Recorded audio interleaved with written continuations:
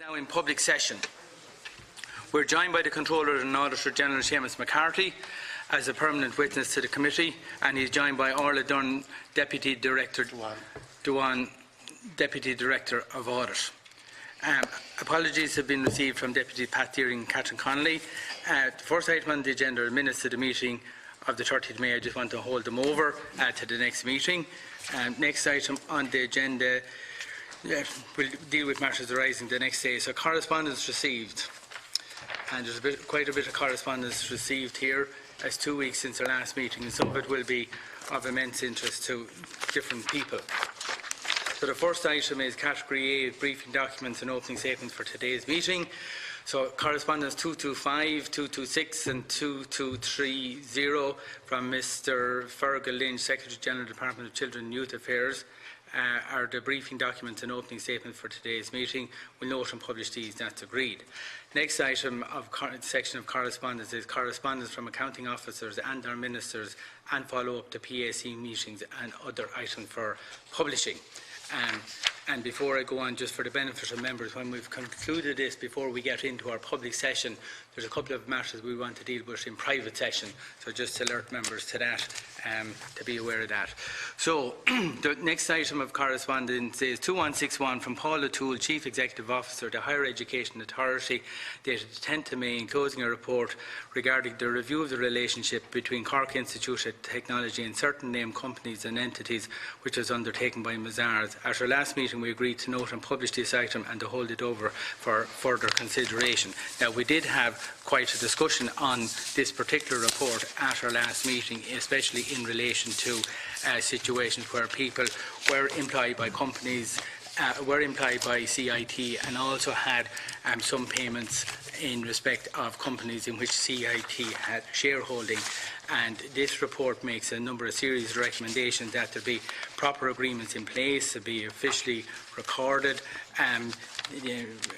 assurances be given that their main work with CIT would not be compromised by their additional duties. So I think at this stage we'll note that, and if anybody has anything else to add, because we have discussed it the last day, it's on the public record, members will always be free to bring it back up any time we're talking about this or related topic. So we'll note and publish this and move on. The Cork Institute of Technology, Yeah. And we can hold it over if the Deputy wants. I just wanted to request that, because in fairness, Deputy Connolly and Deputy Kelly had particular interest in this as well, and I think we could usefully have a discussion about it. Okay, I'm happy to hold it up. We had a preliminary discussion the last day, but we can easily have a more detailed discussion on it at a further date. So that's that item. The next item now is 2193. From Niall Cody, Chairman of the Revenue Commissioners, dated the 27th of May 2019, responding to recommendations A17 of the committees of the PAC's 5th periodic report regarding the threshold for inclusion in high wealth individuals. So this is a very important letter, and the contents of it are very detailed, and I want to spell it out for members of the committee, and I'll call Deputy Murphy, because in the interest of people watching it, excuse me, and journalists, there will be a big interest in this area. The CNAG had a chapter in his last report on this issue regarding high wealth, suggested that it be reduced, the category which was 50 million. Our committee in our report made a very detailed recommendation on the same basis, that there be a reduction in the level by which people would be categorised as a high wealth. And I do want to read from the Chairman of the Revenue Commissioner's report, and it indicates the work that the PAC has done on this issue over the recent months. So he acknowledges our recommendation in our 5th periodic report, and they've now completed the review as requested by us, and with the recommendation of lowering the threshold to wealth greater than 20 million for high wealth individuals. This has been agreed by the Board of the Revenue Commissioners on the 16th of May 2019. The implementation of this recommendation will result in an additional 475 cases being managed now by the High Wealth Individual Division. So this is a very important improvement as a result of our work and recommendations, and I want to thank the Revenue for responding in such a forthright prescribed manner. Now, they have produced a case-based review documentation attached to this letter, which we're going to publish. But I just do want to highlight to people the significance and relevance of this. Up to this, the net assets were a figure of 50 million, and they had 200 high wealth individuals on their books, and 278 associated cases. As a result of lowering the limit to 20 million from the 50 million, they are now going to add in an additional 475 primary cases. So they're going to it'll be more than treble. There'll be close to 700 on the list from when there was 200 before, and that has to be a good issue. And they go on to explain, and I want people to know how they arrived at these figures, because these are people that may have an economic interest in Ireland. They may not all be resident here for tax purpose, income tax purposes. They may have property here or investment income. And they used three sources of data by which they carried out this study. One was their own revenue source data. The next one was third-party data, and then external sources data. So their own revenue data was, they looked at disposals of assets or acquisitions over 5 million, gifts of inheritance, stamp duty, trusts, local property tax. They looked at it for 1 year, income and ownership of property. So that led them to compile a significant list. Then they looked at third-party data, and that was people with account balance in accounts greater than 20 million, which showed up in the deposit interest earned, investment from undertakings, and then people with who had income from director fees, rents and pensions and other categories. And then people will be interested to hear the external sources data that they use was the 2018 Rich List, as we see published in the Sunday Independent and the Sunday Times. So those lists were also beneficial as well, and they compared both lists with their own lists and made sure there was anybody that was on both lists was examined. Doesn't mean everybody they examined was necessarily finally included in the list at the end of the day. And they did say that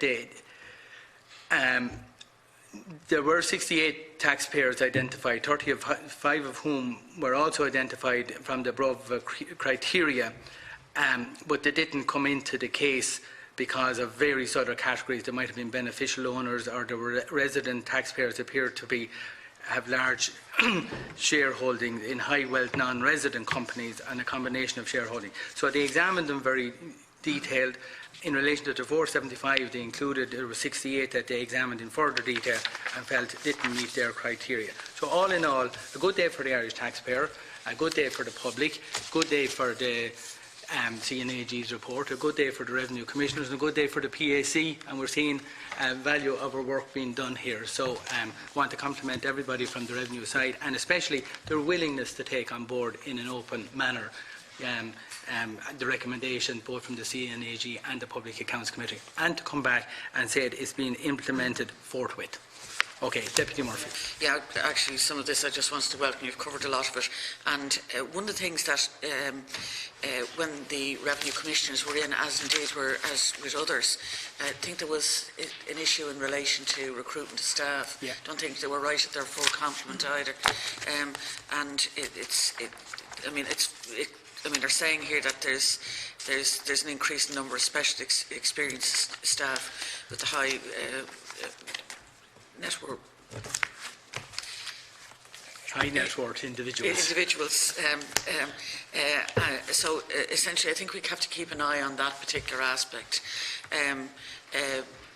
because we actually do want to deliver the return. But the other thing is, does it actually capture people who are non-resident for tax purposes? Interests, economic interests in Ireland, or significant assets. Right. Yeah. Even if they have no income generated, if they're here, if they have assets here that... Yeah, I think what's important is to ensure that they are paying what tax they're due to pay. And so this is a focused assessment of such individuals, rather than just a kind of a self-assessment without any checking or any necessary checking. So there is a high concentration on these, and I think what the committee can expect And what taxpayers can expect is that they pay what taxes they're due to pay.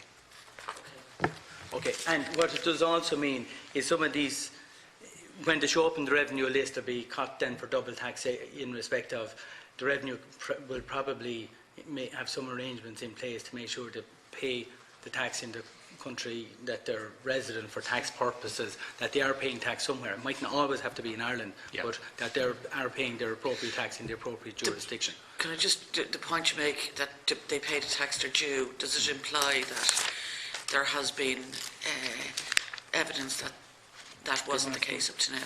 No. We didn't find cases, significant cases where there was no tax due that wasn't collected.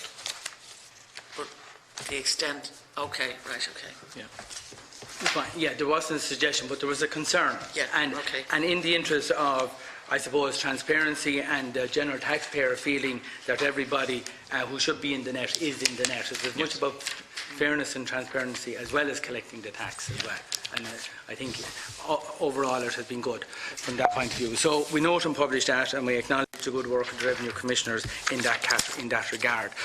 Okay, next item is 2195 from Paul Quinn, Chief Procurement Officer, Office of Government Procurement, dated 28th of May, providing follow-up information regarding the construction contracts 2013, which was requested after a meeting with the National Paediatric Hospital Board on the 16th of May. We note and publish this and will feed into our consideration of the matter on the next report. Now, the key issue in this was we asked about the construction contracts. It was kind of a side issue to the Paediatric Hospital Board, but it dealt with the issue of subcontractor being paid for work.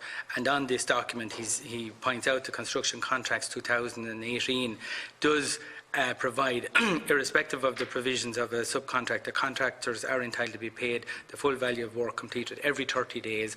Just putting this in the record because subcontractors get concerned that they may be left waiting. The paying party must respond within 21 days. If they fail to respond, they can be cut for the full bill submitted if they don't contest it. And any dispute then has to be adjudicated, and it can go for adjudication where that arises. And so we ask that that be put on the record as well. I know it can be difficult for subcontractors, but the question I'm going to go back to Mr. Paul Quinn to clarify, because it has arisen in relation to the Children's Hospital in particular, is where where the main contractor puts in a submission for extra work carried out, and that could take quite a period of time to adjudicate on. Where stands the subcontractor in the meantime? I don't know the answer, and I want, because this says he's entitled to be paid for full value of work within 30 days. On the other hand, the main contractor, if it's for extra work that hasn't been accepted by the contracting body, where stands the subcontractor in the meantime? So we just want that matter clarified, because, yeah. Just to add to that, and it's useful to know that, but very often, say with road projects, what happens is if there's a dispute, it's pushed right to the end. Yeah. I mean, whatever about the main contractors, subcontractors could be put out of business, for example, in that kind of a scenario. Yeah. But it would also be useful for us to know how is the finance drawn down for this. I mean, is the main contractor carrying the payment, or the drawing down money on a monthly basis? How is that managed? Well, normally the major contracts, there will be certifying engineers and architects verifying the work done on a weekly or a monthly basis, and there will be interim invoices submitted to the contracting organisation. Am I correct? For work. So there is an ongoing method. Nobody waits for 2 years to get paid anymore. So they do submit regular bills at different stages, and that will be set out in each individual contract at what stage. But the main contractor, I'm asking about. Yeah, I'm talking about the main contractor submitting it to the contract. The main contractor could be submitting their claims for payment to the public sector body. And once the work has been done and it's certified as having been done to the satisfactory standard, then the public sector body is under an obligation to make the payment. I think what this is dealing with is the on-payment, yes, or the staged payment, if that's the issue. in the meantime. I think, does the third bullet point not address your question? They also say any dispute relating to payment may be referred to adjudicator. However, we do know in practical terms, if you're a subcontractor and you tell your main contractor that you're taking them to adjudication, there'll be a job coming up next year. But that's a different kind of point. And subcontractors can be in a vulnerable position, so that's the point. And I do want to stress again for people who have been interested in this Construction Contracts Act applies to contracts in the private sector. It's not just public sector. So this applies across the board in the entire state. It's not confined. So people who are working on private contracts, building and for the private sector, have the same rights. It's not just for public sector contracts, and it's important that people. I think a lot of, in the like of the Carillion, for example, there's a lot of subcontractors in actual put out of business. Yeah, absolutely. So next item then is, that was 2195. We note, and we're asking that clarification regarding when there's a claim being processed by the main contractor with the contracting body, where stands the subcontractor in the meantime? How does that fit into that legislation? Next item, 2196, from Robert Watt, Secretary General, Department of Public Expenditure and Reform, dated 29th of May, in response to our request for an unredacted version of the memo regarding the National Broadband Plan from the Department of Public Expenditure and Reform to the Department of Communications, Climate Action and Environment. A copy of this memo had been provided, but Mr. Watt advises that there are still some redactions. So what I want to say on that, the earlier letter that people, had seen in the media had significant redactions. It was dated the 16th of April. There's a couple of very small redactions Significant. here. Yeah, they're said if they do blank out, there's 3 short redactions blanking out key issues, but it does provide more information than had been provided publicly in the earlier document. Not 100%, but at least goes some of the way. So we note and publish that. I mean, it is very useful. I think we should make sure that the Communications Committee has a copy of this. Okay, we will forward it. Provided with it already. And at what point is commercial sensitivity? I presume that's right. Those numbers are redacted there, but they would be quite interesting and useful. You're only guessing otherwise. But there's fairly stark stuff said in this as well. Yeah. And that should find its way into the report that we do. Yeah.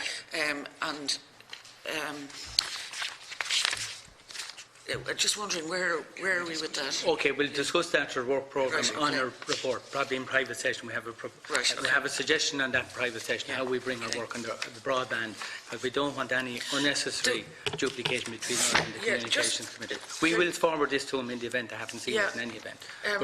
I know it's a side issue, but I got a reply to a PQ yesterday in relation to the National Broadband Plan. And it might be useful because it's come up with Deputy MacSharry in a different context last week in relation to KPMG. And the reply to the question I asked was that that KPMG are advisors appointed by the department to give specialist advice in relation to the National Broadband Plan. And they continue to give specialist advice, and the department is aware that KPMG Ireland performs the statutory audit and provides tax advice to Granahan McCourt. To be honest with you, I think that we should nearly have another government department called KPMG at this point. But it just answerable to this committee. That's the only difference. The issue we looked for, we wrote. It just strikes me as the big four companies. We had the Department of Health in, and the SecGen from the Department of Health, who told us that he didn't go with the same company that audits. I can't remember who it was, because he didn't want this kind of even perceived conflict. He went to PwC rather than Mazars, who did their internal exactly. audit. Yeah. And here we have another department taking a contrary view, and even a perceived conflict of interest is problematic. And to be perfectly honest with you, I have really serious concerns about this that I think we need to be looking at here. I don't know where you frame it. There is most definitely a perceived conflict of interest when the only remaining bidder is audited by KPMG.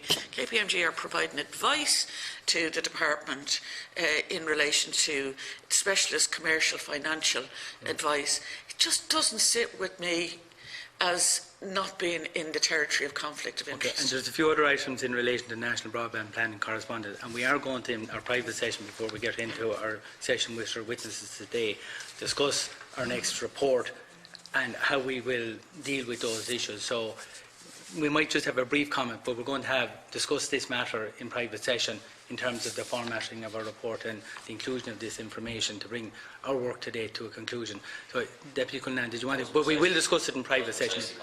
That the next periodic report, I would imagine, will be dealing with the National Broadband Plan, and that precise point of perceived conflicts of interest. It's an obvious one. It's not even perceived, in my view. But even if there's a perception, it's a policy decision. Maybe it's probably something that has to be looked at from a policy perspective, but we can make a recommendation at least. We can. So look, we'll discuss that issue in private session because we'll be discussing how we proceed with the work that we've carried out to date on that matter.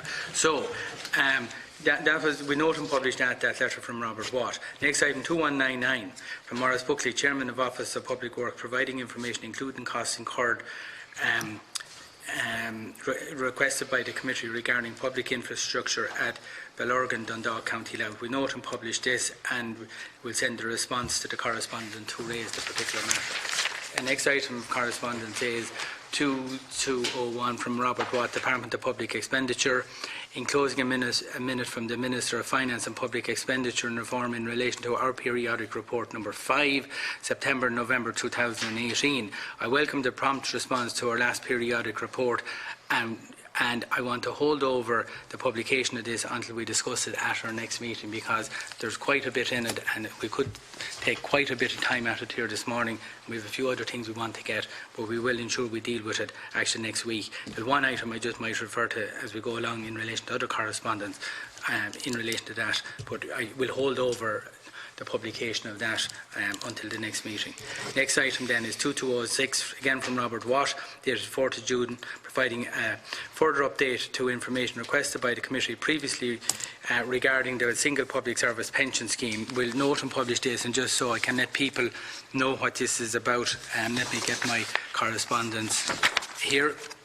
It's we noted when the new single public service pension scheme was introduced, the department in the public sector and the department, the sponsoring department who sponsored the legislation, did not know what public bodies were going to be covered by this. It took them several years after the passage of the legislation to work out which public bodies were included in this, and we had a detailed discussion on this, and I think we referred to it in a previous report.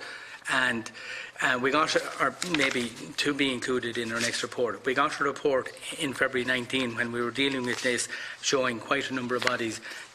The department, still 3 years after the passage of legislation, wasn't quite sure. So he's given us an update now in relation to where he stands on this issue, or where the department stands. So at this stage now, in relation to all the public bodies that they believe should be included on this, there are 4 issues. One, three organisations: the Residential Tenancy Board, the Health Products Regulatory Authority and the National Standards Authority of Ireland, submitted cases to the Minister for Public Expenditure and Reform, explaining their difficulties they would face in meeting the arrears. So when this came in, the legislation was effective from 3 years ago, so those organisations who hadn't provided the employer contribution in respect of the public service pension scheme were going to be asked to pay the arrears for the 3 years that it can cover.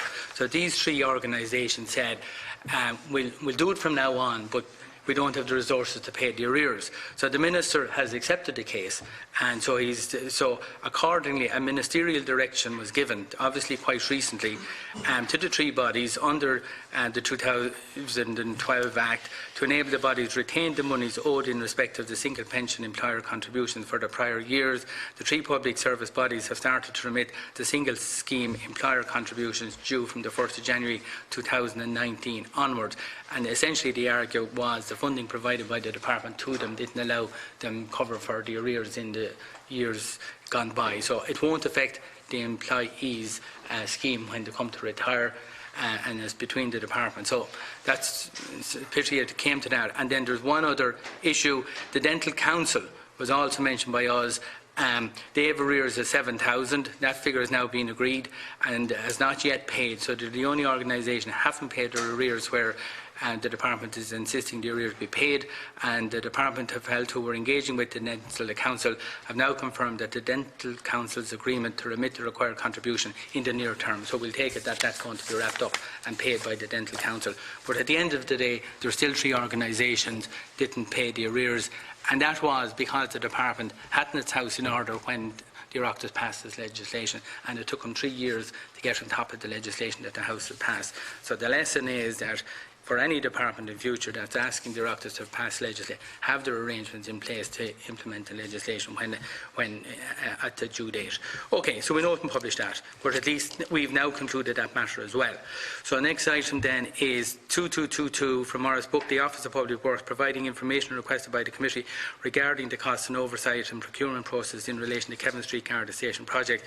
This matter arose after a recent meeting with Garda Síochána on the 9th of May, and OPW came back with a letter. You know, we note and publish this. They seem to deal with it in terms of the issues in relation to the control of the project. Next item then is, yeah. For departments to do their budgets and having certainty in that, is there timelines put on these kind of the conclusion of these kind of claims? Is it normal for them to be completed within, say, the following year that they yeah. Because they can be appealed to, they can go into arbitration or conciliation arbitration, then there may be legal proceedings. But it wouldn't be unusual that they would extend to a year or more after a project or more. This project commenced, preliminary site works commenced in 2008, and they actually say in the letter here today that there were changes in the size of, there were no changes in the size of the building, and they are saying that they believe is substantially in line with the original tender, but in the course of the claims are still subject to ongoing negotiation with the contractor, so it ain't even completed as we speak today. So, well, it's not that so long, I think we'll write back and ask for an update, in the end of September or sometime. We'll ask for an update at the end of September in respect to the outcome of those negotiations that are still underway, because I think that's really our job to tie that one down. So we will ask for that. So next item then is from Rona Evans. Ms. Evans from the National Paediatric Hospital Development Board, dated the 7th of May. So we received this a week ago, but we're only having our meeting now, providing a response to matters raised. And some of these may have been mentioned at yesterday's meeting, but to highlight the points that we did raise, we asked for details, and we'll note and publish this, the Procurement Subcontract Committee meetings in 2016, confirmation that the trial location in terms of the maternity hospital is a key objective. Then we asked also about a note spent on consultancy fees in 2018 to include the name of the PR company, the length and total cost of the contract. So Q4 PR were appointed in April 2015 and the contract runs until March 2021. And in the years 2015, 16, 17 and 18, they're paid €1,003,593 plus VAT. So we want to, I think that might have been mentioned yesterday at some other meeting. And then they also have a note in relation to the decision they examined as to whether they would lease or purchase, various high-tech hospital equipment.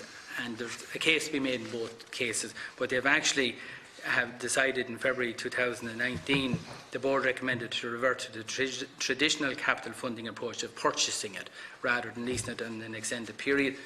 We can discuss the merits and otherwise of it. I'm sure they've gone into it in detail, in 10 times more detail than we can here. So we'll just have to accept that they made the best decision as they made. And then finally we asked this question as well.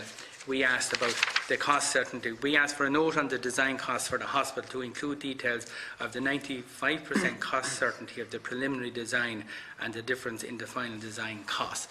So we were told that the design team had given a 95% certainty.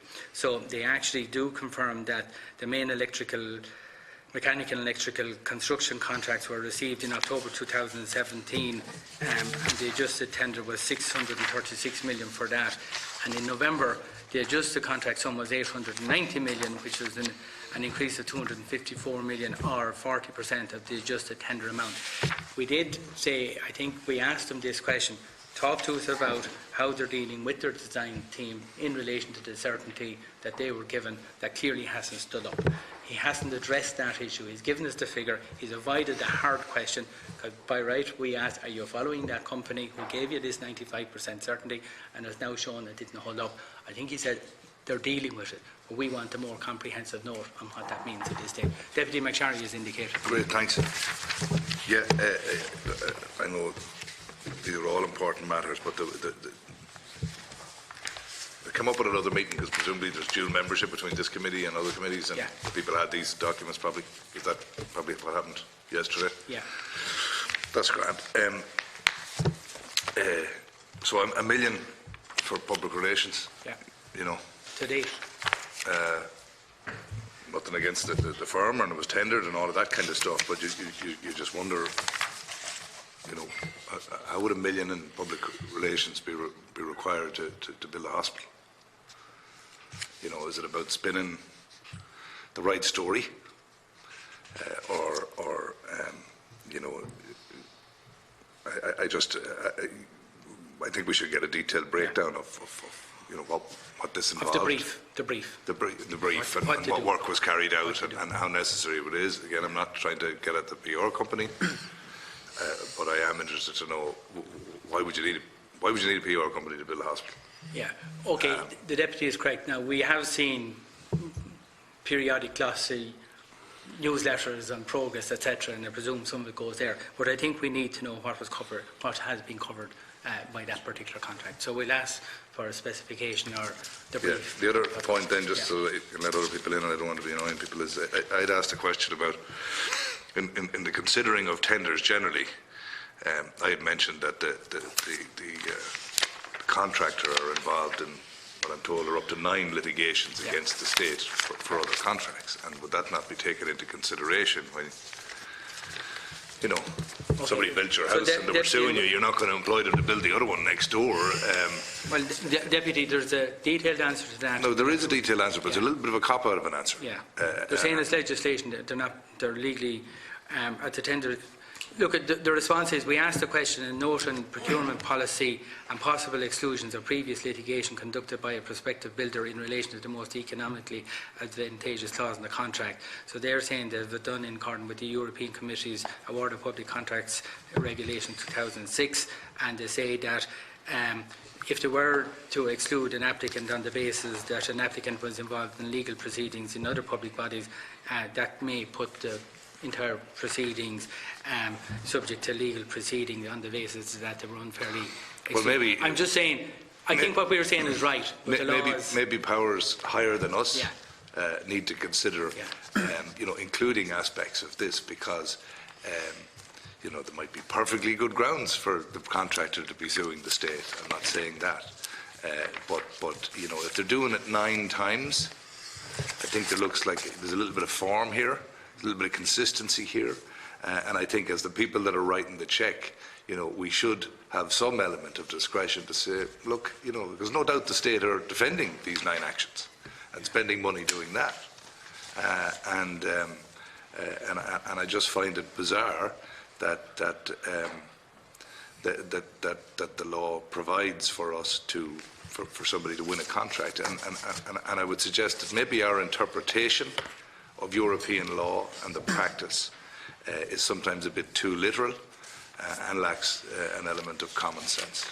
Okay, right, Deputy Murphy. A couple of things, just to pick up on the 95% cost certainty, because that's quite a sizable amount of money, the difference. I remember some discussion about there being an estimate in relation to cabling, a gigantic difference. Now it wouldn't account for this amount of money, but I think this will tell us something about the flaws in the tendering process, and I think that would be very useful for us to really explore that, because I think that that's where there's a degree of learning that could happen, and I think we really do have to interrogate that one particular aspect, and let's stay forensic on that, I think. But the second point in relation to the pattern of tendering, for example, a company that goes in low and adds extras. And that appears to be a criticism of the contractor who got this contract, not just on this contract, but in relation to other contracts.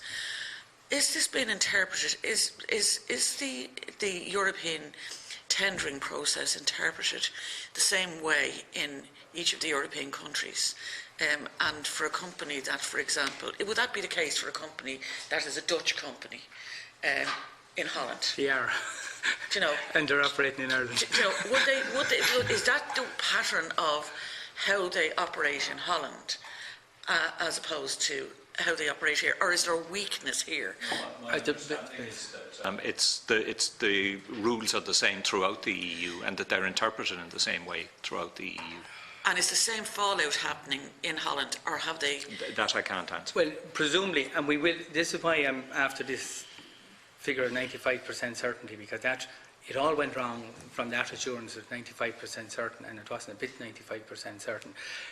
A lot would have happened. Look, the problem started at the very beginning. They went on site before they had the design completed.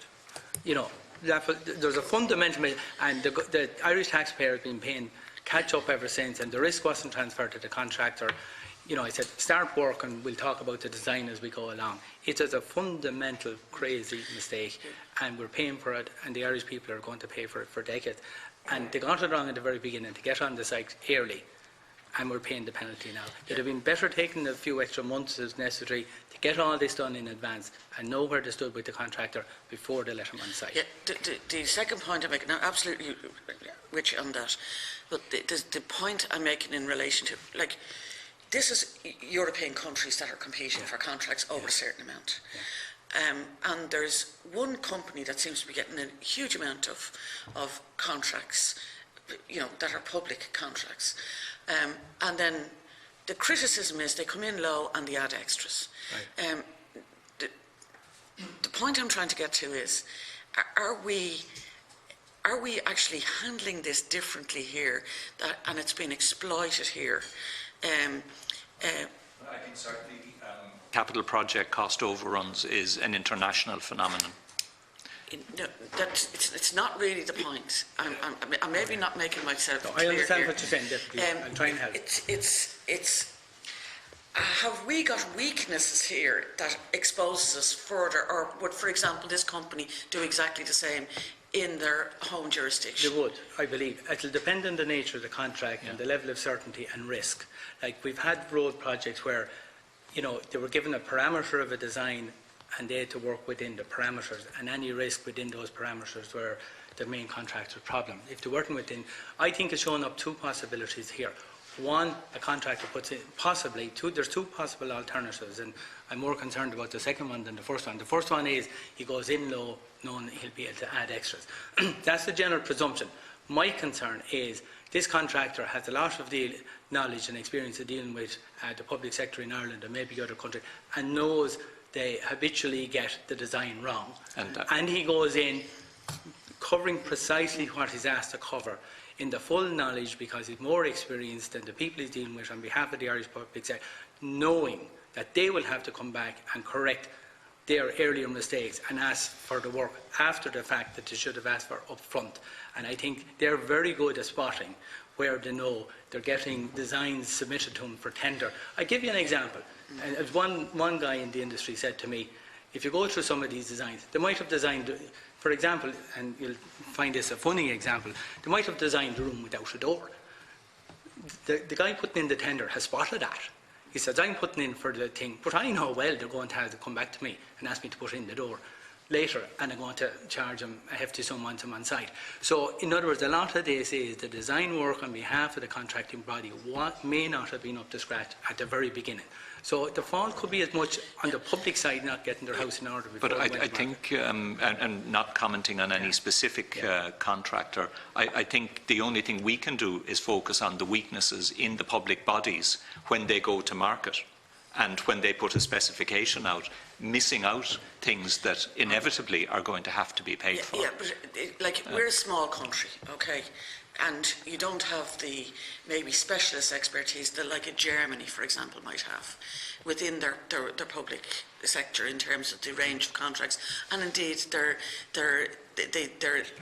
advanced stage of their infrastructure and the kind of contracts that they would have had historical kind of experience in delivering and rolling out and all the rest of it. Are we more exposed? And is there a weakness in our procurement process that requires us to adopt a different, I think it's been said here, like an infrastructure specialist kind of area that can really comprehensively deal with this as a specialist? It is one of the things that I've pointed out in the special report on capital project cost overruns in the education sector, that essentially each college is maybe approaching one or two projects over a 10 or a 15-year period. So it's difficult for them to have the full spectrum of skills and experience when they come to commission projects. So undoubtedly there's an element of that kind of exposure there. What's the solution? An OPW for the third level sector, where there is maybe a specialism. That might be something that's worth considering. But it may not be the answer fully either. You mention about sort of larger economies maybe don't have this kind of problem. But I think famously the new airport for Berlin is still not open after many years. I think there's and so there can be circumstances that give rise to these kind of project cost overruns. The problems are always the same, and the solutions are probably, and the protections are probably always the same, but it's maintaining that level of control and that level of ability to specify a project and to oversee its delivery. That's where the pitfall is. Okay. Look, it's an issue we will come back and consider as part of our conclusions and recommendations insofar as we can when we come to do our report. I think we're well ventilating the issues that we need to try and crystallise on. We may not have the answer, but we may have some useful suggestions, So look, we'll move on because this will be in our next periodic report to National Paediatric Hospital as well. Next item then is 228 from Mark Griffin, Secretary General, Department of Communications, Climate Action and Environment, dated 10th of June, providing information requested by the committee, including a number of items. Now, again, I want to highlight a couple of items in this letter that some people will be very interested and concerned and disappointed to know as the factual position as to how the country operates when it comes to some of these issues. So we asked the question, an information note on the cost that will be incurred by the Department, the State, for not meeting the 2020 climate action targets and when such costs will be due. So we asked, we all get told about these fines. So that, I think a lot of people with an interest in the environment will be, I have to say, a response, the State's response, all our collective response at Oireachtas level and government level is entirely hypocritical when you read this particular letter. So what to say is, and I want to read a paragraph out. the ESD, whatever arrangement that is at European level, requires Member States to meet their targets using unused emission credits from earlier years or through purchasing credits from other Member States via international market. In simple English, if we don't meet our targets, we can buy our way out of the problem by buying emissions, unused emission from somewhere else. It's the biggest act of gross hypocrisy when it comes to the environment. We're saying, if we don't meet our target, we'll actually, before we get to the end of the day, we'll buy unused emission credits from somebody else and pay the price. So when we come to the end of the 2020 target, we're below our target because we have unused credits in our system. And to date, this is important, to date, the NTMA is the people who purchase these on behalf of the state. And on behalf of the state, the NTMA has already spent 86.8 million of Irish taxpayers' money purchasing these credits, which is horrific, and that's to avoid a fine. I know some of them may have been released in the meantime. And then in relation to, we asked about this meeting our 2020 climate action targets. Then this letter goes on to say the Department currently estimates that the additional cost of this requirement to be in the region of 6 to 13 million between now and then if we don't meet the additional costs.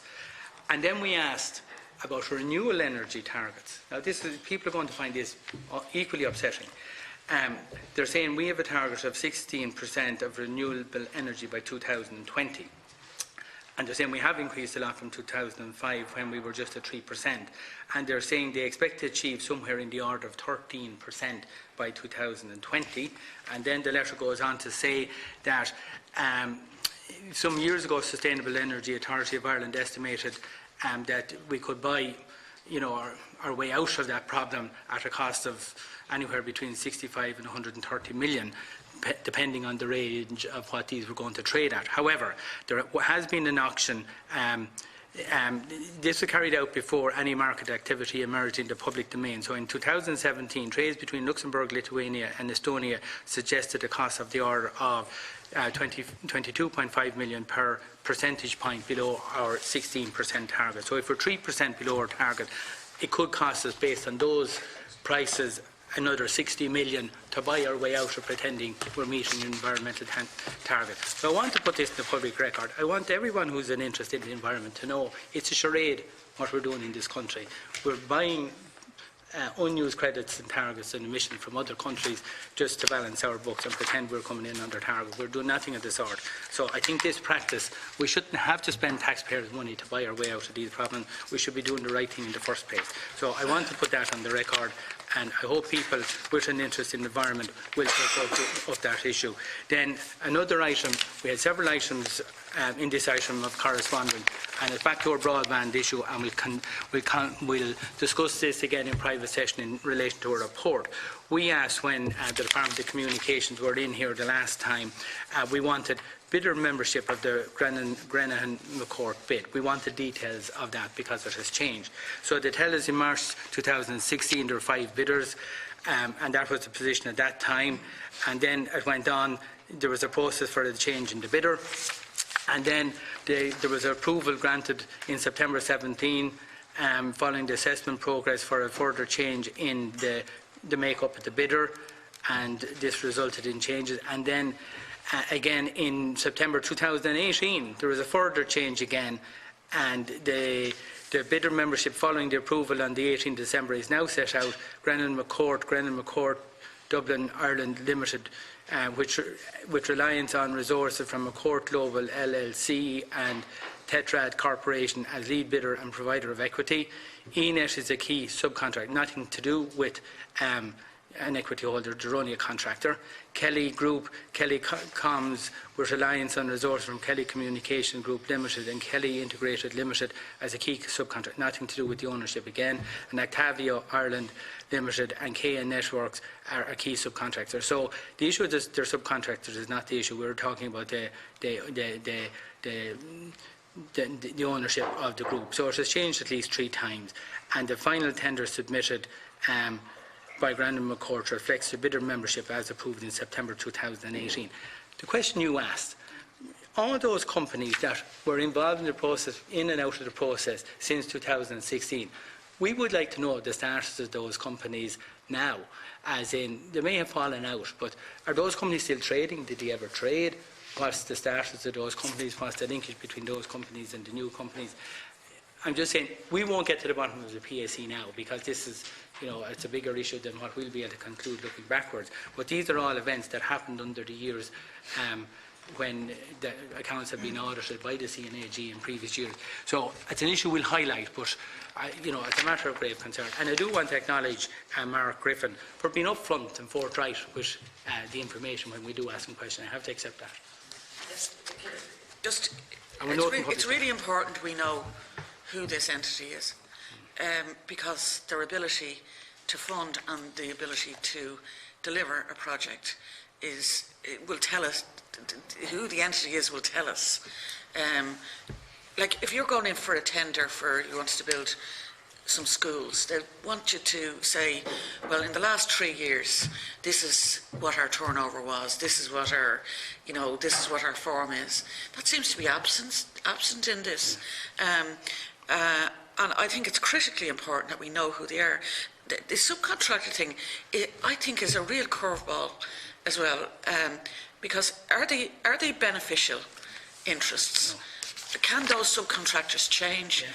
Like, why are you even putting it in if that is the case? Except to say we can't deliver it ourselves, but these people might be able to do it. Yeah. And for me, that really exposes a huge flaw in the prospect of delivering and the longevity of the entity here. I don't know. I have in my head I better not say it.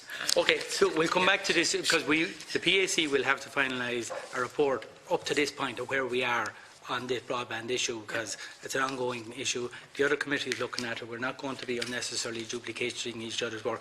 We'll bring our work to a conclusion at a particular point fairly soon as practicable, hand it over to the other committee, and no doubt it'll come back before us.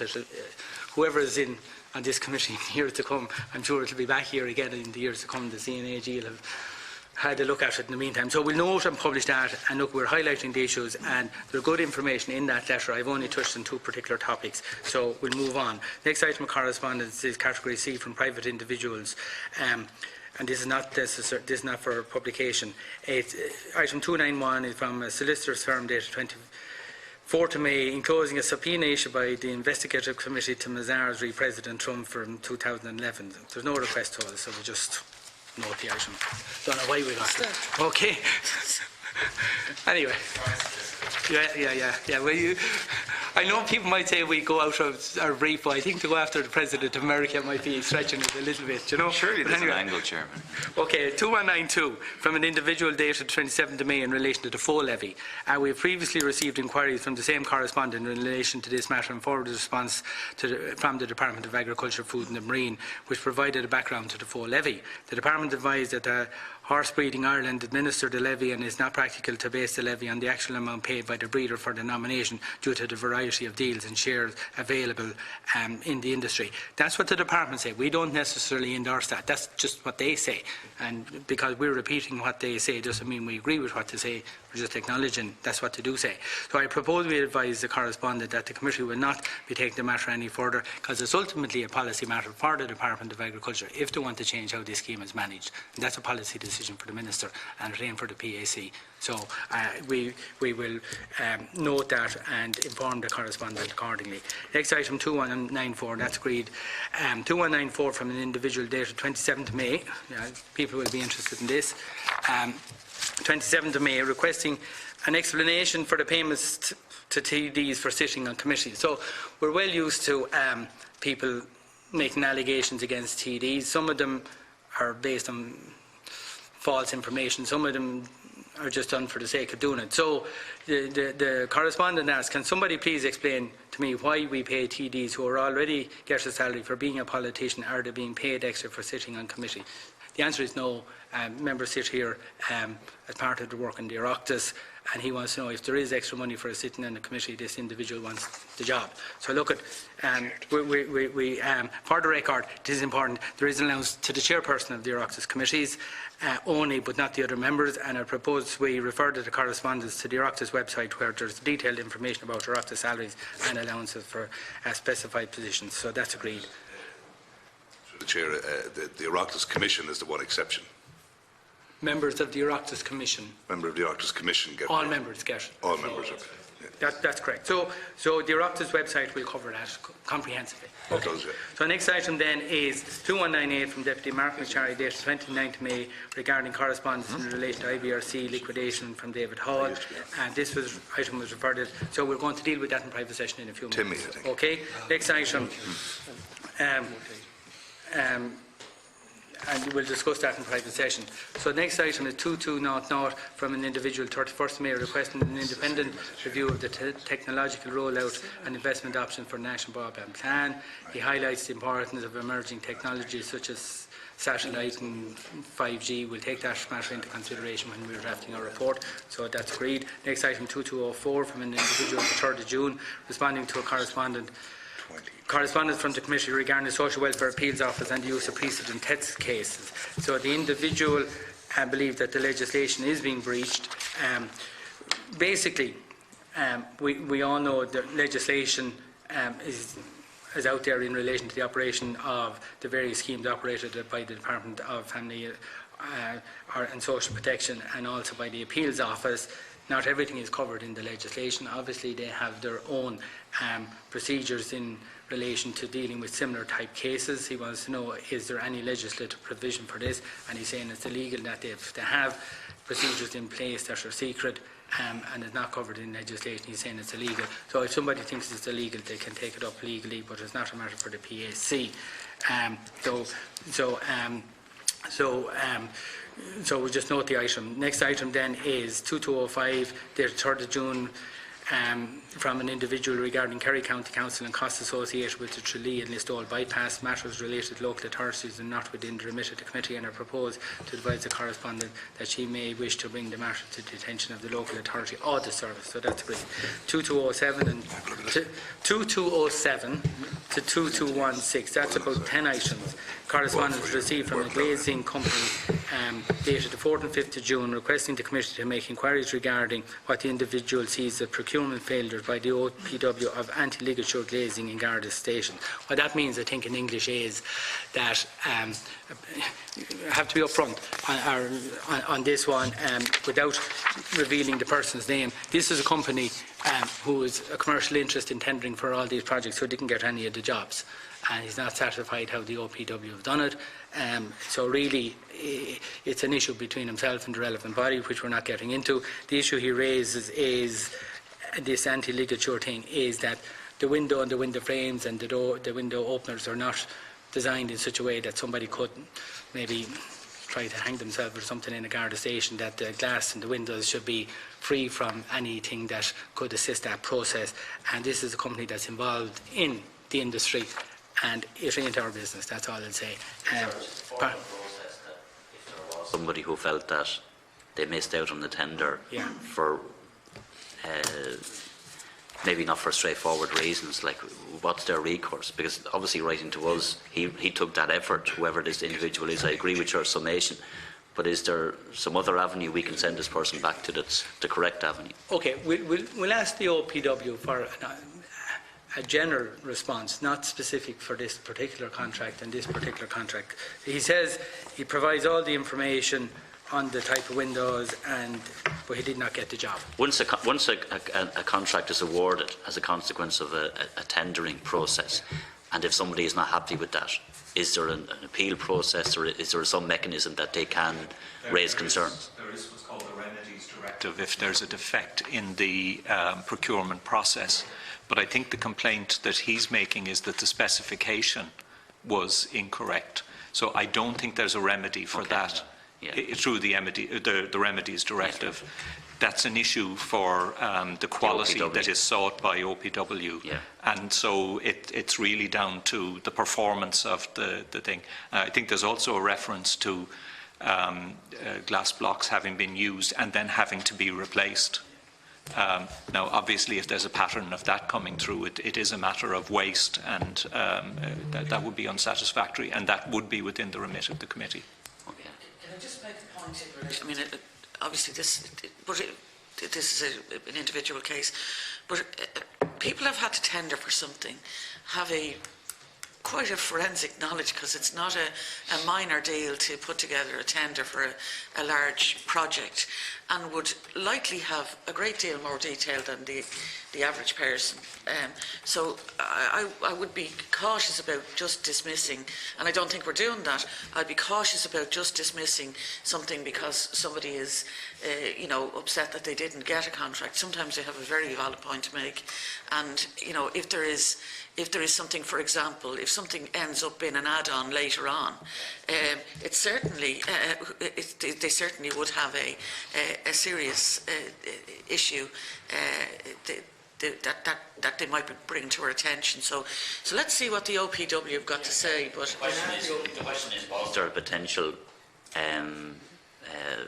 cost to the Exchequer because the standards weren't what they should have been in this case? Yeah, I think that there's also a point which was made by the Chief Administrative Officer of An Garda Síochána when he was here, and he said that really these projects, capital projects, are the responsibility of OPW, but the specification of minimum safety standards that are required for prisoners being held, let's say, in cells in Garda stations, is definitely a matter for An Garda Síochána. So I think perhaps it might be worth referring it to An Garda Síochána as well for their view, and whether they have issued a specification, a minimum requirement specification to be put into a contract by OPW. Yeah, that's fair enough. Chairman, That's good. If I may, and I agree, in relation to at least informing, I read through the correspondence, I was very confused as to why we had it, but I mean, the problem I foresee in the Public Accounts Committee dealing with this by writing to OPW and by writing to An Garda Síochána is that we then confirm our sort of unintentional catch-all status.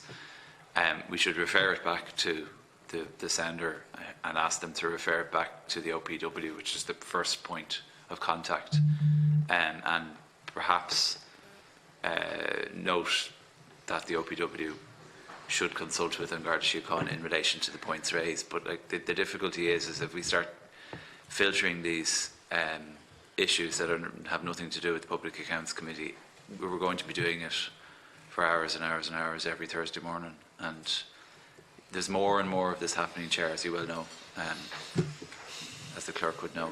You see, if you recall, we did have the Garda Síochána in here talking about their vote and expenditure on contracts the previous year, and we mentioned Garda stations overrun. So this is in relation to prior contracts in the year, prior years that have been audited by the CNAG, and we just want to know, and I'll wait for confirmation for the OPW to confirm that they're satisfied and the Garda Síochána are satisfied with the standard, and if they are, they are. We're not getting into the individual. Well then, Chair, okay, fair enough. We're not going to get into the your point, individual but maybe we should refer it to the committee then, the appropriate committee. Right, again. Justice and public expenditure for OPW, send it to the two committees. It's finance, isn't it? Yeah. I don't know, Deputy Cullinane. I don't agree with that analysis at all. I totally agree that we need to look at what's in and not in our remit. I have no difficulty with that, and there is a lot of correspondence that comes our way that's not within our remit. And we've disposed of it, noted. Yes, and that's why we have the three categories, and they're well filtered by the for our benefit as well by the Secretariat. But tendering and procurement is certainly within our remit. Okay. And I think we have to be careful that we protect our own committee. And I think you're right generally, but I think on this issue, given what the issues that are being raised, I think it would be remiss of us just to send it back to the sender or send it off to the a sectoral committee. Yeah, and look, the email is attached to the PAC. The following emails and attachments are a submission of evidence regarding major procurement failures by the OPW that have cost the taxpayer significant money. So that's the opening sentence. He's saying there are procurement failures by the OPW that has cost the taxpayer money. So that's the opening sentence, so we can't ignore that. So look, we're going to write to the Gardaí and the OPW for a response in relation to the issues highlighted without getting into the specifics of the contract.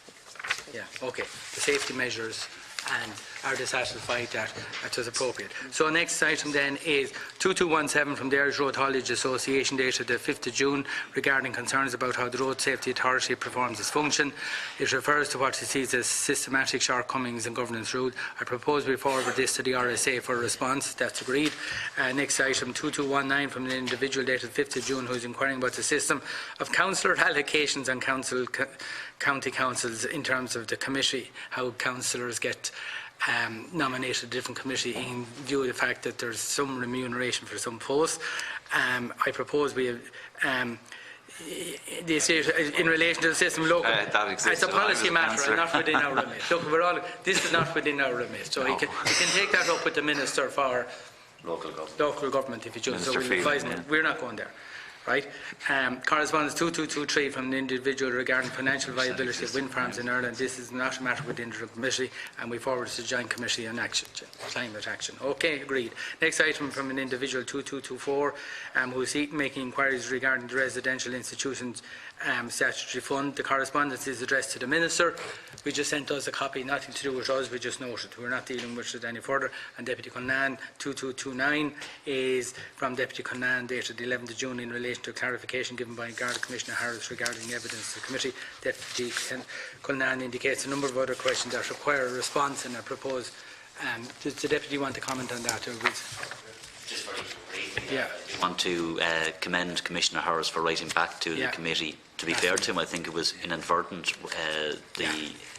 information that he gave, which just happened to be incorrect. It was probably an issue that he wasn't expecting to be raised, but there are other questions that arise that I think should be answered. So if we can just forward them on to his office for clarification. Fine, and we will forward them back, but that arises from his public evidence here just a couple of weeks ago. We agreed to write last week on foot, about how this arose and who gave him the information, because I raised this as correspondence, and I thought we had agreed to write. Yeah, we'll check last week's transcript. Deputy Cullinane wasn't here. We had a brief discussion, but said we'd hold over. So we had a brief correspondence. Really, we want to know how. Yeah, I'm informed we did write to him as a result of last week's meeting as to how the error arose. We're not suggesting anything deliberate or anything like that. Okay. Next item then is that's the end of correspondence. So there was a lot there today because we hadn't met for a fortnight. So the next item on our agenda is statements of accounts received since the last meeting. There are 5 accounts and statements for review this week. So they're coming up on the screen, and I want to put observation 1 or 2 of them. First item is public trustee account. It's a public trustee administered 148 trusts related to the Lands Acts, including the former Land Commission trust balances, and there's only a very small amount of turnover in that. Clear audit opinion. Strategic Banking Corporation of Ireland, the clear audit opinion. Health Information Quality Authority. Clear audit, it's a qualified audit opinion given a true and fair view, except that the authority accounts for the costs of retirement benefits entitlements only as they become payable rather than when they are earned. So as the health bodies in Ireland have a direction from the Minister not to include that. It's out of all sync with all international accounting standards. The Minister for Health historically doesn't want these costs to be shown up as an annual cost and will bury them until the people retire 20 years time or 30 years time or 40 years time. It's not in order with international accounting standards, but all ministers have done it. It's not just this minister. That's a regular feature in the past. So we just note that is not accounting for pensions as would be in normal organisation. Next item then is the National Management Agency. Clear audit opinion, but attention is drawn to the payment by the agency of 1.9 million to the Revenue Commissioners in November 2018 in respect of an underpayment of VAT on certain services received from abroad. The payment included 0.6 million in interest and penalties. So obviously the amount of VAT involved was 1.3 and interest and penalties of 0.6 million, bringing it up to 1.9. We'll ask the CNAG to comment in a minute. And then there was also a lapse in internal control in 2017, resulting in non-compliant procurement for 4 services contracts not being notified to NAMA's audit committee or auditors and not being disclosed in their annual financial statement. The related non-compliant expenditure totaled 4.35 million in 2017 and 18. Did you just want to you might just flesh out that VAT thing. Was it a genuine error or was... Yeah, I think the original problem was a genuine error. Somebody didn't understand that given the scale of the contracts, that they should have been advertised in the EU Journal. But it was really more the investigation of it. They should have been disclosed in last year's financial statements. But when they were assessed, it was regarded as technical. But they should have been still brought to the attention of the Audit Committee and ourselves as auditors and the other commercial auditors and internal auditors of NAMA. What I'm going to do is I'm going to hold over the noting of these accounts of the National Asset Management Agency to next week, because our periodic report dealt with recommendations in NAMA which to respond to. I don't think we have time to get into the periodic report response. I could now for 10 minutes. I'm not at all satisfied with the response, so I want to hold over the response from the Minister of Finance in relation to our last periodic report. Or if members want, we can deal with it now in 5 minutes. I have 1 or 2 sharp observations to NAMA about the response. Deputy Cullinane indicated. Just in relation to the audit opinion and the CNAG's response, given that the disclosure wasn't made in the annual financial statements and the audit committee weren't informed, does the NAMA accept that that was a failure on their part, or is that just your opinion? So do you get a response from them? Are you saying that's an issue? Recognise now that these were non-compliant procurements that should be. I accept that, but do they disclosed. recognise that it was a mistake not to disclose that in the annual report, the financial statements, and do they accept that they should have informed the audit committee and your office, I would imagine? Have they accepted that? Can we write to them to ask them, given your opinion? They do give a detailed note in the financial statements in relation to this matter, how it evolved. I think that is, they have expressed what their position is. Yeah. And they've paid it with interest, so they've accepted the reality of it. Well, they don't. But if they haven't accepted that it wasn't, if they haven't accepted it was a mistake not to put it in the financial statement and to inform the audit committee. The fact that they've put it in for 2018 is a recognition that there was a lapse of controls. I'd be satisfied with that, because it's all about learning. So if they haven't accepted it and then it happens again, but if you're satisfied, then I'm satisfied. Did they identify it, or did you find it? It came to their attention. I think you'd have to ask them the circumstances in which it came to light. Yeah. We'll write to them. We'll write to NAMA asking them for the circumstances of how this issue arose and how it came to light and why it took so long to be dealt with. Yeah, Okay? can I just, in relation to NAMA, when are we likely to have them in again? Okay, right. Just on NAMA, the one thing I have to say from NAMA's perspective, their annual financial report and financial statement for 2018 has been published and laid before the Oireachtas, and they do record an after-tax profit of 795 million for the year, and they are now saying that NAMA has increased its projected lifetime surplus subject to market conditions to 4 billion from the 3.5 billion they had last year. So their figures going up. At this stage, I had a quick look at their summary of their item, and they've, I think, disposed of 93% of the loans. They're nearly there. So I think, the Project Nance, the CNAG will update us. He's doing a special report on Project Nance, and I think it will be the autumn. It won't be ready before the summer. So I think we will schedule NAMA to come and talk to us about their annual financial statements and Project Nance in the autumn. So how's that report? What's your expected time scale? We've just gotten a response from NAMA in relation to the first draft, so I would expect we'll be able to progress that pretty quickly. Right, so I think it's the autumn. Yeah, can I just, there's one particular aspect that I've pursued here before, and that is section 170.723, and there's one complaint with the Gardaí, and it would be quite useful for us to find out. I think it went from an individual made the complaint, and it's there for the last 3 years. Have we any way of finding out where that is in the system? Because NAMA didn't accept that there was an issue. It was about a complaint that an asset was sold back to the connected person. The connected person. And remember, it was all sorts of, there's a gap, and that, but in relation to directors, I think. Yeah. But there is one complaint with the guards. I'm surprised there's only one, but I know who that. I think I know who that complaint is from. I think, given that it's 3 years, this was a pretty important section in the NAMA Act. And if there's only one complaint, I think we should have some sort of an idea where it's at, even from the point of view. And can we do that in terms of this committee asking the guards? Did you raise this before? I have, but then I asked parliamentary questions, and it's kind of been a bit. The questions are, the response to the questions are a bit evasive, in that there's going to be a register showing the beneficial owner in the future. But the thing about it is that that is not addressing the issue that the issue, it's a pretty important issue, pretty important section in the NAMA Act. There's one complaint. The complaint was made 3 years ago. It's, you know, and it's ongoing. It doesn't seem to me to be a very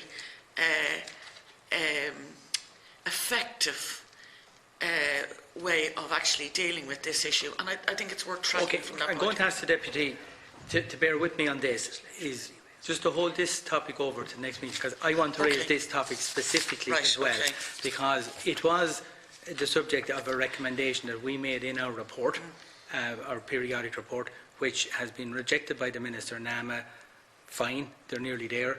I'm not satisfied with that, and we're going to hold our ground.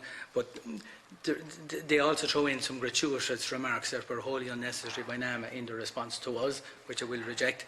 And I'd like to maybe discuss it next week. And then to go on to say, you know, that the European Anti-Money Laundering Beneficial Ownership of Corporate Entities Regulation 2019 and Central Register of Beneficial Ownership of Companies and Industrial Provident Society is in the course of being finalised, and it will be in operation in November of this year.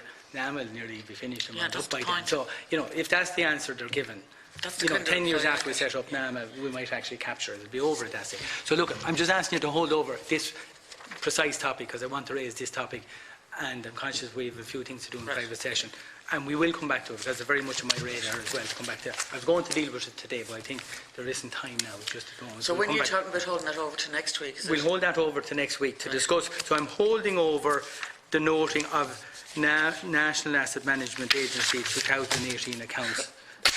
We're not noting it today. We're holding over noting it and discussing it until next week. Okay? So it's not noted. And then I also want to look at next item, the Health Service Executive Account. Again, clear audit opinion, but attention is drawn to the direction of the Minister. The HSE has not recognised the financial statements, the liability estimated of 198 million arising from a legal settlement with medical consultants that was agreed and adjudicated on by the High Court in June 2018. And again, there's non-recurrent compliant procurement by the HSE, including 30% of value of a sample of payments totalling 66 million examined in the course of the audit. So the HSE are scheduled to come in, but I do want to raise one or two issues in relation to that issue. First and foremost, the HSE financial statements. I want people to listen to this, because the financing of the HSE is an important issue in the public arena. And these are the financial statements that were signed off on the 13th of May 2019 by the Chairperson and the Chief Financial Officer, and the CNAG completed his report that day as well. That was a Monday. And on the previous Friday, I want to tell you a development that I find utterly, I think any Public Accounts Committee will find unacceptable what the Minister did, or the Department on the instruction of the Minister did on the Friday before the Board signed off their accounts as follows. The net operating deficit shown in these financial statements is 85.174 million for last year. That's the audited figure. However, that masks an issue that I just referred to, that the CNAG referred to, that there was there was a High Court settlement in relation to the consultants' pay, adjudicated in the High Court in the middle of June 2018. And the liability of meeting that, which should, in the normal course of every organisation who produced accounts to international financial standards, should include a provision for that 198 million in their financial statements.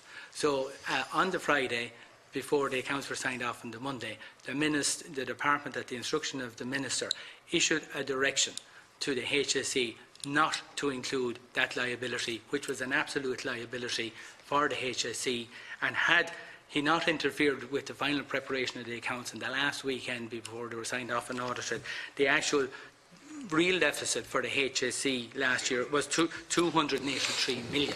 So this gross interference with the Minister trying to massage and fool the people, I will call it, by the Department, I will call it, to present what I will call unacceptable figures to the PAC, that we're finding a situation the weekend of the accounts being finalised, the Department issues a letter saying, by the way, we're caught for this 198 million, you were formally directed to exclude it from your financial statement. Outrageous. So if this is how the HSE and the Department of Health finances are not just being managed but being presented to the Oireachtas, and the CNAG has no role in doing anything he can change how the Minister presents his accounts, but I want to thank him and I'll ask him to comment on highlighting this issue. And the CNAG would have had to have received a copy of that letter before he could have signed off, and the legislation gives the Minister authority to do that. So this new invention by the Minister to, in simple English, or by the department, I'll stress it, by the department, to produce, you know, they're whitewashed, they're fiddled accounts. They're fiddled accounts. I'm saying that. They're not accepted by international financial standards, these accounts as presented.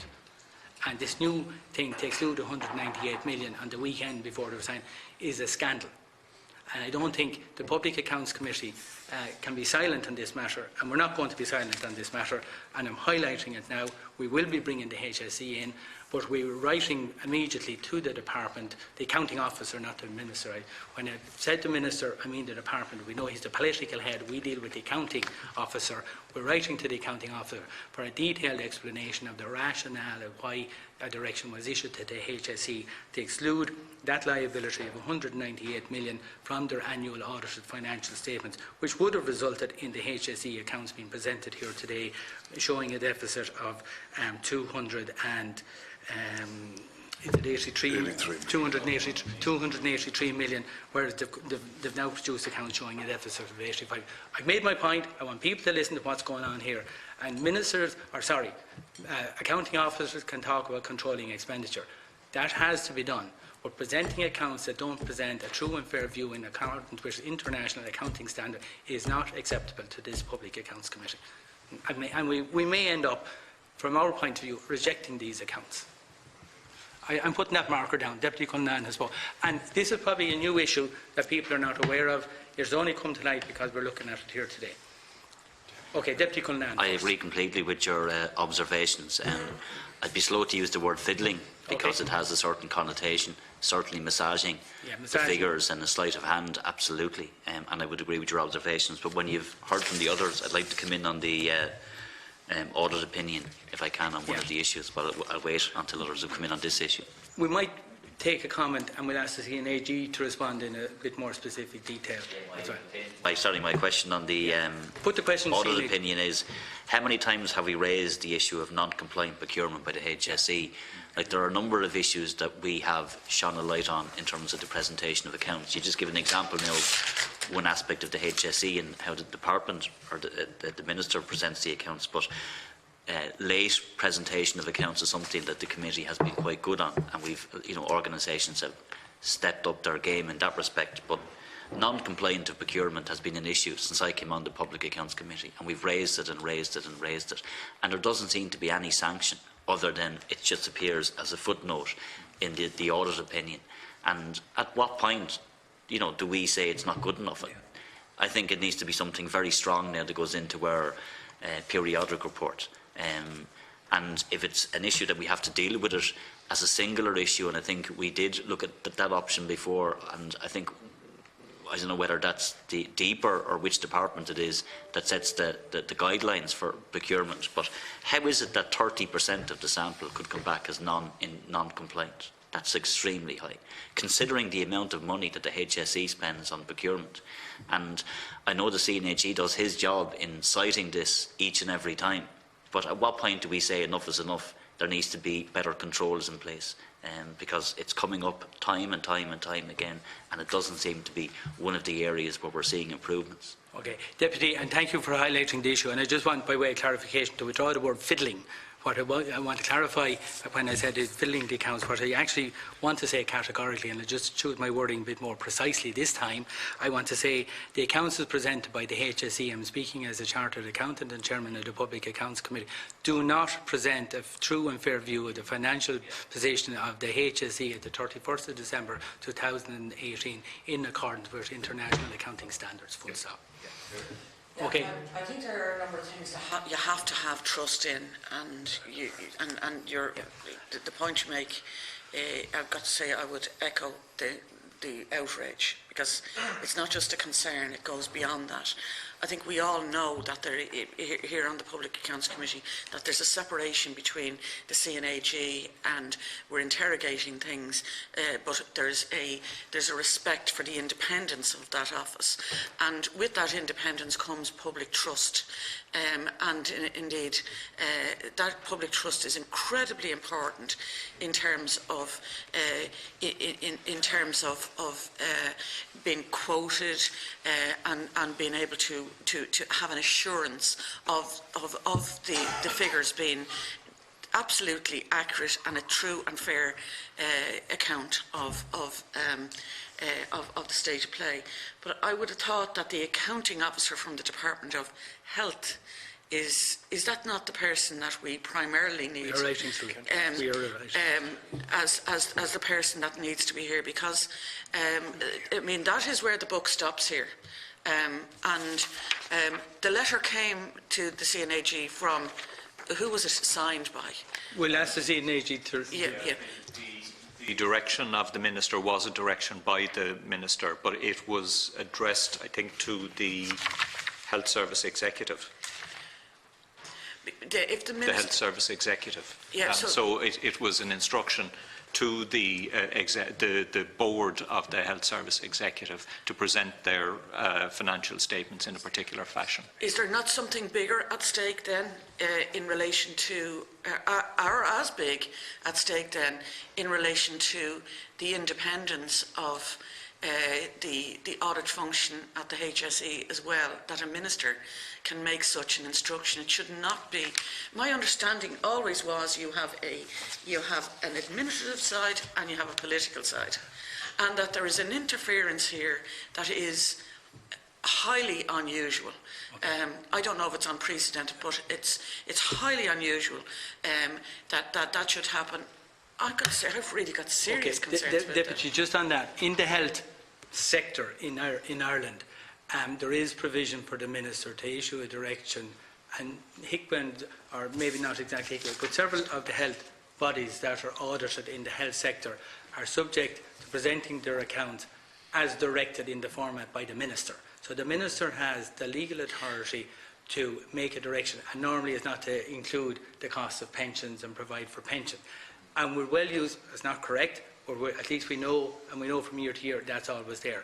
But this is a new directive that the Minister had the legal authority to issue this directive, and the HSE, the board, were obliged to follow the legal directive, or I should say from the department. There is statutory authority to do this. Can we see that directive? We will ask we will write to the Secretary General of the Department of Health, the accounting officer, for a copy of the directive and a copy of the legislation underpinning this directive. But what I found very unusual that this was done the day before, the last working day before the accounts were sent. Obviously they knew it was going to present the figures showing a deficit of 283 million, and decided issue a directive to take that figure out of the accounts. Can I just... As within the law of bad practice. Once we finish the discussion on this, can we come back to who exactly we're going to have in front of us and why? Well, we have already arranged for the 11th of July to bring in the HSE financials in respect of their annual financial statement. I consider this so serious, I think we might have to have an urgent meeting with the accounting officer of the Department of Health, possibly on this one, very promptly, because this is a new departure, and as you say, if we can't trust the accounts of the HSE as presented, we have a problem. So, remind us again what was left out. Okay, so there was the hospital consultant, and I'm speaking from recollection because I'm just conscious of, I have no paper in front of me, but my understanding is hospital consultants had taken a case in relation to the remuneration under the 2008 contract. That's correct. And that was adjudicated in the High Court on around the 15th or 16th of June 2018, resulting in payments being made, being approved by the court that the HSE were obliged to make to the hospital consultants. I think part of the, and the figure, the costing that they have put in that is 198 million to do that. Now they're deferring the payment of it to 2020 or 21. No, 2019 and 2020. 19 and 20. But the liability was incurred, determined by the court. It should be in the accounts for 2018 because the court made this is final. It could have been paid last year and would have been in the account, but the payment is... So it's a liability. That's what I'm saying, the financial statement. I didn't say the cash flow is not. The payment has not yet been made. So just so people understand. Can I ask I'm not an accountant, Chairman, and I appreciate your comments from your experience and your qualifications, and I'm sure Deputy Burke would probably concur with you if he were here. But if you mentioned, and I haven't seen the letter, so I'm not privy, like yourself, so I'm not privy to the thing. I thought this was a settlement, and I thought perhaps it was in the State Claims Agency's books, for instance, but that clarity that's just been given. Consultants pay. So the 198, the estimated 198 million, if it hasn't been expended, and it is to be recorded in the 19 and 20 books, as the CNAG has just indicated, would that not comply with? No, we operate on the accruals basis. There's a balance sheet showing your liability. But if it wasn't accrued, or because it should have been accrued, is the point, because the court determined it should be accrued. And in fact, actually, the cash flow when they paid out.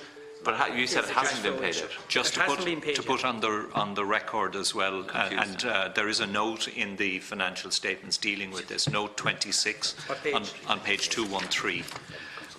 There was a provision already made for payment of this, where it is recognised that there is a claim and that there is a likelihood of payment. Then there is an obligation under the accruals principle to provide for that. So a provision was put in 2008 in the sum of 68 million, and that was maintained while the case was ongoing. In the event, because it persisted so long, the final bill is going to be significantly higher than that. It's estimated at being 198 million. But because of the direction that was given, the provision had to be reversed as well to comply with that. So Chairman, the HSE had in previous years made a provision.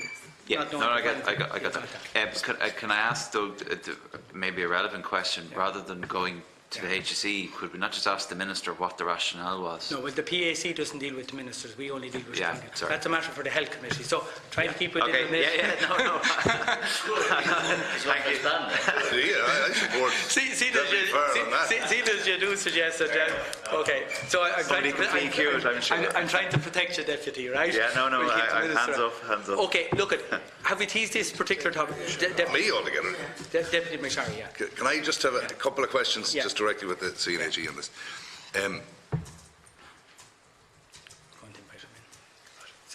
What would CARB think of this? No, he's coming now. They're the regulatory body for chartered accountants, right? Yeah, I don't think they would express an opinion in relation to it. There's law in relation to the Minister's power to set the accounting standards for the HSE. Right, so the Minister was within his rights to do it? Yeah.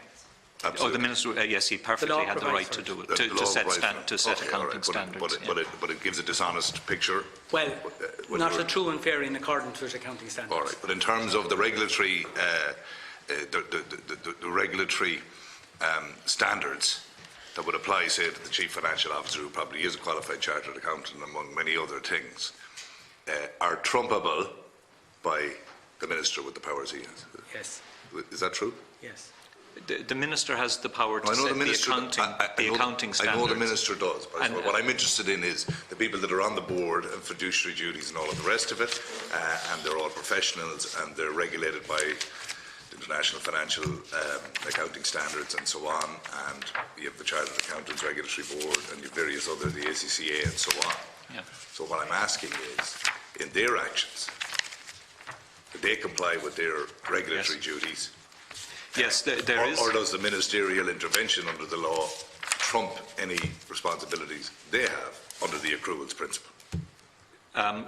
There is provision or recognition generally internationally that different forms or formats of accounting may be specified and may be required by law, and it is perfectly acceptable from a professional point of view for somebody to prepare a set of financial statements in compliance with what is non-GAAP accounts, non-generally accepted accounting policies format. So there is no difficulty from a professional point of view with the accountants in the HSE preparing the statements in this fashion, or with me giving an opinion. I do refer to, and it's a clear audit opinion here, because they have been properly prepared in accordance with the accounting standards specified by the Minister. And if this was a private company and the owner instructed the board, you see the liability we have there to you know, for pay next year or whatever it is, take that out. Would that be a problem? I think it would be a problem in right. that Companies Act or Companies legislation require the presentation of financial statements on right, but a true and fair view. State, the Minister kind of has There's the potential yes. status to kind of present it whatever way he wants. Yes. But if it was a company, we'd be into breaking the law here, would we? Well, I think that's kind of hypothetical. Well, it's I not agree. a company. Oh, no, I agree. I suppose, you know, we're just trying to develop an understanding that the state has one set of rules and the rest of us have another set of rules.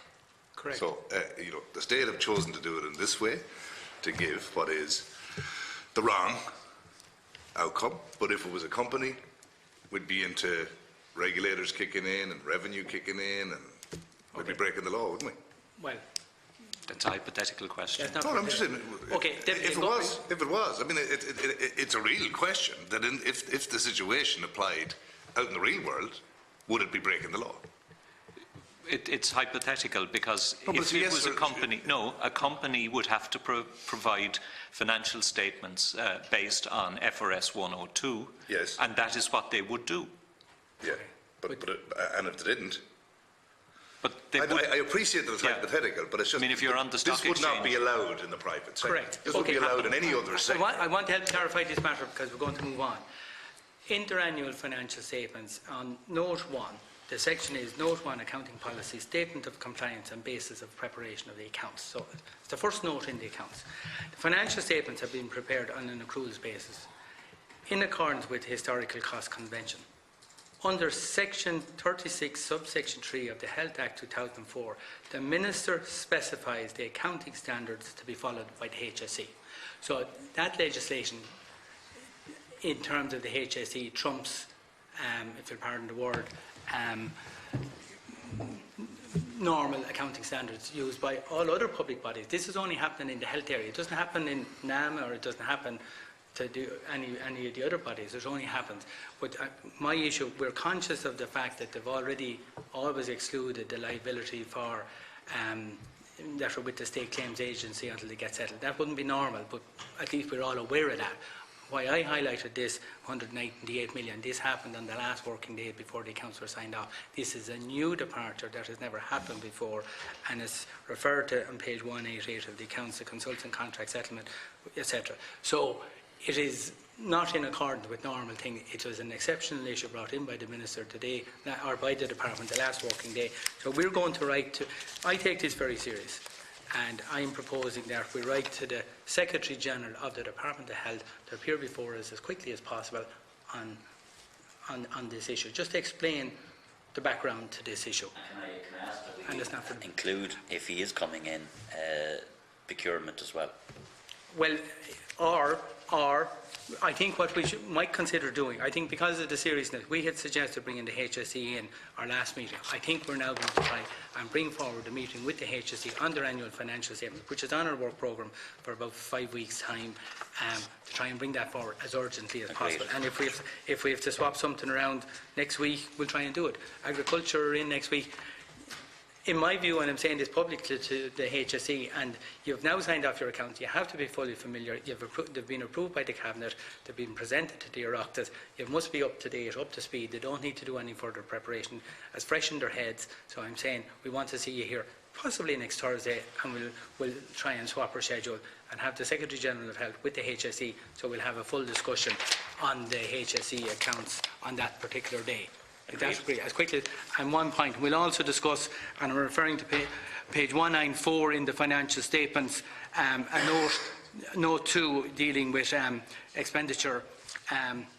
It says the Director General 1st of January 2018 to the 11th of May 2018 received a total payment of €238,207 during 2018, comprising basic salary payments of €136,649 and severance pay of €98,558. So the outgoing Secretary-General got a severance payment of €98,558 as stated in Note 2 of their financial statement on page 194. So I just want people to be aware of that as well, because that might have been in some people's mind. So we're going to bring forward a meeting with the Accounting Office for the Department of Health and the HSE as urgently as possible to deal with this issue, rather than hanging there for the next 5 weeks. Okay, so on that basis we won't discuss the work programme other than ask the Secretariat to try and make those arrangements. So we'll move on then as well. So no further discussion on our work programme. So before, and we are running late, and there are quite a lot of significant issues we had to deal with here this morning.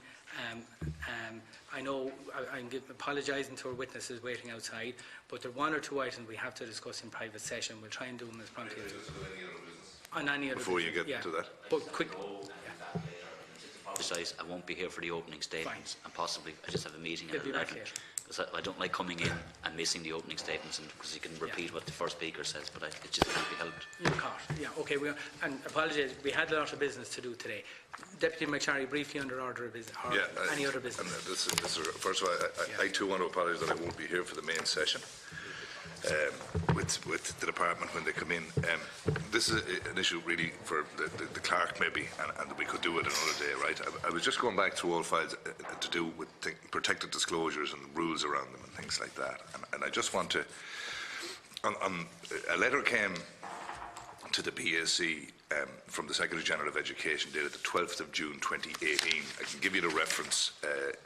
It would be 1386B. Is that the reference you need? Yeah, PAC 32 or 1386B, and it would have been at the meeting on the 21st of June 2018.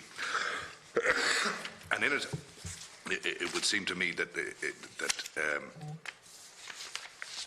in the last paragraph of this letter, and we can discuss it another day, but maybe we could circulate it to people and just have a chat about it, of this letter, is what I'm referring to, where the Secretary-General seems to indicate that protected disclosures, or the Protected Disclosures Act in certain instances, are not retrospective or cannot be retrospective, and that wouldn't be my understanding of the law. So I have 3 questions that I'd like the PAC to maybe write to him on that. So the first of those would be, was that response direct legal opinion in that letter?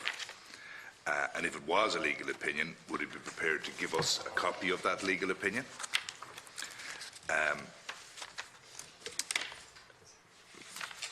Because it just doesn't sit with my understanding of protected disclosures when we brought in the Act, which was most unusual at the time in 2014. It was designed to be specifically retrospective, whereas most legislation cannot be retrospective, as I understand it. But in protected disclosures, that I understood it. So I'm looking for those clarifications based on that letter. As I said, I was doing just some work on protected disclosures and I came across this, and I just would like that, if that's possible, okay. to clarify. Yeah, we'll do that. So look, at this stage, we're now going into private session for a few moments, right? So we're now in private session. Yeah. This morning we were meeting with the Department of Children and Youth Affairs in relation to the Appropriation Account 2017 Vote 40, which is Children and Youth Affairs. We're joined today by Mr. Farrell Lynch, Secretary-General, Bernie McNally, Emer Fisher, Gerard Hughes and Oliver McGovern, and Pat Smith, Interim Chief Executive TUSLA, and from the Department of Public Expenditure and Reform, Judith Brady, Principal. Before I start, I want to publicly apologise for the late start. Our meeting this morning went on much longer than we would normally have expected. We had no meeting last week, so we had double the amount of correspondence to deal with this morning, and some of it were items that merited urgent attention, so apologies for the late start. So I want to remind members and witnesses and those in the public gallery that all mobile phones should be switched off, and that means putting them on airplane mode. Merely putting them onto silent will still interfere with the recording system. So I wish to advise witnesses that by virtue of 1721 of the Defamation Act 2009, witnesses are protected by absolute privilege in respect of their evidence to the committee. If you're directed by the committee to cease giving evidence in relation to a particular matter and you continue to do so, you're entitled thereafter only to a qualified privilege in respect of your evidence. You're directed that only evidence connected with the subject matter of these proceedings is to be given, and you're asked to respect the parliamentary practice to the effect that, where possible, you should not criticise nor make charges against any person or persons or entity by name or in such a way as to make him or it identifiable. Members of the committee are reminded of the provisions of Standing Order 186 that the committee shall also refrain from inquiring into the merits of a policy or policies of the government or a minister of the government or the merits of the objectives of such policies. While we expect witnesses to answer questions asked by the committee clearly and with candour, witnesses can and should expect to be treated fairly and with respect and consideration at all times in accordance with the witness protocol. I'll ask the Controller and Auditor General, Mr McCarthy, for your opening statement. Thank you, Chair. Just a brief introduction then. The 2017 appropriation account for Vote 40 Children and Youth Affairs records gross expenditure of €1.25 billion. This was an increase of almost 15% on the 2016 expenditure level of €1.09 billion. The account is presented under 3 output programmes, as indicated on the diagram, which is now on screen for deputies to see. The largest area of spending is the Child and Family Support Programme at €740 million in 2017. The bulk of this expenditure is accounted for by funding of €713 million provided to TUSLA and just under €24 million in respect of the Children Detention Campus in Oberstown. A range of sectoral programmes for children and young people make up the Votes Programme B, where most of the increase in the voted spending was concentrated. The account records programme spending of €488 million in 2017, with the Early Childhood Care and Education Preschool Scheme accounting for just under €300 million of that expenditure. Most of the spending under Programme B is channelled to the beneficiaries through PUBL, which acts as paying agent for the Department under a service level agreement. Note 6.2 records the amounts paid through PUBL under each subhead. The final vote programme, comprising policy and legislation-related spending, is much smaller in scale at a cost of just over €22 million, or less than 2% of the total spend in 2017. This included recurrent funding for the Adoption Authority of Ireland, the Office of the Ombudsman for Children, and the ongoing Commission of Investigation into Mother and Baby Homes. The surplus for surrender at the year-end was €58.7 million. I issued a clear audit opinion in relation to the appropriation account. Thank you, Chairman. Thank you. And I now ask Mr Lynch for your opening statement. Thank you, Chairman. Thank you for the opportunity to meet the committee and to present on the 2017 appropriation account, Vote 40, the Department of Children and Youth Affairs. My opening statement will give a brief overview of the main features of the vote, and I hope that the more detailed briefing materials supplied in advance of this meeting will have been of assistance to the committee in providing a fuller picture of the work of the department and its expenditure. The total gross provision for the vote in 2017 was €1.311 billion, representing an increase of €173 million, or 15% over the previous year. Nearly all of the department's expenditure is related to current funding for programmes and services. Capital funding makes up just under 2% of the total vote. Our central mission as a department is to work to achieve better outcomes and brighter futures for all children and young people in Ireland. Among our key objectives are to ensure an effective child welfare and protection system, a high-quality childcare system that is affordable and accessible, and an evidence-based approach to policy that helps children and young people participate in decisions affecting their lives. We support both preventive and early intervention services, as well as direct involvement in the lives of children, young people and families where necessary. We aim to collaborate with government departments, agencies and sectors to place children and young people at the heart of what we do. We place a great emphasis on consulting widely and on using available evidence to inform the development of policy. This involves the participation and collaboration of children, young people and other stakeholders. We also stress value for money and evaluation from the early stages of planning projects. Increasingly, our work involves dealing with significant legacy issues spanning over many decades, while also trying to strengthen services for the children of today and planning for the services of the future. In terms of the overall composition of the vote, 54% of gross expenditure in 2017 was allocated to the work and services of TUSLA, the Child and Family Agency, and 35% was accounted for by childcare supports, which we now describe as early learning and care and school-age childcare. The remaining 11% of the vote encompassed a variety of other programmes, including 3 other agencies: the Adoption Authority of Ireland, Oberstown Children Detention Campus, and the Office of the Ombudsman for Children. The vote also includes the funding for the Commission of Investigation into Mother and Baby Homes. The Department has had an extensive agenda of work.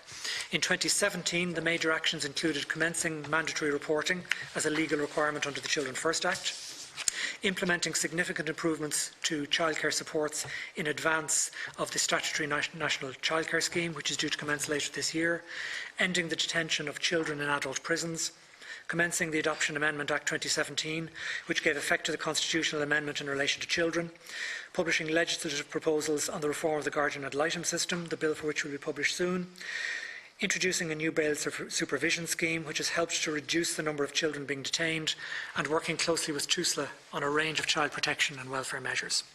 We have continued this work into 2018 and to the present day. Among the major actions have been building on our work with TUSLA on child welfare and protection measures, including a coordinated response to the special HICWA report commissioned by the Minister for Children and Youth Affairs, and supporting the full rollout of the National Childcare Information System. Working closely with other departments on child protection issues, and particularly on policy and operations involving An Garda Síochána and TUSLA. Sponsoring the enactment of the Childcare Support Act 2018 and continuing a major programme of work for the forthcoming National Childcare Scheme, continuing the implementation of the Access and Inclusion model to help children with special needs to take part in the ECHE programme, increasing the ECHE scheme to 2 years, doubling the number of children accessing subsidies, and doubling the number of childcare places across all the age ranges. Publishing a major strategy for early childhood called First Five, a whole-of-government strategy for babies, young children and their families. Publishing the first ever LGBTI+ youth strategy. Completing the transition of the ABC programme to TUSLA's Prevention, Partnership and Family Support Services, developing a programme of action to deal sensitively with the burial of human remains at the site of the former Mother and Baby Home in Tuam, working to deal with the emergence of evidence of illegal registration of births, and continuing a programme of streamlining the system of funding for youth services. These actions are just some of the major programme of work that the Department engaged in during 2017 and since then. We are very aware that we face a number of serious challenges which we have been working to address in conjunction with relevant agencies. In the case of TUSLA, we are engaging closely on issues such as recruitment of sufficient social workers and addressing unallocated cases. We have also taken a close involvement in the expert advisory group to support implementation of recent HICWA recommendations. In relation to childcare schemes, we've been working intensively with PUBL on a major reform of governance and compliance procedures to ensure that they meet the requirements of today. This is part of a major task to make early learning and care and school-age care services affordable, accessible and of high quality. The Department continues to work on a number of other important issues, including reform of our youth funding schemes, which are underway. We are in the process of replacing the current targeted schemes, which are the product of history over many years, with a single scheme aimed at best meeting the needs of disadvantaged and vulnerable young people. I believe that the Department of Children and Youth Affairs has made a positive impact since its establishment in 2011, particularly in the areas of child welfare and protection, affordable and quality childcare supports, and collaboration across sectors to advance the well-being of children and young people. But of course, much remains to be done. I and my colleagues will be happy to answer the committee's questions. Thank you.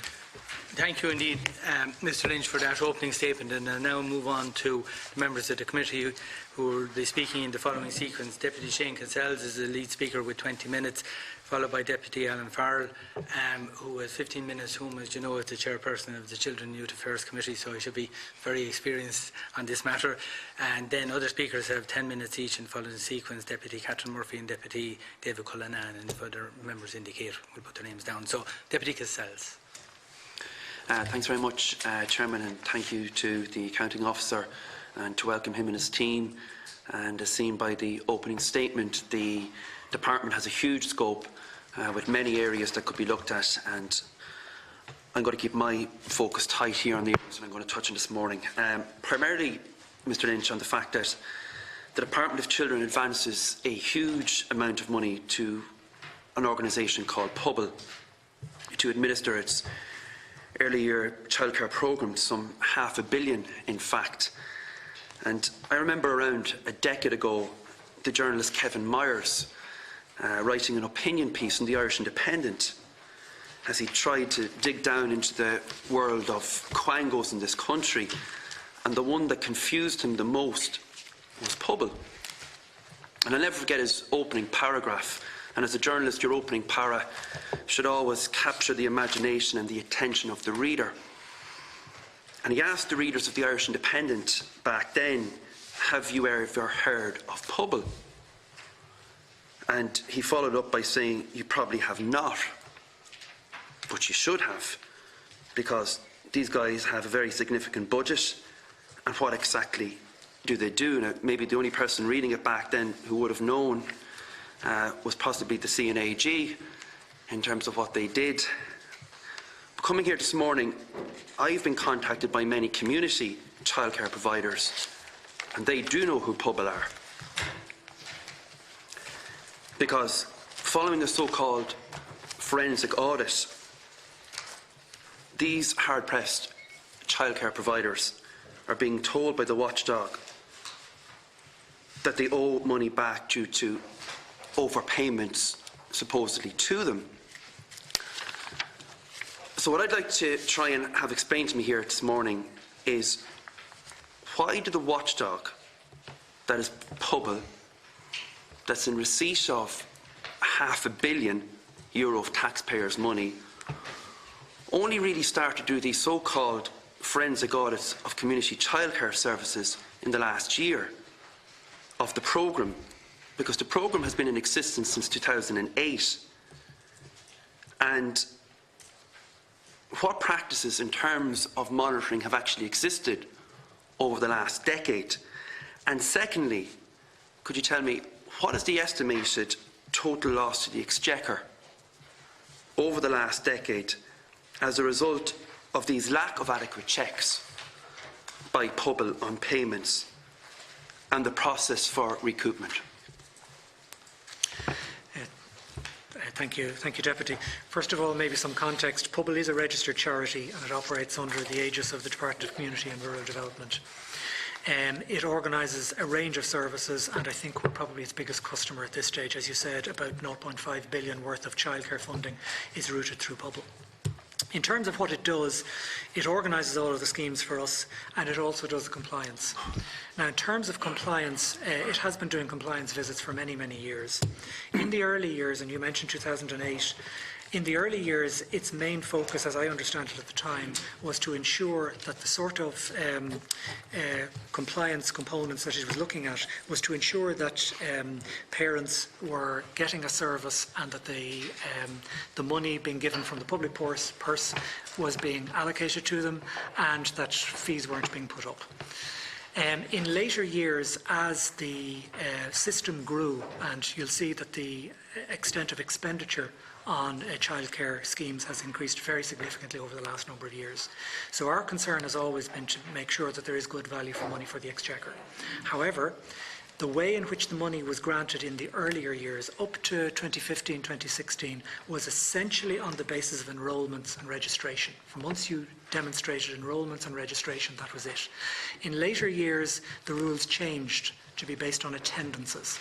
And therefore, in more recent years, Pobble have rightly been asking questions and have been able to ask questions about the number of attendances and actual attendances of children at these centres, as opposed to pure enrolments and registrations. With respect, I wouldn't agree that they have only started forensic audits in the last year. We have certainly been asking them, and they have engaged in a good deal of work over the last number of years in this space. And they have identified over-claims or overpayments in various years. However, and this has been made clear, I think, to the agencies involved, because the rules pertaining to the scheme changed and were much more specific to attendance requirements in the last few years. It is only in the last probably 2 years where we've been in a situation where we can actually either recover money where it has been overpaid or where it has been overclaimed, or indeed make sure that the money isn't claimed in the first place. So the role of Pobal has changed somewhat over the years. But I can say more about it if you wish, but I think... I ask you specifically as well, just in terms of what you think has been lost in the Exchequer. And I'm going to come back on what you said. I appreciate your answer, because I think Pobal had been asleep at the wheel. I think in terms of, you referred to what had been done in previous years, I think there were multiple different types of checks going on. So there was a check in terms of headcounts, in terms of audits, in terms of childcare, then different ones on social economy, and never the twain should meet between all of the different checks that were going on, and that was part of the problem. So I would ask, what do you think has been lost to the Exchequer over the past decade? Because I would contend that they were asleep at the wheel. Well, Deputy, I think we have to base any amounts that have potentially lost to the Exchequer, we have to set them against the rules. And the rules of the scheme were based, as I say, in earlier years on registrations and enrolments. So I think this is an important point, because in fact, when we started looking, was there a case for recouping money, even as recently as 2015, 2016, and we got legal advice on a number of cases, and the response was no, because the rules were not sufficiently clear in relation to attendance requirements, these amounts couldn't be recouped. So Pobal has focused in the last couple of years, and I can give you figures very specifically on what it has sought to recoup over the last few years. So to give you specifics, if I may, in 2017-2018, the compliance visits that it looked at, that it carried out, produced an estimate, and these are caveated because of the type of data, approximately €937,000. And in the current year, or 2018-2019, they have identified overclaims or potential overclaims, and I stress that word potential, of 4.7 million. But what I would say in each of these cases is that this money is not lost to the Exchequer. This money is either recouped through subsequent reductions. It can be, in some instances, required to be resubmitted. In other words, before the overclaim is made at all, or before the payment is made, it can be stopped. And in some instances, providers were entitled to claim under a different scheme, therefore the CCSP, which I'll go into if you want me to, versus the CCS, and therefore that amount of money wasn't payable. So in summary, what I'm saying to you is that the amounts identified in more recent years have been recoupable or else not overpaid in the first instance. I know that, but what is annoying, maybe some of the community sector, because the practices that were allowed happen over, and I'm not saying who's right or who's wrong, they're now being penalised, and on average you could see them being penalised for 10 grand. They can't afford that in that particular sector. And if the practices had not been allowed to develop over that period, they wouldn't be hit for that. Can I ask, has the department penalised Pobal in any way for the fact that these practices were allowed to go unchecked for a decade? Can I ask, can the committee here be satisfied that the measures and the reporting between Pobal and the department are now robust enough? Well, to take the second one first, I believe that they are, and we have regular conversations and discussions with Pobal as to how they implement their compliance requirement. In terms of penalising Pobal, in fairness to them, they can only assess against the agreed rules, and I believe that they have assessed against those agreed rules. But to come to your point about individual small providers suffering loss as a result of that, and I think you mentioned a figure, for example, of 10,000, which I can appreciate for individual smaller providers would make a difference. Pobal are at pains and are very careful not simply to grab the money and take it away from them. They have a very good case management and sustainability system now. So instead of simply going into a provider and saying, give us the money back, they work with providers, and particularly if it is clear that providers are going to run into financial difficulty or sustainability issues as a result of being required to repay or not to be allowed to reclaim money in the first place, they will work with them on that basis. Okay. I want to look now at the fact that there are surpluses and underspends in the department, which just would stun me greatly, considering this is a massively underfunded sector. And that's even before I get into the costs that are hitting parents. An average cost in a commuter county such as my own, €1,000 per month for parents of a child on a monthly basis is the cost of a mortgage. So The surpluses that have been surrendered, 48 million in 2016, nearly 59 million in 2017. And I ask these questions because, again, in terms of this sector, it has been on the front pages recently of many front pages. I know a recent one in the Irish Independent a couple of weeks ago, which had a headline of a projected €50 million black hole in the government's new childcare scheme.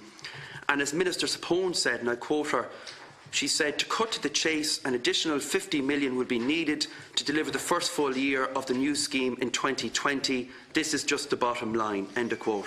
So how are we squaring that circle? That there were returns to surpluses of 59 million in 2017. Minister Sapone is looking at a €50 million black hole for 2020.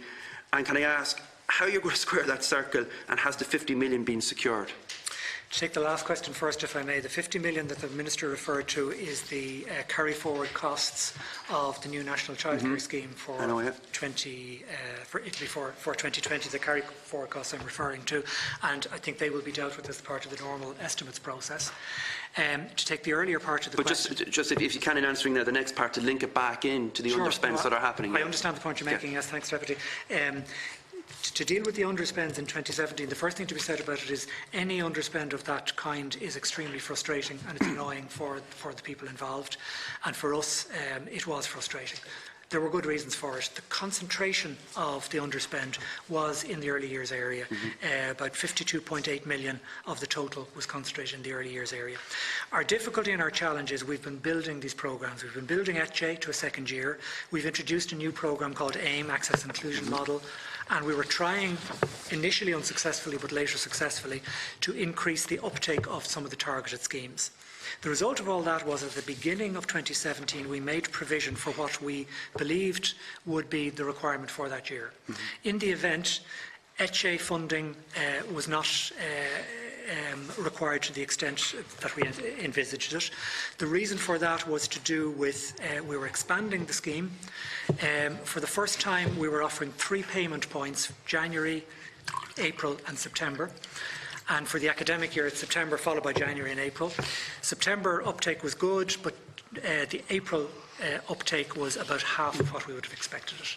Our difficulty with each of these areas is, particularly when you're expanding a scheme, accurately predicting the uptake, and parents in their wisdom decided in a lot of cases not to start their children in the childcare schemes in April. And can I just touch on that point, because provision had been made that April for some 15,500 enrolments and only 8,400 took a place. Yes. Now again, in squaring the circle, I look at the front page of the Irish Independent from only the 20th of May, where it says new crisis in childcare as creches turn babies away. And there's a severe shortage of creche places for babies and toddlers because of the success of the free preschool programme for 3 to 5 year olds. But Teresa Heaney, the Chief Executive of Early Childhood Ireland, said starkly in that particular article, and I quote, "The second preschool year cannibalise places for younger children." Now, your department has acknowledged the pressures and the capacity problems, but mums and dads can't find places for children. That's the reality, and that's having an impact on mums and dads actually returning then to the workplace as well. And I would ask for your comment on that, because it is a hugely, hugely significant issue, and it gets kicked around then come election time by maybe people that don't understand the actual nuances of what's happening in the system. But I would like you to explore that, because it's having a very, very detrimental effect, and that's feeding in then to the exorbitant costs that people are facing now as well, because it's nearly becoming like a premium thing to try and get your child into an available place, and that's before you even get into the quality issue. And I take the Deputy's point. We have been working very hard to increase the number of places, and in fact in 4 years the total number of places increased from 103,000 to 213,000. So that was over double the number of places. So we are doing our very best to encourage that, and that we've included capital grants to support that, and obviously the private sector has done it as well.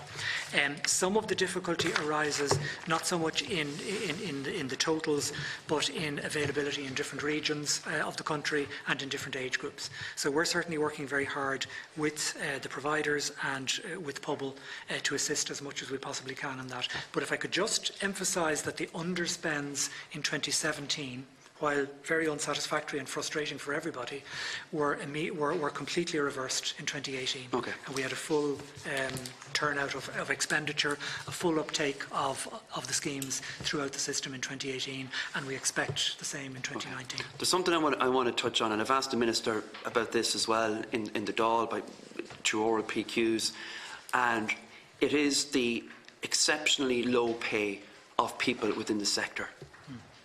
They're on $11.93 an hour, which is 3 cents above the living wage of $11.90 an hour. There's been numerous protests outside the doors of the Dáil here by the many thousands of those people who work in the early years sector. And of course, the stock answer is these are private childcare providers. But what they are not being said in the Dáil, of course, is they're implementing state programmes. And the entire system would collapse without their cooperation and collaboration with the department. Yet the staff within the sector are grossly underpaid. And I would ask, in terms of your assessment of that people who work amazingly long hours, in terms of their funding, and whether, a bit like in terms of analysing teachers, and whether the people working in this sector, because I've seen in the past private school enterprises and the teachers within that paid for by the Department of Education, whether those working in the sector should come under the auspices of the Department of Children, but that there has to be a serious look at the people who are working in this sector. There is a campaign called the Big Start campaign, and these people are not being paid anywhere near what they deserve for working in the early childhood sector, considering the qualifications, one, that they now need, and secondly, the expectations of parents in terms of the delivery of quality education system within that early childhood sector as well. I have huge sympathy for the sector, and I have huge sympathy and I have very, very high regard for what they do. I think they do extremely important work. We've tried to assist training and certainly raised the level of training and qualifications, but I think it absolutely needs to be acknowledged, the work that they do.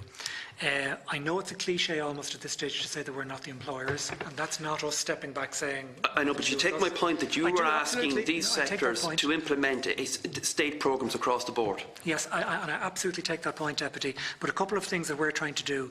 Number one, because we're not the direct employers, we can't directly influence pay. We did, however, increase the capitation rate for being paid to providers by 7% last September. We have tried to make the sector overall as sustainable as possible. We took the relatively unusual step of what we call non-contact time or programme support payments for the sector, and we paid 19.4 million in the current year to assist providers, because providers will always tell you that this isn't an area that's it's easy to cover costs and make any sort of return on. The Minister is on record a couple of times as saying that she would support a sectoral employment order, which could be done, organised by themselves, and she said she would be supportive of that. And I understand that a number of the workforce are organising in that direction. In the longer term, and I'm very conscious, because we're not the employer, we can't do the sort of things that we might do if we were the employer. But in the long term, we are developing a workforce development plan for the future of the sector. And another important thing that we put into First 5, which is the strategy for children and young babies, is a new funding model. We're seeking to develop a new funding model which will create the right incentives for the sector as a whole, including paying the workforce more. I'm not saying for a moment that there's a quick fix to this or that we can do something overnight. We also have to be careful, obviously, that by increasing capitation payments, that doesn't of itself simply get passed on to increased charges to parents. So we're treading a fine line, but we are doing as much, I think, as we possibly can, and we're working with the sector to Well, of course, the sector is facing huge challenges as well in the context of the changes in terms of ratios as well, which is now going to have an impact on the requirement for the recruitment of additional staff, which again puts up the cost to the provider, which is eventually going to get passed on to the parents, and this is all the knock-on effect of that as well. Can I finally ask you as well, because when we had the Department of Health in here, I asked them about it, and you are part of this as well, so I want to ask you, is the money that was lost on the move from, in your case, Mespil Road to Museum Plaza in terms of the offices, and the fact that there was, in the case of the delay from the DCYA to occupy the premises, that there was an extension to the lease at Mespil Road that cost €1.5 million in terms of your stay at Mespil Road instead of moving into Museum Plaza, and the fact that the move was delayed, as noted in the report, because there are a lot of the assistant principals to the pod-style system was deemed a significant cultural change. I asked the Department of Health that question. I want to ask you as well. Do you think that the €1.5 million that was effectively lost to the taxpayer because there was a cultural change experienced by department officials moving from Mespil Road up the road to Museum Plaza is acceptable? Can I deal with the earlier point that you made about the staffing and then come to the Museum Plaza one, if that's okay? On the staffing issue in the first instance, there's been some criticism in the school-age childcare area of the new ratio of 12:1. I would stress two things. Number one, the ratio was recommended by an expert group of stakeholders within the area who were, in fact, as I recall it, they were arguing for an 11:1 rather than a 12:1. Also, 85% of the 400 services that have now registered are already covered, already meet that requirement. In other words, where people were saying we'd never be able to afford it or we wouldn't be able to achieve this, 85% of those school-age childcare services who are already providing the school-age childcare service are already meeting that.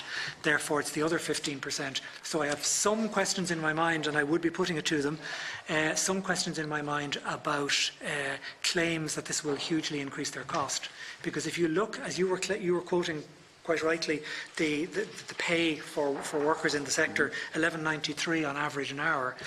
If you require 12 children per, sorry, I beg your pardon, 12 staff, if you multiply, one staff per 12 children, that produces, even if the charge per hour is a £5, 5 12 are €60 versus €12 cost for employment. So I don't see myself how putting a ratio of 12:1, which I think is good for children, and it's good for the system, but particularly good for children, I don't see how that would create the sort of financial difficulties that they're describing.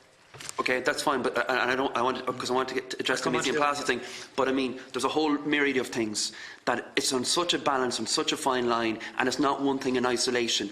Another huge thing is the fact that they're subjected to rates, which I've consistently argued with the Minister as well in terms of, so, I mean, again, it's about trying to bring down the cost base for a lot of providers because the margins are so tight, which you know so well. Absolutely. So there's a whole myriad of things there. Indeed, but, I accept that there's a myriad of things, and I think the Minister's on record on her view in relation to rates.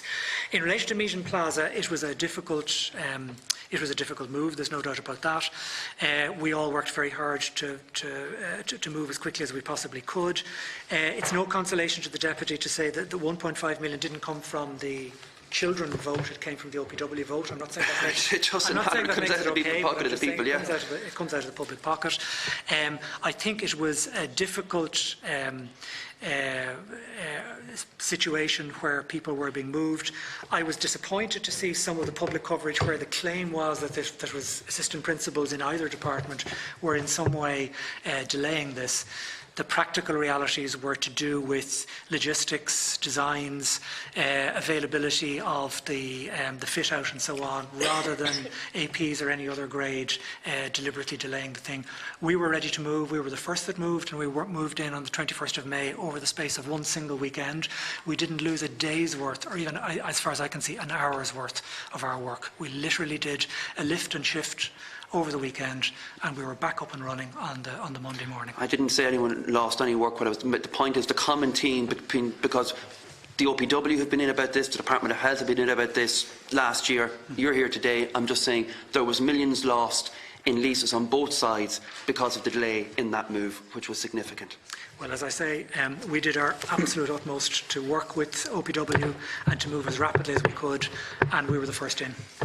Thanks, Chair. Thank you. And next speaker is Deputy Alan Farrell. Thanks very much, Chairman. You're all very welcome this afternoon, and you'll be glad to hear that despite your loitering outside the door, you will be taking a break soon enough because of a voting block. So, Chairman, I'll be quick as I can.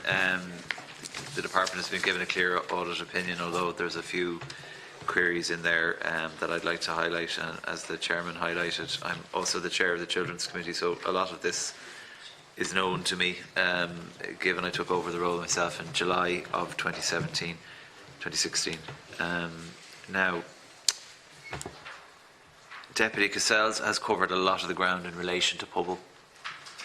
I've raised issues in relation to Pobble in the past in terms of their role in terms of the integration into your department, and why it is an advantageous arrangement to use them in the first instance.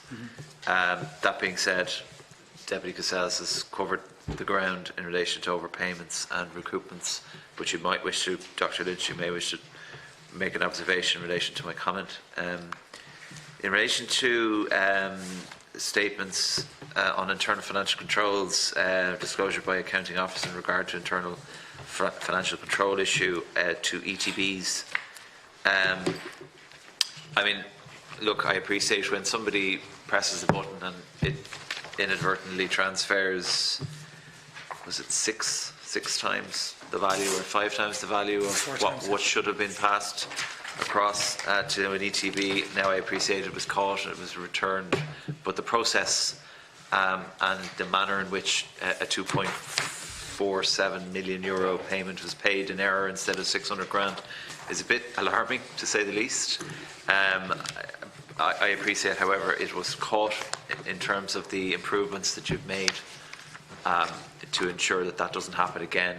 If you could refer to those, please, Dr. Lynch. Again, Deputy Cassells well covered the issue. It's in relation to Pobble, I feel. You mentioned your building. It's a fine facility that you have. Is the department renting, leasing that facility? I think I've asked this question before of you. And if so, do you believe that reflects a value for taxpayers' money rather than an outright purchase, or vice versa?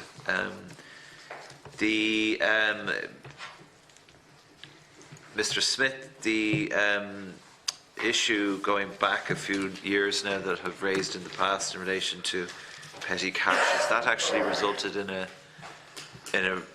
conclusion, whatever that might be, whether prosecution or otherwise, in terms of the petty cash that was highlighted in the audit? That's actually the department, Deputy. And is it the department? Oh, sorry, excuse me. I'll deal with the Deputy, yeah. Mr. Lynch, sorry, or Mr. Smith. I thought it was the department. Okay, sorry, I thought it was Tuesday. Whether that matter has been resolved to your satisfaction, and whether there's anything to be learned from that process. I'll come back. You can maybe start your responses, and I'll come back. Thank you, Deputy. Yes, I'll deal with them in order, if I may. In relation to Pobble, we have regularly questioned the most appropriate way of delivering these services. We're a relatively small department ourselves, even though we have grown. So we had a major policy decision as to how to run these schemes. And over the last number of years, for the moment at least, we have decided that the best way to do it is through Pobble, who provide, I think, a good service. We have a strong governance arrangement with them. And in terms of costs, administration costs relative to others, we have looked and we're clear that those administration costs are good. They're a non-profit making organisation, and we believe the administrative costs that they incur are good and reasonable.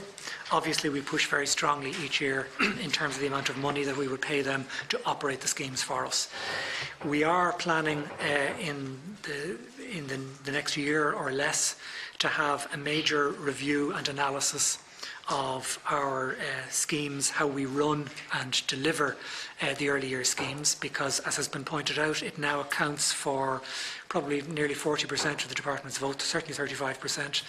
And there's a question, for example, should it be done by another state agency? Should it all be run by TUSLA?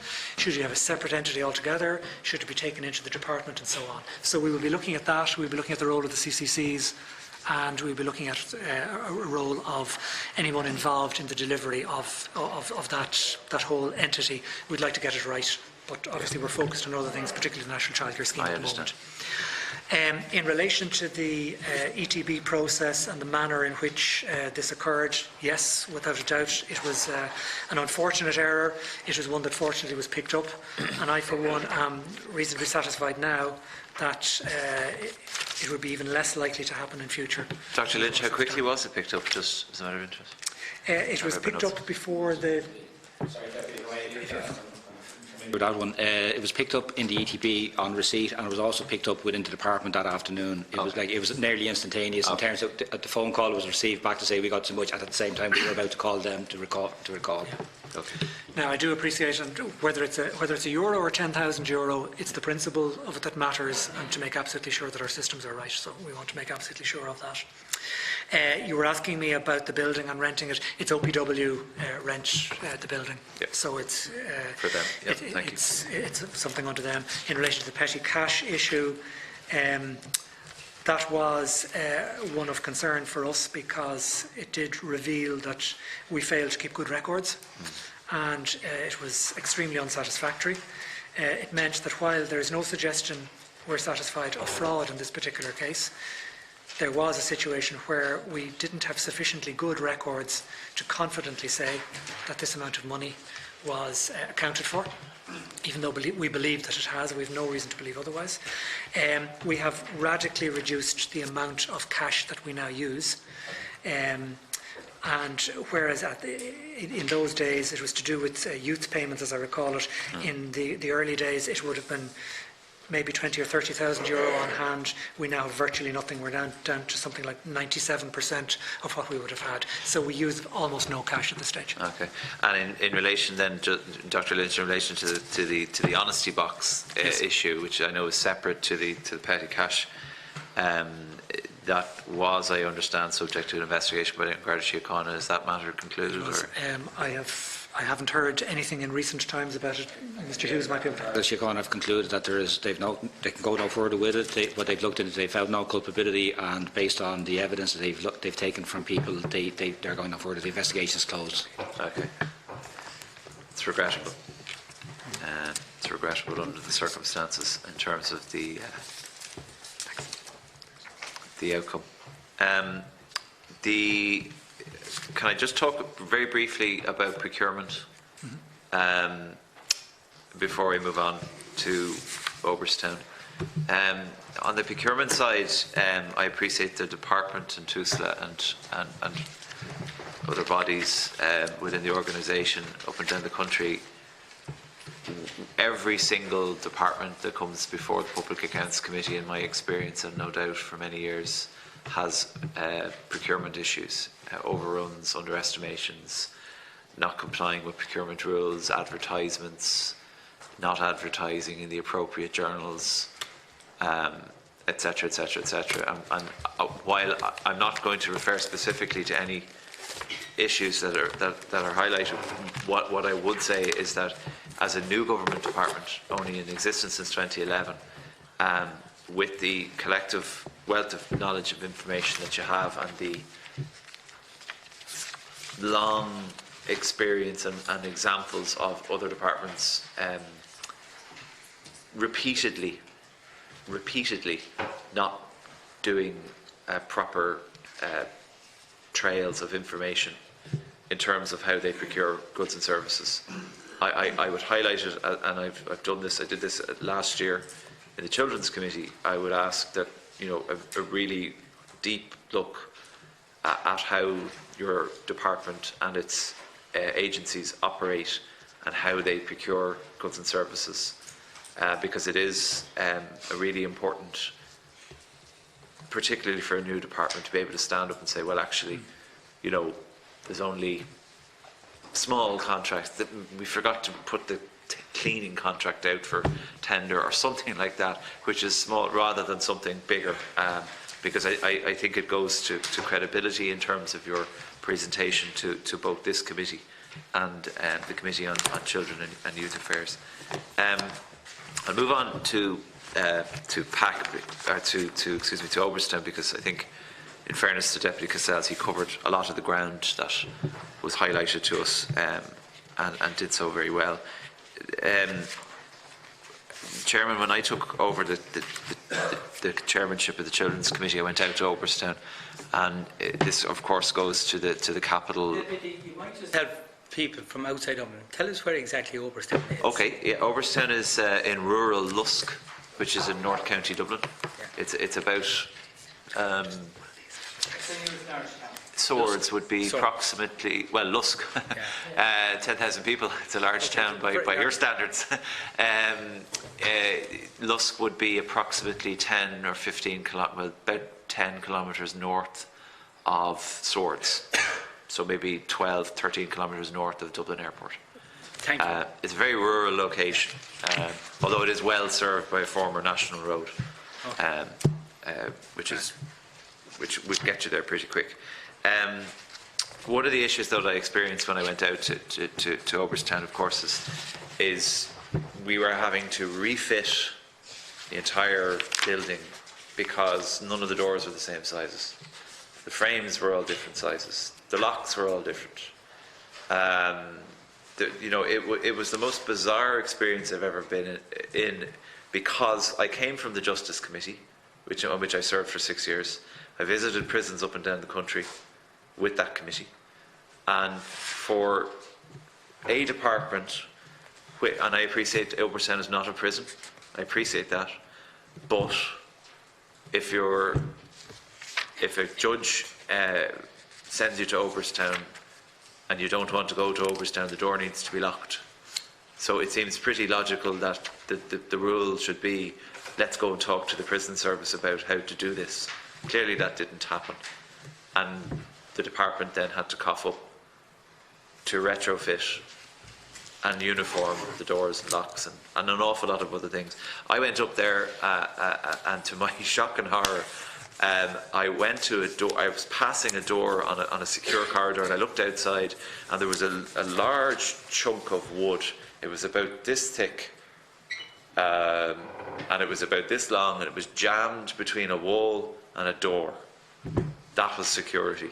Now, it's been repaired since, I know, but the point is that we made this really basic error of judgment in terms of the plan, which takes me then back to the expenditure. And I note that there was an underspend on that overall project, which I'd like for you to explain, please. And then, in terms of the uniformity of locks and doors and other things, and the security for our personnel working in Oireachtas, which is of paramount importance, or should be of paramount importance to all of us, what improvements are being made there long term. So if you could delve in there for me, please. Sure. Thanks, Deputy. I might deal with the Oireachtas issue first, if that's okay, and then go back to the procurement, if that's okay. On the Oireachtas issue, it certainly was an extremely unsatisfactory experience. I do know, however, that a huge amount of planning and testing went into it, because I spoke to the people involved. There were mock-ups of rooms tested, including the particular doors that you refer to. They were tested by people who believed that they met the required specification. I know that including our own advisor, travelled to other similar facilities for children in other countries and looked at the most recent designs, and that influenced the type of fit-out that was accorded to Oireachtas. Everybody who knew anything about this in the technical side signed up to it in terms of the spec for the doors, the RFT was agreed, etc., etc. And yet, I absolutely agree with you, at the end of it, and I was out there myself on a number of occasions, you could see that the young people there, if they so wished, were able to severely damage the doors from the inside, causing serious potential harm to themselves, let alone the issue of security. So it was extremely unsatisfactory. Another issue that you've referred to is that, for reasons which I don't entirely understand, the door frames weren't built on a uniform basis. Therefore, when doors had to be changed, the door had to be custom made, etc., etc. All the doors and frames were all different sizes. I found it extraordinary. I don't know why. So they were extremely unsatisfactory issues. In the end, I think after toing and froing, these things were put right. And at the end of it, I think we have now a very good facility. I share your frustration with the length of time that it took to get to that point. And we had to spend €775,000 replacing doors. Dr. Lynch, was there any attempt or ability of the department to recoup that? What happened was there was a negotiation with the providers which covered that and a number of other areas. So when the entire facility was being finished, and that happened over a period of time, as you'd expect in a large programme of that kind, there were disputed amounts on both sides. And that was one of the disputed amounts that was included within it. So where the providers or the builders claimed their final amount, that was taken into account in the final settlement. Okay. So that's in relation to Oireachtas, if that's okay. You referred to an underspend. I'll be honest with you. I haven't seen an underspend specifically in the capital cost. Are you referring to that? A4, 2.1 million relating. Thank you. The provision was 25.86 million. The spend was 23.74. So there was an underspend of 2.1, shortfall of 2.1. A4, page 16 of the account, the appropriation account. Okay, sorry. I'll come back to you on that. I think that was the year on year, so it wasn't the overall project came in under, that was on that particular year, and that was timing in relation to a number of the issues on the capital side where negotiations were going on with BAM. Because just to clarify, Deputy, that's what you're looking at there is revenue or current money as well as capital. So I see. So just to clarify, the capital programme wasn't underspent, but yes, the Can I day-to-day just before you move on, Dr. Lynch, can I just go back to the 775,000? And I'm not entirely sure what your answer was in terms of there was a negotiated settlement. We expended as a state €775,000 correcting a contractor's mistake. Is that established that it was the contractor's mistake? As I understand it, yes, it was one of the factors that was taken into account in the settlement. Did we cover the €750,000? When you say did we cover it? Well, I mean, as an accounting officer, are you confident that the taxpayer got value for money? Oh, I'm confident that the settlement at the end of it, which took account of the 775 and a number of other factors, was appropriate. Okay. Sorry, I interrupted you. If I move then to the procurement issue that you raised, and again, I absolutely agree with you, it is an area where government departments do fall into difficulty. One of our own internal audit reports, which is a very good, valuable report for us, gave us a limited assurance rather than the reasonable assurance, which is the full extent. That was last June. The criticisms were entirely valid, to do with, in certain circumstances, failing to ensure that there were contracts on file, or in some of the earlier ones, and I stress they would be earlier ones, having clear end dates or clear start dates. We now have a procurement unit to attend to all of this.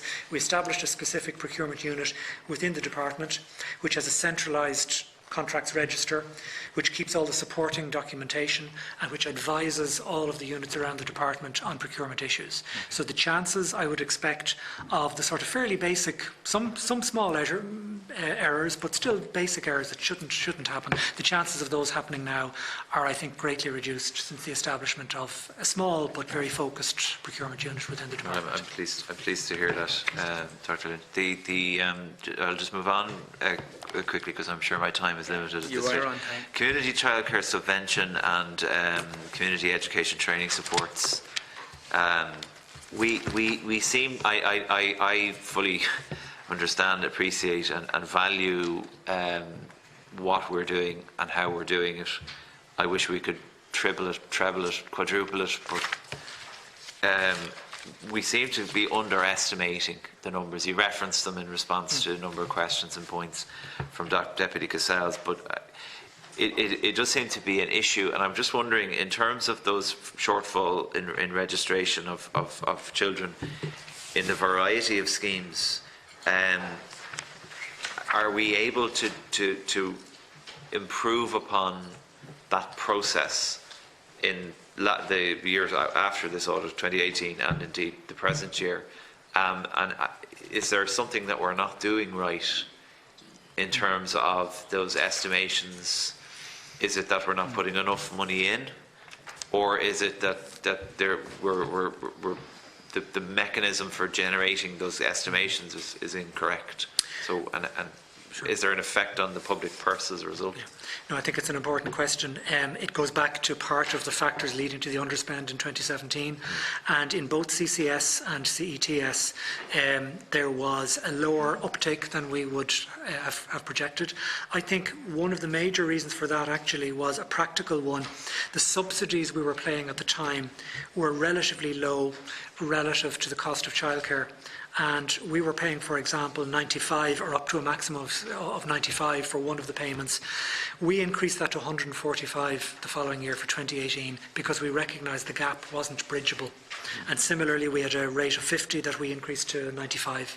So we recognised that, in fact, a difficulty was a trap whereby the subsidy that we were pitching was not sufficient to raise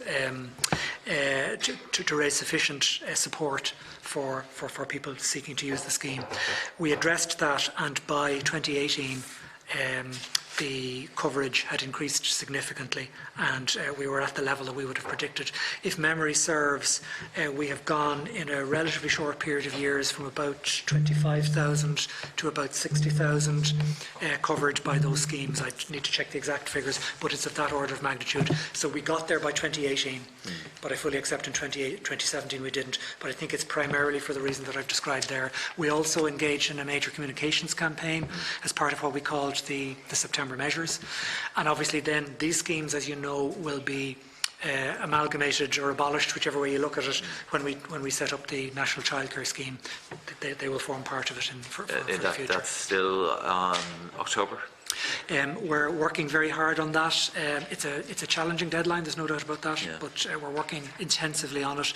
We're well on schedule for most of it. The IT component is always a challenge, and we're working extremely hard. Just my last one, Chairman, Dr. Lynch, just on that IT system. Obviously, it was something that we were all talking about a few years back. And forgive me, I haven't read the note, so I'm not sure whether it's included or not, but did we manage to achieve an on-budget delivery for that IT system build? And what was the outlay in the end? Well, the IT system is still in the process. It's still in the process of being built. I will say it has proved. Yeah, it has proved more complex than we would even have originally predicted. So I'll hold fire, if you don't mind, on specifying the exact likely final amount. But we're pressing very, very hard for a value for money outcome, and certainly I can say I believe it's going to be an extremely good system in terms of the way that it operates. and I think it's for people who can access then the online system, for parents who can access it, drawing together revenue data and social protection data, it will make it significantly easier than the current. Yeah, well, the system isn't ideal as it is. Yeah, and I appreciate that. Thank you very much, Chairman. Thank you. Deputy Murphy. Thank you, and good afternoon, Chris. Yeah. Just to pick up on a point, and I just want to briefly ask you about this, just to begin with, the early childhood sector and the viability of the kind of income for those who work in it. Has there been any work where the Minister has accepted, and I accepted this as a policy area, but the sector employment order, has the Department done any work on what that might mean? And because, I mean, obviously that would be necessary in terms of budgetary responses to it. I might ask Ms McNally to answer that, if that's okay. Sure. Okay. So our Minister has on a number of occasions said that what the workforce earn is really important for children. Good quality for children means a valued workforce, and we know that internationally. The European Commission tells us it as well. And that's why she has been very vocal about a sectoral employment order. We work with the profession a lot. The Minister established a forum, so there's representatives of different groups that attend that forum. Only the other day, the Minister met with SIPTU, ICTU, IBEC, etc., and issues like this are always discussed. But, as the Secretary-General said, and it does sound like a cliché, we aren't the employer. We wouldn't be a direct party at the Labour Court for the discussions on a sectoral employment order, although obviously we'd be asked to make a contribution. And where we asked to make a contribution, clearly we would be saying that it isn't good for children for there to be a 25% turnover in the sector because we cannot retain staff. That isn't good for children. We know internationally that is not good for early childhood outcomes. So we do need to find a situation where staff are paid a reasonable amount and that we can retain them so that they provide proper early education for children. There is only so much we can do. The Minister's put a lot of extra investment, government have put a lot of extra investment, the 117%, which clearly is not going into the wages, it's not all going into the wages of staff, but we would hope that measures like the 7% in etching capitation last September, that we'll see an increase this year. So everything the Department can do to support is being done. The new funding model the Secretary-General mentioned, we are hoping that that will allow us leverage the employers to pay their staff more. So we're hoping that this wonderful model that will be built, that services can opt in to perhaps some extra funding on condition that they pay their staff a certain amount. Okay, that's in development. It will take a couple of years. Yeah, I mean, to be perfectly honest with you, and thanks very much for that reply, but I have a very big memory of this being established, mainly because myself and Deputy Cassells participated in 2 by-elections back in 2005, and childcare was the key issue, and in fact it seemed to take policymakers by surprise that it was such a big issue, and there was €1,000 as a response in a budget, and then the late Brian Lenihan, as Minister for Children, introduced the early childhood education, which was a challenge in its own right to get it up and running. So it's still reasonably kind of new, but we can already see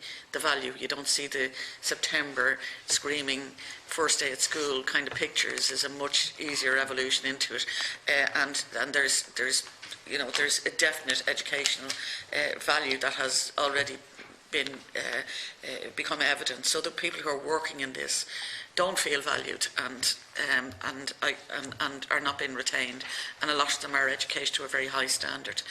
So it's look, I won't labour the point, but it will have budgetary implications, and if there is to be a sizable shift. Just in relation to, we focus here on how you spend money, but what really intrigues me in a department with less than it needs, because I think it's a really important area, children and youth, and there's a very under provision, a huge under provision in the youth area. But the surplus that is surrendered, is that a cause of concern? Because I would have expected that that there would be, you know, every shilling would be spent, and that should be as much of a concern as overspends or procurement issues. Can you outline to us how those surrenders in 2017 and 2016, and was that a feature again last year, and why is that happening? Thank you, Deputy. In relation to the underspends or the surplus, I would repeat, we found it extremely frustrating and certainly was a cause of concern. I had perhaps started but maybe hadn't completed the explanation for why it happened in terms of where they arose. But they arose right across ECHE, the AIM system. Something, I think, wrong with your microphone, and we're just having it. No, just bear with me a minute. It may be that I put documents on top of it. My apologies. Everything you said. Yeah, my apologies. I think as best you can recollect very well. I placed a file on top of it. I wasn't deliberately covering myself. We know that. We know that. I was just saying in relation to the surplus that it is certainly a cause of concern for us. And the causes were primarily in the early years area, and they were primarily to do with funding areas that we knew were there. We knew that the people were out there needing that service, but they didn't take it up in 2017 or indeed 2016. They did by 2018. But did you have the flexibility to spend it in other areas? We didn't really, Deputy, for two reasons. The first reason is that each year the most important month for knowing how much money you're going to spend because of its nature is September, because it's a September start date for most. So we didn't have that time. And the second reason, I suppose, is then we can't easily simply wire or move money from one area to another without permission and approval. And it would have been a temporary thing because we knew it was a temporary underspend, not a permanent. Right. Can I ask you, just in relation to the ECHE scheme, and there's been, particularly in relation to children with special needs, and it's welcome that there is improvements there. You said there was a doubling of numbers. Was that coming from a very low base, and what is the need? Well, it came from about, the figures I quoted earlier were 103,000 places in total. Now, that's not just ECHE, and I'll dig out the ECHE figures themselves, and increased to 230,000 places. But in terms of ECHE figures specifically, if I'm looking at the AIM coverage, that's for children with a disability, the proportion of services, for example, that could offer an ECHE place to a child with a disability, it moved from 44% of services to 81% in 3 years between 2014 and 2017. So that's an indication of the increase in availability of the service specifically for children. That's the physical.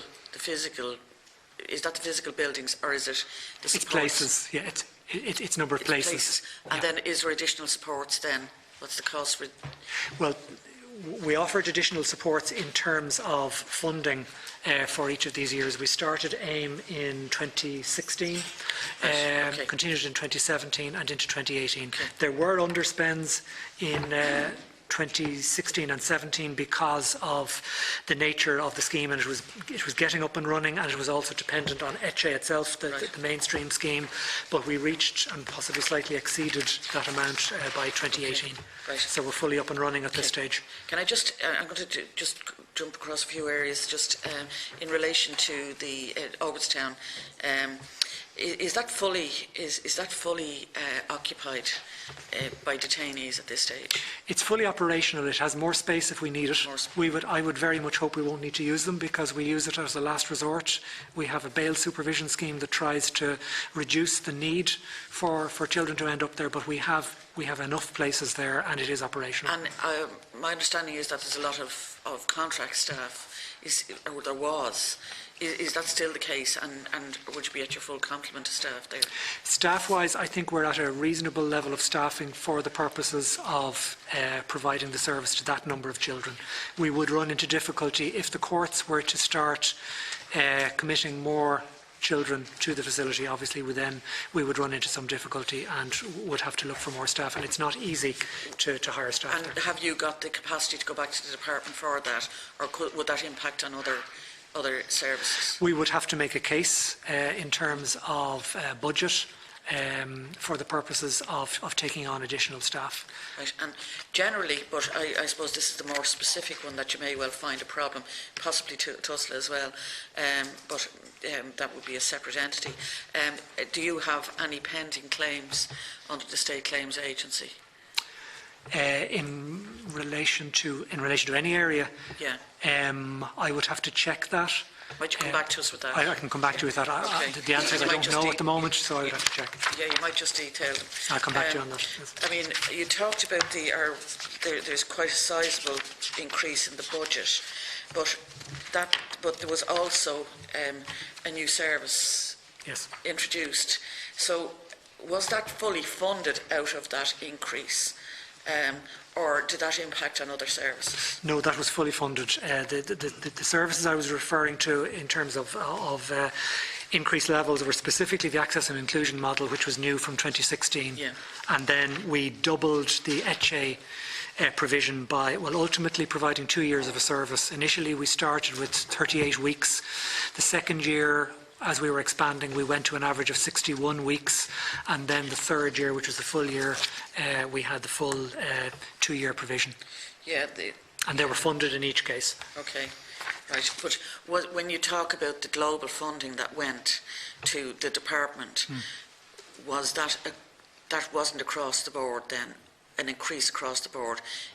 The increase would have been accounted for by specific additional things that the department undertook. Oh yes, the increase was always for a very specific purpose. The major purpose was early years, but over each of the years that I'm looking back on from 2014 onwards, there would have been increased funding for TUSLA, for specific programmes.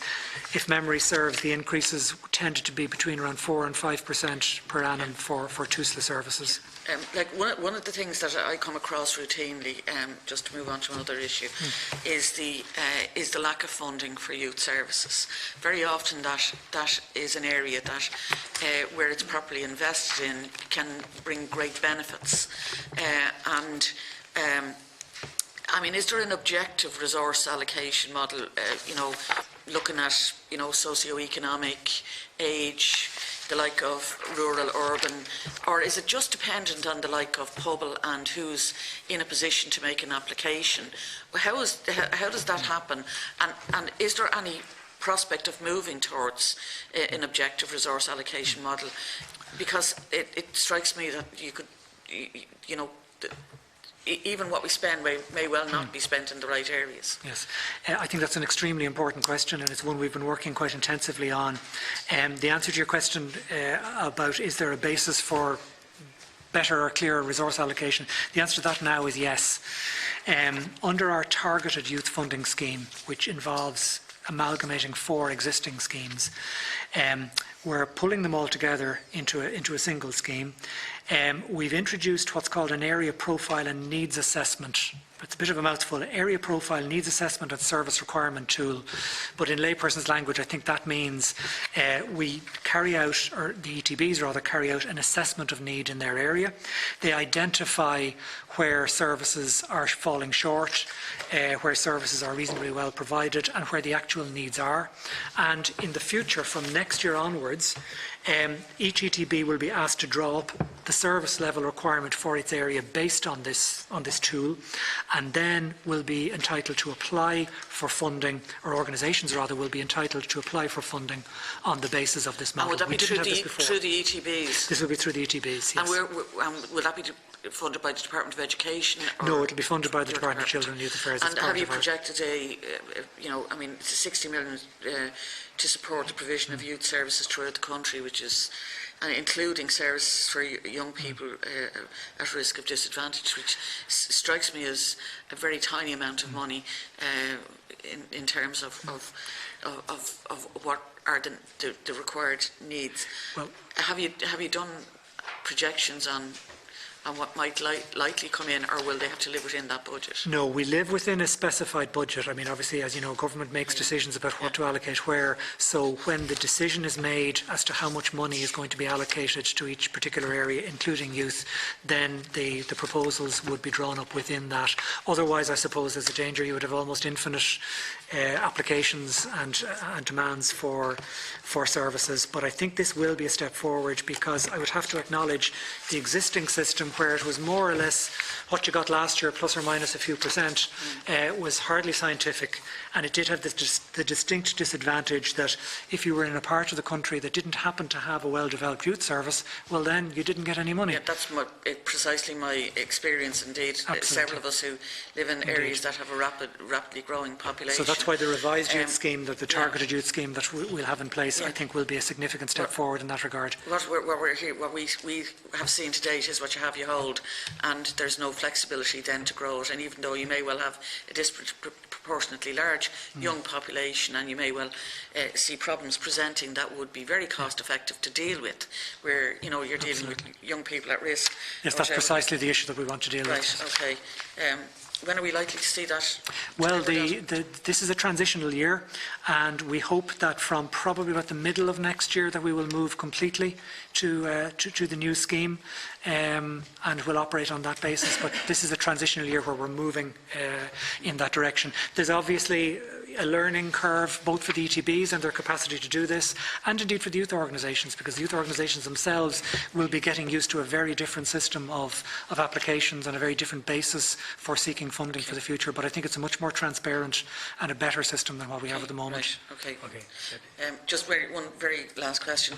The enrolments, was there an issue of people enrolling children and then not taking up places, or is that why the change happened? What prompted the change? Sorry, you're referring to early years, yeah? Yeah. Yes, sorry, just to be clear. Sorry. Well, what was happening was the way we were assessing numbers attending childcare facilities was on the basis of what we called a snapshot period of, I think it was a month, for some schemes. And what that meant was that records, mostly manual based, and this was pre-electronic records or pre-computer based records. Records were taken for a period of time, a month, and then when you went back to see, well, what proportion of time were children actually using of what they were recorded as using, there were differences. And that's where the difficulty arose. Under the new system, both the National Childcare Scheme, and we're much better at it now under ETJ, there is a much more specific system for recording attendances and funding childcare providers on that basis. Okay, thank you. Thank you. Deputy Connolly is next speaker. Now, voting is going to come up very soon, so we'll have to come back after the break. Just to follow on from your comments there, before electronic records, so are you suggesting that before 2 years ago there was no electronic record? My understanding is, following on from Deputy Cassells' questions, that you started your auditing 2 years ago. So were you filling everything in on a page before then, or? Well, PIP. Because I would argue that electronic started long before 2 years ago. Well, in fact, what we call the PIP, the Programmes Implementation. Sorry? Programmes Implementation Platform, the PIP, which was the electronic system, was only introduced in 2014. So before that, we were talking about manual records. So we're now in 2019 minus 2 is 17. So there was 3 years of electronic records, but they weren't being checked in terms of attendance versus. Well, there were records. They were being built up. I certainly wouldn't hold out 2014 as a year in which full records were kept. There was certainly a difficulty, I think, in relation to many of the providers, particularly the smaller providers, who weren't keeping records and weren't keeping adequate records. So you said it in the answers to the first questioner that Pubble's role was to organise schemes and to deal with compliance. So would you think that they did that job? Because if they couldn't organise the scheme, so if they didn't have either small providers or large providers using anything other than a pen and paper, which by the looks of things was completely inadequate, and if compliance was their other role, which I imagine is adhering to the rules and not committing fraud, that Pobble didn't do their job right until 2 years ago, and they were in receipt of $500 million of public money. I mean, what I'm reading from this is, and I'm a big supporter of the ETRI scheme, and I've had the benefit, and I have one in it still, the after 3, whatever one that is. I'm a big supporter of it, but I'm really concerned, as somebody who's a believer in it, that a system was set up where companies, be they small or large, could get a payment based on enrolment of a child's name and nothing to do with if the child ever spent a day in the creche or the facility. And this seems to have been going on for 8 to 10 years. And you're the body over Pobble who are in charge of it. To me, it sounds like the HSE to the Department of Health, the relationship almost. I mean, that is just reckless. This is $500 million of public money. Okay. Can I answer some of those questions? Yes. I think you raise important questions. Just to put in context, first of all, this issue was not an issue for ETRI. ETRI operated well and didn't have the sort of difficulties. What was it an issue for? The lack of attendance records. The attendance records for ETRI were better for ETRI than they were for the other schemes. The CCS, which was provided by the community-based not-for-profit sector, which would have been a lot less well developed, did have difficulties in that regard. And Pobble, at the beginning, when the money was being given for this purpose, the focus was on making sure that parents could afford as much as possible of the service rather than asking questions about attendance. And I should stress the rules of the game. Because you said at your opening, good value for money up to 15 was the focus. Well, the focus also was on ensuring, which was good value for money for parents as well. In other words, ensuring that parents weren't being overcharged for their childcare. So, but the state was being overcharged. Pobble was overcharging in terms of using public money if children were being registered and weren't attending. But as I said, the rules at that stage didn't specify requirements for attendance. They were a grant system which was based on enrolments rather than specifically attendance.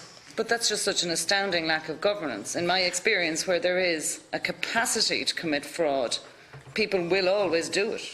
Well, so you left yourselves wide open to my understanding, looking at this, that a childcare provider could register 20 children or 40, 50, 100 children, and could claim headage payment, but the children might never have been going in. Surely that's just a glaring lack of governance when it comes to public money. Well, it was... And it wasn't going on for a year. We could say when you're setting up a new scheme, there could be teething problems. This has been going on for 8 years. It was certainly not the ideal way of operating the system. Mildly. But I think the key issue is that the concern when these schemes were introduced in 2008, 2009, around that time, and indeed going further back, was to try and support parents who were looking for childcare facilities. But really what you did was you supported providers because you gave them money, you handed money to Pobble, who handed money to them. So the money went to the provider. It didn't go to the family because they weren't getting good. You missed doing what you set out to do. Well, the model you're not getting good value if your child isn't turning up. Well, the model was based on a staffing grant system. The focus was on the cost of staff, and these were for not-for-profit entities. I would also say it was obviously much lower amounts of money. It was in those years, because we're going back now a number of years. What I'm trying to describe, Deputy, is a situation where the supports for childcare started off in terms of staffing grants, basic supports for not-for-profit childcare providers. And over a period of time, and really only in recent years, we moved to a subsidy system based on we're funding that child for that number of hours in that centre. And there was quite a difference between those two. So in terms of what Pobble was able to do, or was being asked to do in the earlier years, it was being asked to check that the system was operating satisfactorily, and which it wasn't. Obviously, to check that there was no fraud, and to check that. Well, I think that the instance of fraud or alleged fraud has been very low. The number of instances where there were allegations of fraud have been low indeed, and I think I would distinguish very clearly between failure to comply, for example, with overclaims or claiming for perhaps more hours than the children actually attended for, is in a very different space than a fraud which, for example, would have involved people taking the money for their own use. So I'm not justifying the system. It was a very belt and braces, basic system that operated for a number of years. So the basis of it, and maybe I misunderstood at the opening, the basis for the payment was enrolment and registration, and then you changed a couple of years ago to attendance. Yes, correct. And then with this retrospective governance that we're very fond of in here, in general, not just your department, the rules, by my interpretation of what you said, allowed for the fraud or for the overclaims. Okay? The rules as set out by you, your department, and then transferred to Pobal, allowed for this to happen. So you changed the rules 2 years ago, and the role of Pobal changed. And therefore, the two amounts the Deputy Cassells mentioned, or I think maybe you mentioned, the recouping of 937 in 17-18 and the 4.7 in 18-19, which is nicely 5 times the amount of the previous year, which seems to me like a worrying trajectory, in fairness. Now, maybe it's hopefully not going to continue to 5 is 25 million next year, but maybe we're not going there, hopefully. So, you just said it was very low. Low in what terms? 4.7 million is not low. So, like 4.7 million is what you've been able to recruit from overclaims since you changed the rules. Yes. So, first of all, how is it 5 times? How is it increased 5 times in a 12-month period? How can you explain that to me here? Is it just you've got better at catching people or claiming back? And then finally on this bit, who's guilty? Was everyone at it? Was it large providers copped on to the lack of governance and the availability of money? Was it these CCS groups? Like, who was doing it? Because my view would be, and just without knowing, that small childcare providers would have known that if you didn't have the child in front of you, that you couldn't get a payment for them. Okay, a couple of points there, if I may clarify things. The first thing to say is, in most instances where overclaims were identified, it occurred in instances where children didn't attend the same number of hours. It's not that they weren't attending at all, but they didn't attend the full number of hours. Yeah, so it was payment for 20 hours and only coming in 10 hours. Something like that, or 15 or whatever it was. Yeah. The second thing to say is that the focus has been, you were asking about how come it has, the recoupment rate has increased so much. 5 times. The focus has been on the highest risk to the exchequer. So the compliance visits were focused on the larger providers, those paying out more money, and indeed focusing specifically on the schemes where most of this difficulty arose, which was the CCS and related schemes. But I think it's important to stress that we started from a very different perspective, which was trying to assist childcare providers provide a reasonable level of service with a certain level of state money, which was relatively modest at the time. That has grown significantly since then. The system has become more sophisticated to the extent of even at last having a proper computer-based system to capture everything. And the sector we were dealing with in particular, where the difficulty arose, the CCS sector, would have been not-for-profit small providers. They must have been making a profit.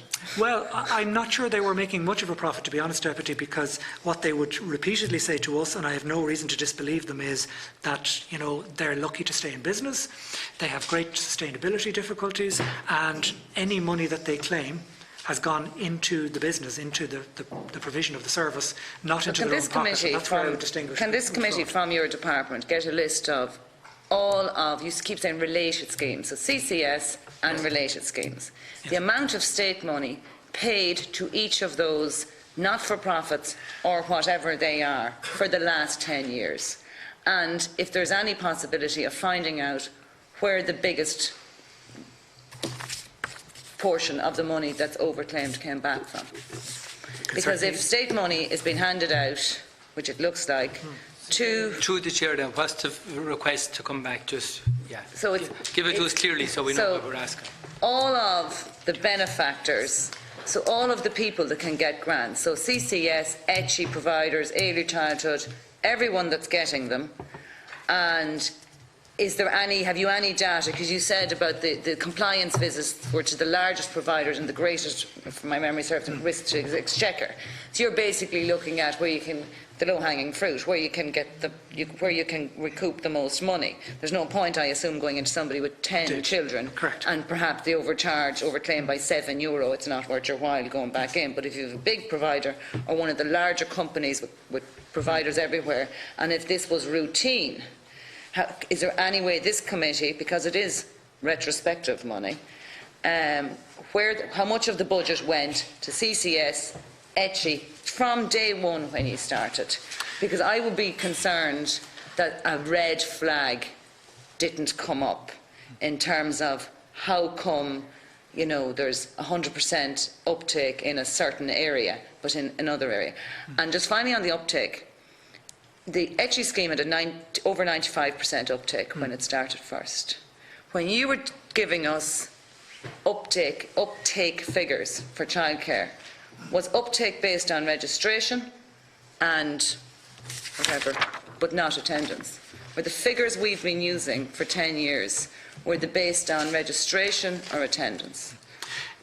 Just to answer. Can we get that table, sorry, from Deputy O'Connell by group, so that the CCS group payments are separate by county? Yes. To the, that's Yes. okay. We'll certainly Need give it you broken whatever. down as to who got the money, when it started, and we'll be able then as a committee to look at spikes and hopefully We how can it should have been certainly give you whatever information we have in relation to payments by category, in other words, the ECHE scheme, the CCS, the CET and the various other schemes.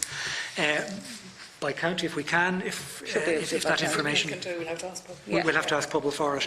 But Naming every individual childcare operator. I'm assuming not. No, but I'm sure that's I just want to confidential. clarify that because you said every... They have to send in their financial statements anyway, Chairman, for public monies. No, I understand, but just trying to get the volume of the requests is what I'm trying to do in my head. Like how many organisations would receive? There's 4,500 services. Yeah, well, you see, if you multiply... That's what we want. No, but if you multiply 4,500 by each of the 10 years, we don't want the document here with 40,000 sets of payments on it. I want to be manageable. CCS. You said there's 4,500 types. 4,500 in total across all the contracts. So at one period there may have been about 3,000 services. I'll double check those numbers for you. On CCS, that's reduced now. But we have a better system called CCSP now, and there's certainly about 3,000 on that now. So they are large numbers. Oh, sure, look, we need the numbers and we can group it ourselves. See what you can get us. Can we liaise with you around what liaise about, like, I'm up front. We don't want to get a document with 40,000 that we are not going to read through, and you using valuable time, and us getting a document of 2,000 pages.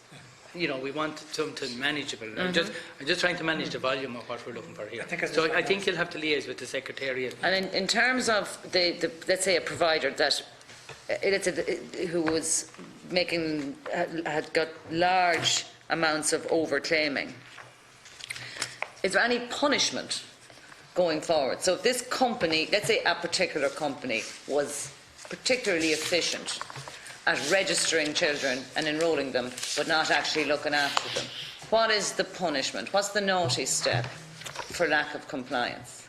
Are you turfed out of the scheme to the future? Are you inspected more regularly? What's the slap on the wrist? So what we've done on that, because we have been trying to incrementally improve everything over the last number of years, including the rules and contracts. So it's really only since 2017 that we have a more robust process in place, and that includes a 3-year compliance framework. So we work very much with them. We make it clear to them if they have made an overclaim. We give them an opportunity to dispute that if they have, and then we start introducing penalties. So at the moment the penalty is that in year 2 If we find non-compliance on a second visit, we can withdraw their programme support payment or refuse to offer it to them. So that's the payment that is now 19.4 million a year. So it is built into the compliance framework, etc., and contracts that we can refuse them access to that. And that's a lot of money for small services. We can also refuse them capital. And again, you know, we have fairly good capital available on a yearly basis, so not being able to access that is certainly a sanction. The biggest sanction, I suppose, is that we are recouping it. So if they have overclaimed, we're going in and changing the PIP registration. So the next payment, they're expecting a couple of thousand next week, they won't get it because they've overclaimed. That's the biggest sanction. But the programme support payments and the capital refusal are where we're at. And at the end of the third year, if they're still non-complying, we can withdraw their contract. Okay. The Women's Refuge in Rathmines comes under TUSLA. Would I be correct in saying Women's Refuges come under TUSLA?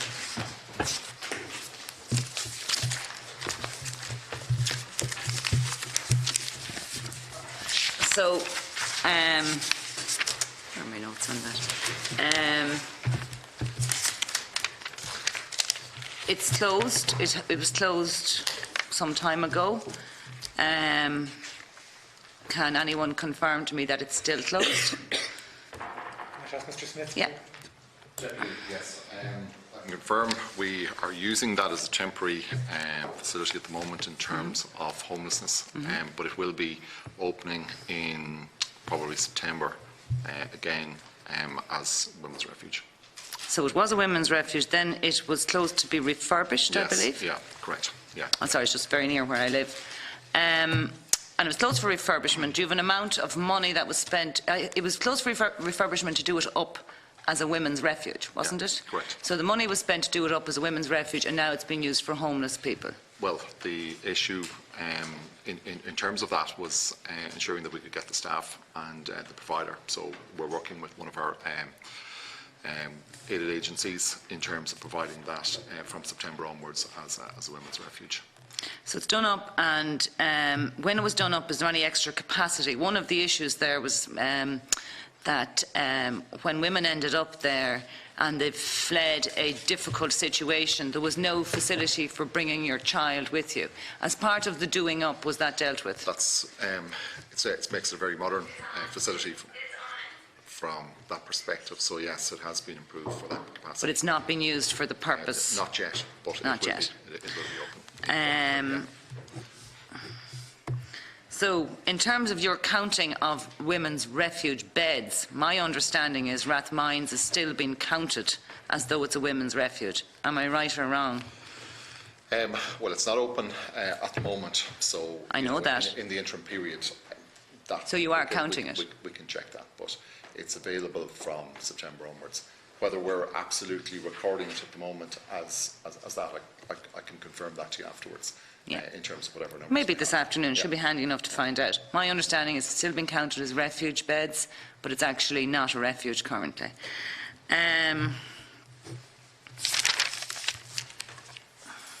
You mentioned staff. Where are the staff that were there before? What happened to them during the doing up phase, and where are they now?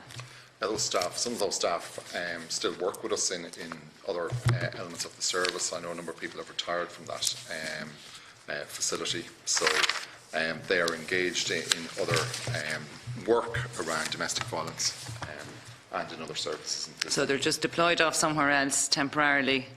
Can we get a bit more of a detail on that? We can do that. Was there redundancies paid, that sort of thing? So where the staff went, were they given redundancy? Were they given money to move to a different job? And are they coming back with the experience they had to the facility in September? Yeah, so we wouldn't have engaged in any redundancy schemes around that. They would have been redeployed within existing services, no question of that.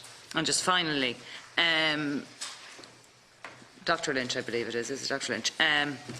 Regarding the pay of childcare workers, it is very concerning. I think it was Ms McNally mentioned the 25% turnover in staff, and I firmly believe the person who looks after your children is the most important person. Maybe the husband might come above that, but second is the childcare provider, and it's because it's a caring profession and feminised profession. My view would be that that's why the pay is so low. But you mentioned your sympathy for the situation for workers and your high regard for the workers, and you acknowledge the pay was low. But I'd just like to mention to you that sympathy, acknowledgement and high regard doesn't pay bills. And it is very concerning, the pay under which mostly women work in this sector. And I do think you have a role in pay because your focus is on quality. And if you don't pay your staff right, you won't get the quality, and children will suffer. So I do think, although you don't actually employ the people, I do think you have a role, because if you pay $11.92 or something, 93, sorry, an hour, I better go. Yes. Yeah. No, at this stage, thank you. No, thank you, Deputy. Now, at this stage, we have to take us out. We've votes in the chair. We're going to take a break for lunch. So, I suggest we'll resume at 2:30. I don't think it'll go on for too long in the afternoon, but we're not finished, as you can see. Some members haven't had an opportunity. So, we're suspending now until 2:30. Session. And we're resuming our discussion with the Department of Children and Youth Affairs, and we're also joined by TUSLA Interim Chief Executive as well. So the next speaker indicated is Deputy David Cullinane. Welcome to Mr Lynch and his team. Apologies if any of these questions were asked when you come in late on. A lot of the questions may already have been asked, so I just ask forgiveness for that first.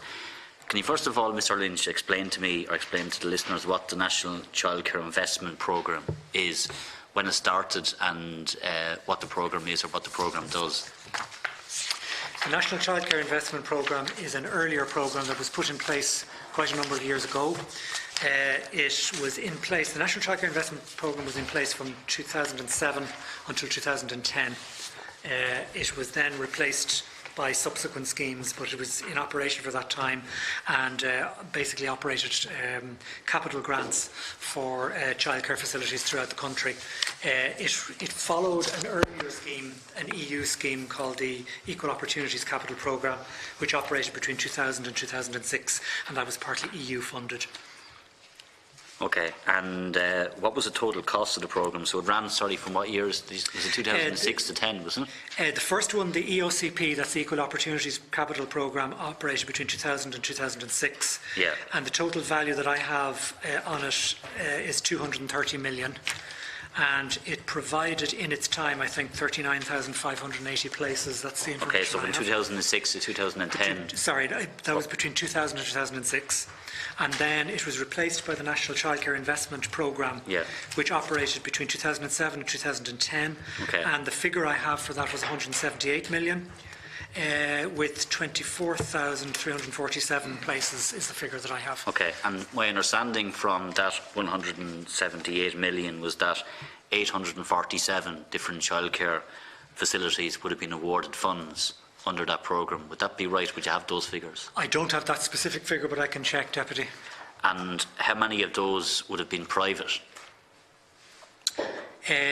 I don't have that information, I'm afraid. It's going back a number of years. I'm sorry, I don't have that information, but I can check it for you.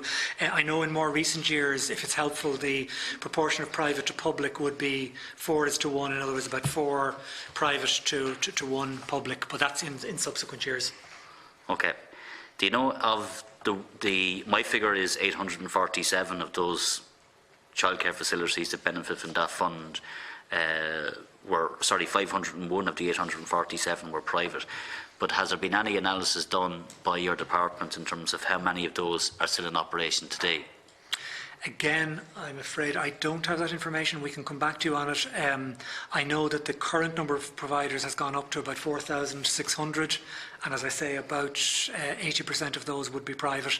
I would imagine that a good number of them would still be in operation, but no doubt some of them would have been closed. If it's a particular piece of information that you need, we can certainly get that. The reason why I ask it is there was a parliamentary question came back when a question was asked about how many of them were still in operation, and the response was that, I quote, "It is not possible to provide an accurate number of services that receive funding under the NCIP, both community and private, that remain in operation to this day." Why is that? Is that because it's information you haven't sought, or it's because it's difficult to get that information? I think it's because it goes back in time. It was even before the Department of Children and Youth Affairs was established, and equally the EOCP before it was run by the Department of Justice and Equality, or the equality part of it. Can I just add to it that we are hoping to do a piece of work to do an audit of what is out there at the moment, because, as you know, under the National Development Plan, childcare has been identified as a strategic priority, and we've a commitment to 250 million. So to make the best use out of that money, we do want to do an extensive audit on what is out there at the moment. We've already started that work. We've done some desk-based work, and we will be doing more and commissioning some assistance with it. So we may be able to do that as part of that work. Okay, thank you. Cahill, can I ask, and I asked this question from a process and procedures point of view, and I know that in relation to the mother and baby homes there is a commission in place. So obviously the commission is independent and it has to do its work. But there is a lot of public concern about the commission's refusal to release information to family members on where their relatives are buried. And obviously that's a concern to a lot of people. You know, I've spoken to some family members who would say that it's painful and it's shocking that that is the case.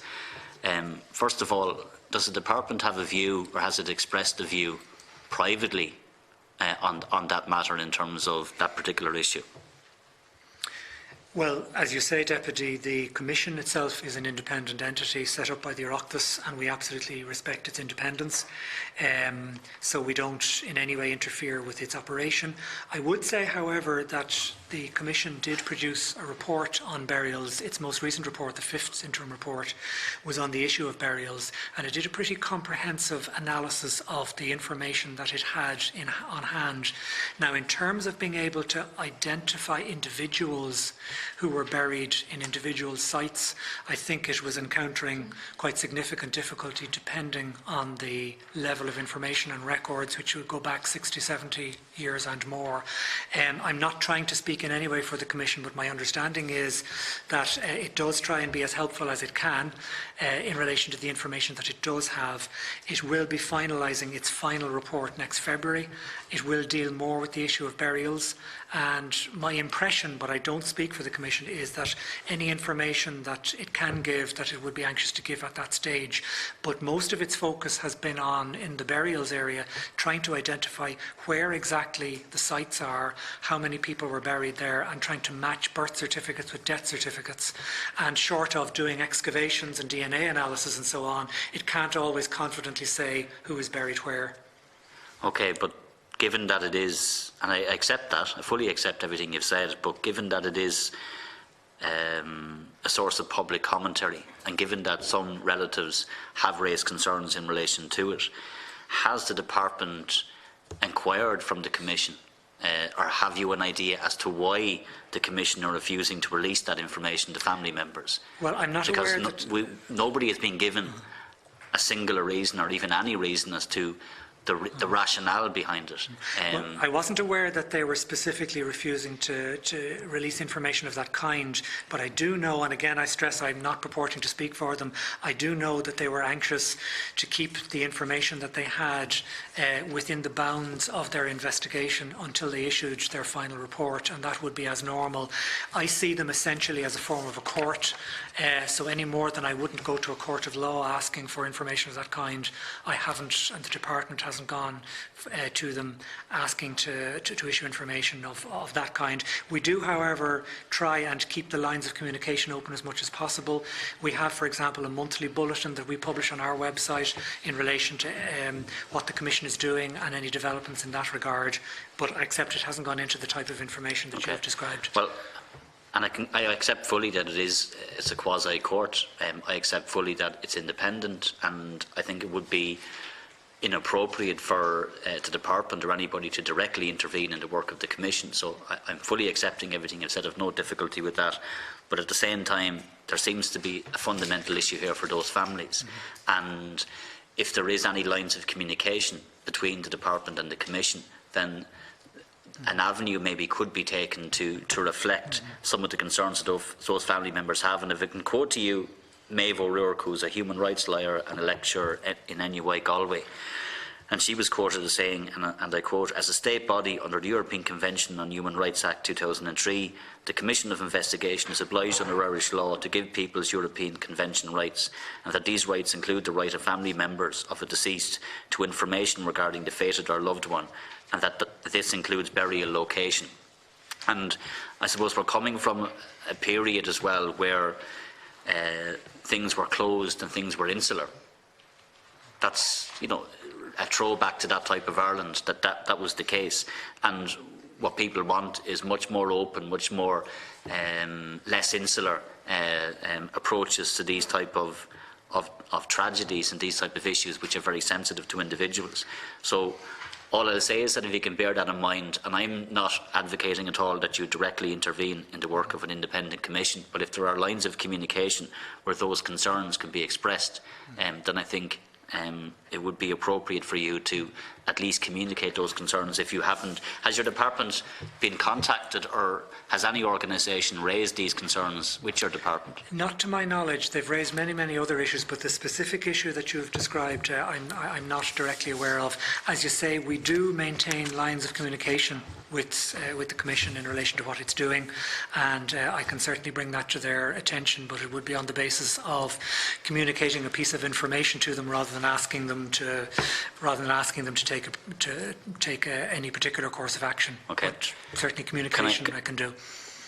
Thank you. One final question I have is in relation to an issue that is not directly related to your department, but has a direct bearing on children, and that's child homelessness. What level of engagement and what level of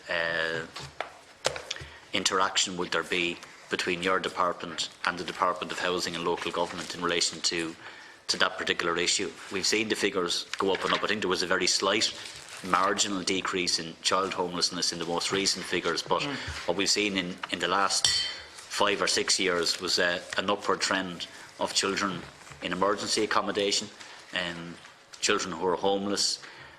We know that has a very deep impact on some of those children. There was a primetime programme, I think, recently as well, which highlighted the very human side of that, where children were telling their own stories and their own experiences of what it's like to be in emergency accommodation. There's stigma issues, there's the lack of certainty, there's the fact that it isn't a home, it's the impact that it would have on them.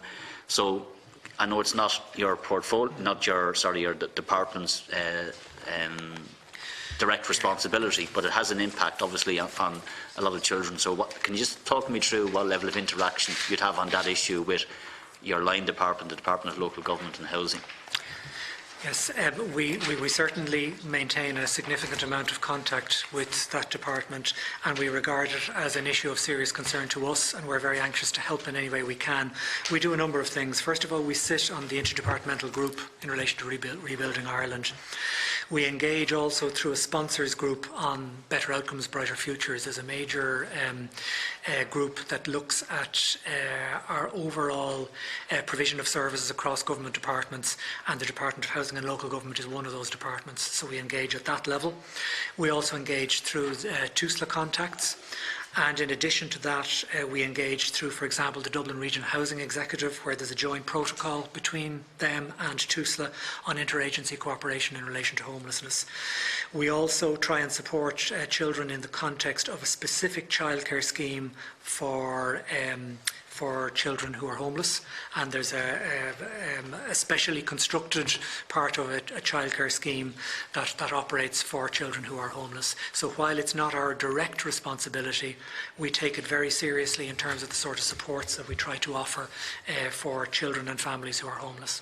Okay, and would there be children who are homeless that wouldn't be covered under the figures that would be presented by the department? So my understanding is the Department of Housing and Local Government would present homeless figures that would include people in emergency accommodation mainly. But would there be children under your department's watch that would be potentially classed as homeless, that would stand as separate, I suppose, to children who are classed as homeless under the department's heading? No, Deputy, my clear understanding is that all children are counted in this measure. When you say all, then can you go, what categories would they fit under? Well, any children who are registered as being homeless, irrespective of whether, for example, they're with their own family or whether they're in any other circumstance. And I know that the Department of Housing keep the homeless statistics on that basis. So there is no category that I can think of that would not. So when they are classifying or categorising children who are homeless, would they seek information from yourselves? I might ask Ms. Fisher to no problem. answer that, if that's okay. Thanks, everybody. I'm just wondering what type of information that you're inquiring about. What type of service are you talking about there? I mean, from the point of view of children who are homeless, they're counted under by the Department of Housing as such, but there are other services that are provided in addition to that by TUSLA. For example, there's a money provided to Focus Ireland to fund a project worker who provides services through Focus Ireland. In FRCs, there's money provided to FRCs to provide services such as homework, rooms that are suitable for people to do homework, washing facilities, laundry facilities, that type of situation. But they don't live in those facilities. They live in accommodation that is counted by the Department of Housing. Am I answering your question properly? Yeah. So there are other supports that wrap around the Department of Housing supports that are there. While they're included there, there are various other ones as well. For example, there are family resource centres in Mulhudder, Ballyfermot and Ballymun. They have those homeless services where they receive food, laundry facilities, Wi-Fi, family support services and other support services, and it's proposed to expand this further in 2019 with a proposal to recruit 5 project workers to work in FRCs with homeless families, again wrapping around the Department of Housing. And also as well, one thing that our department has done is our department has worked very closely with the Department of Housing in the extension of the capital assistance scheme for young people leaving state care, and that's one thing that we do as well, because there is a view that some people who are leaving state care may be susceptible to homelessness. Where that happens, there is a strong element of our support with and engagement with the Department of Housing to ensure that that capital assistance scheme is open to local authorities and to approved housing bodies to acquire. And already there have been up to between 10 and 20 young people have been accommodated in that scheme, and there are more properties under sale agreed at the moment in relation to that. Okay, so you're satisfied that the overall figures would capture child homelessness in its entirety? To my knowledge, yes. To my knowledge, yes. There's one category, Deputy, that's just been drawn to my attention, that but I would need to check this, that it may be the children in refuges who may be viewed as short-term out of home but may not be counted in homelessness. I'm not saying that for certain. I just need to check that one. I think it's children in direct provision centres are classed separately as well. There's a couple of categories that would be separate, but I was just trying to tease out whether there was others. Other than it doesn't seem to be so. I'm subject to checking. I'm not aware of any such category. Could we come back we can yeah. Thank you. Thank you indeed, Deputy. And just ask a few questions now myself. Let me get my notes here now. First thing I just want to ask, it's an observation more than anything, and Mr. Lynch, I referred to your opening statement, and I suppose it's an example of how tough a job you have to do as a department in TUSLA. And on the one hand, you know, when we think of children, most people will think this should be good news in the early childcare year and everything like that. But like I was just looking at your opening statement, there's a whole lot of positives in it, but quite a lot of it talked about ending, you know, one of the things you were working on during the year, ending the detention of children in adult prisons, publishing legislative proposal for the guardian ad litem system, bail supervision scheme. And then you talked about child protection issues, and particularly the policy and operations involving Garda Síochána and TUSLA. It's kind of difficult. We're here talking about children, and so much of your opening statement was about the criminal justice system and engagement with the criminal justice. It's only an observation, I don't have a question. You've done a good work, and for those who just scan over these things, if you actually think the Department of Justice and the Garda Síochána, and I presume it's Tusla more than anybody, you have quite a lot of dealings with those areas. I don't see any mention in the opening statement, but I'm sure there's plenty. Maybe Mr. Smith, in relation to, I've noted what was there. I have no question on it. What's there is there. But the question then of dealing with the juvenile liaison officers and the probation services, does TUSLA explain your systems and procedures in place? Because you seem to have quite a bit of dealing with, unfortunately, the criminal justice system. Well, yeah, we I suppose directly we don't, in terms of the actual, the children who are in the care of the state. None of those effectively are caught within the system, but so the 6,000 children that are in care of the state, the vast majority of those, 92 or 3% of those, are in permanent foster care arrangements. We have a cohort of children then, around 500 to 600, who are in residential services, and that goes right up to the very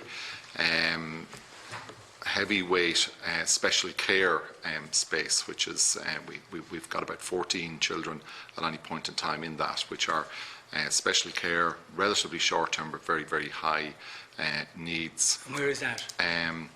We have a number of units. We have 2 in Dublin and 1 in Limerick. So the places that we have are spread around those. They're Ballydowd. Right. Deputy Connolly, you indicate when you want to speak, because Deputy Cullinane has just completed and I was just starting, but I'm happy to... Aylward might be coming back. I think Deputy Aylward might be coming over. Might, we'll wait and see. So as soon as you want to speak, just indicate and you come in straight away. Yeah, go ahead. So, you tell me as soon as you're ready.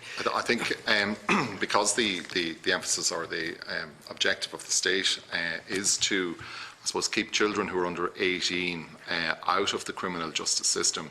The Oberstown facility was, a part of that move from Justice, and my colleagues will kind of give more detail on that. But in terms of TUSLA's experience, I guess our challenge at the moment is that we do find an increasing number of young or older children in the 16, 17 age group with very high needs, and where criminality is an element of what they're being, I suppose, what they're dealing with and what we're trying to protect them from. And that certainly has an impact on the resources that we in TUSLA have to deal with that, and that there can be some very, very challenging cases. Right, so you're saying there could be 500 or 600, 400 or 500 in different... We understand the fostering, so what type of... So the main services we have on the residential side are literally relatively standard residential care units of between 2 and 4 children where they're housed with our staff, or where we buy those privately. So those children are usually in those residential placements for a period of time. It's seen as an interim treatment, I suppose, or facility where their behaviours are stabilised, and hopefully they work back down into more standard foster care arrangements. And is it mainly private contractors you use to deal with those? No, it's about 2/3 to 1/3 in terms of that facility at the moment. So that's changed. 2/3 private. Right. So we have about 200 companies. Yes. That provide this facility. Yeah, absolutely. The locator premise is a house in a town or wherever, and there might be 3 or 4 teenagers in there. We're just trying to understand. So that's been the case for a number of years, and it's a service that we work closely with in TUSLA through residential services. What kind of manning levels would you have? 1 to 1, like over the course of the week? They're much higher than that, because they are. I mean, these facilities are set up as far as possible to be places that resemble, as much as possible, normal family arrangements. So they will be staffed with childcare workers, with social workers, with domestic staff, in order, and it's 24/7. So it's a full scale. It does depend on the number of children that are in the house. If there's 4 children, which is probably a more normal arrangement. You can have arrangements where maybe there's just one kid who's in particular crisis. So that would obviously have less staffing, but maybe more skilled staffing. Right, okay. So, now that you mentioned staffing, I think we were all a little bit surprised and happy to help. We got the email from Tuesday, maybe on Monday or Tuesday, you're looking to recruit staff, and I hear you advertising, and you've asked the deputies to tweet the message and whatever and let people know, which I've seen a number of deputies have done. Tell us about the difficulties you have, because obviously we'll move on to backlog of cases, which is related to staffing numbers.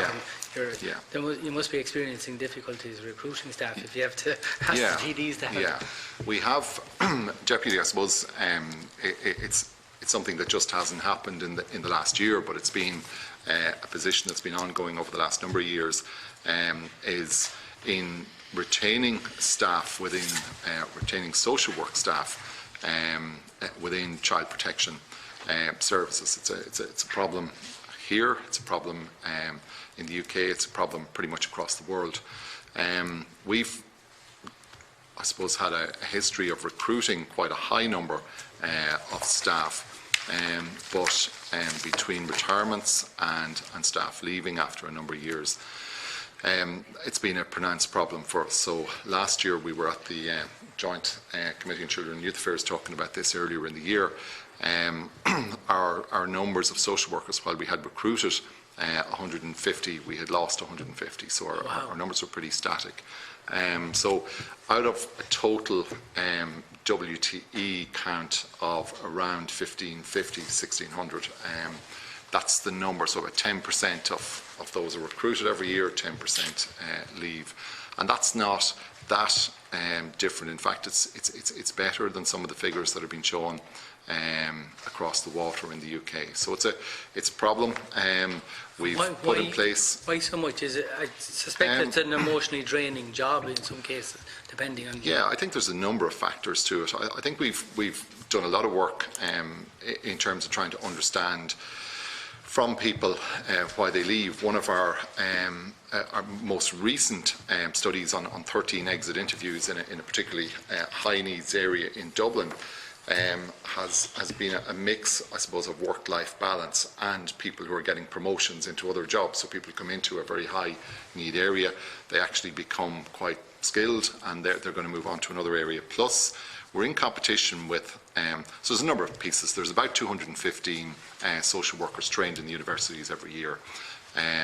We have recruited, as I said, around 150, so we're getting a very high percentage of that new intake. But we're in competition with HSE and with the voluntary agencies. HSE are in a continual space for staff there on disability services and elderly services and hospitals, so they've quite a high need as well. Our staff are seen, because they've come through the child protection and welfare side, as quite experienced, and it's a fast upskilling. So they are in demand in other areas. Plus, obviously, a lot of young graduates travel after a number of years. We've discovered that staff will work for up to a period of 2 years and then leave because they can draw their contributions back down at that stage, which is like a ready-made savings scheme, if you want, in that case, to do that. Plus, we've got our total headcount is around 3,900 as of the end of April, I think, with 175. Just pick up. You say after they're done the 2 years, they have the PRSI, and you're saying they can claim job seeker benefit. No. They can draw their pension contributions because they're under 2 years. It's their. But they can withdraw what they contributed. Yeah. And they can withdraw it back out. Yeah. Oh, right. Okay. So, can you explain that? They work for 2 years and then they can leave with a lump sum, essentially. They're young graduates. Yeah. So they're working for 2 years, saving to travel and going off. Yeah. So to give it, let's say the superannuation is 6%. Is that what it is? Yes. Right, and they're on 40,000. That's the figure on the email you sent us. So they're paying in 2,500 a year, and after 2 or 3 years, they're 5, 6, 7,000. 2 years after and 2 years, you can't. They can cash it in. No, you can't. How do they get up to 2 years? You can. After 2 years, you can't. So they can get £5 grand back out to head off. Yeah. if you go over 2 years. The country, you So it's a continue to. byproduct of this new system. People can do their 2 years, cash in. I think that one was always there. That under 2 okay. years piece was always a facility, but it's. We learn something new every day. Yeah. So the other piece, of course, is that we've got. I mean, our staffing is about 87 or 88% female, because of the fact that it's a new agency and we've recruited quite a number of people. We have about 175 people, anything between 150 and 175, on maternity leave at any point in time. So that creates the other demand. Now, they aren't leavers, but they're vacancies that obviously get created in the system for up to a year. So that's a constant churn in that place. We've developed a workforce strategy, which is about, part of it is the recruitment campaign and getting much more vocal about how that a career in child protection and welfare is actually quite a rewarding career. So despite the bad press that our business inevitably gets when something goes wrong, and that's quite serious, the overwhelming I suppose story from social workers is that it's a very, very rewarding place and a very, very rewarding career to work in, and I see that all the time in terms of the effort and enthusiasm that people put in, way beyond what you would expect in a public sector organisation. I think that has to be acknowledged with the staff who work in very difficult circumstances, as you've said, Chair, in some cases. We've introduced a lot of change. We've been talked about this before in terms of services. We've been training and developing people on a piece called Signs of Safety, which is a very good system, because it's trying to establish for the child who's at risk links with their family, with their local area, try to maintain that kid in their own environment, protect them, work with them, with their family, but draw in others into that network, so that the child is protected and remains in a family environment. Social workers have found that very, very strong, or made very, very strong statements about the usefulness of that, and we've developed that around the country and rolled that out. So those kind of initiatives are about changing the culture and the way we do business, and that's had an impact, I think, in terms of social workers looking at the business and saying this is better and this is a better way to do things. So we have a lot of initiatives looking at why people leave the organisation, looking at better ways of recruiting, looking at ways of retaining staff. It's not a secret that we have some areas that are very, very difficult areas to work in, and they are the areas where we struggle to retain and get people into. And sometimes it's a circle that reinforces the vacancy problem, in that young newer graduates end up in those areas. Their managers are often relatively inexperienced, or that can be, so there's quite a high need to support them, and that's a challenge, because that's probably the last place where new graduates should be, and we've tried to look at that to redress how we support them, better train them, find better ways, and this has been a challenge in the public sector, because recruitment and the rules around that are there for very, very good reasons, but we find it difficult sometimes to get the right people to the right place as quickly as we need to within the rules. So we've had to look at measures and ways of trying to create pools of staff that we can use when we run into problems in staffing in particular areas. Just moving back to the children, and that's very helpful in the staff, and it's useful that's put on the record here in the House as well, which I've just been saying. I think I saw somewhere maybe you're doing longitudinal studies. Like, I presume there's a lot of learning from the children that go through TUSLA, the 500 or 600 or the less than 10% that, not just regular fostering because of what their parents are not there, but the 5 or 6. Do you monitor, where do they end up when they're 20 and 22 or 23? Because we would hope, having an agency like yourselves, you are meeting children at an early stage, and the fact that you've identified 500 or 600 at this stage, I hope there's a learning process as time goes on, and there's a bit of institutional knowledge building up in the system. to minimise the difficulties that when they come out at 18, they're in a better place than they would have been on a previous occasion before Tusla. Because we would hope you're not just dealing with the problem today. I hope you're helping to contribute to reducing the problems that will continually arise. Sure. I mean, that my colleagues talk about the longitudinal study because there's work going on around that. But I think one of the points that's really worth getting out there is that at the moment we've just over 2,000, so children age out at 18. We place a lot of emphasis on ensuring that there's clear aftercare plans for those young people. But for a huge majority of them, we continue to provide both financially as well as in terms of service, care and assistance for those young people. Many of them are in education. So, you know, kids today are more likely to be 19 doing leaving certs. So they're you know, because they legally become an adult at 18, they remain effectively as in the care of the state. We have around just over 2,000 young people, so over 18s, who are in the care in formal aftercare arrangements. That's in addition to the 6,000. That's in addition to the 6,000, yes. Yeah. Over 2/3 of those are in full-time training or education. And I think that's a stat that is never, we never manage to get it out there. You know, they are successfully 1,000 that are under 18. There's 6,000 children, just over 6,000 children. And then there's 2,000 over 18. It's a sort of like a continuation. Yes. And 90% of the 6,000 are in fostering generally. And the other, so it's only 600. That's my 10%. It's only the 5 or 600. Yes. That's the 600. Oh, that's fair. Different arrangements. Who would be in residential care arrangements. The vast Perfect. majority of those under 18s are in foster care arrangements with families around the country.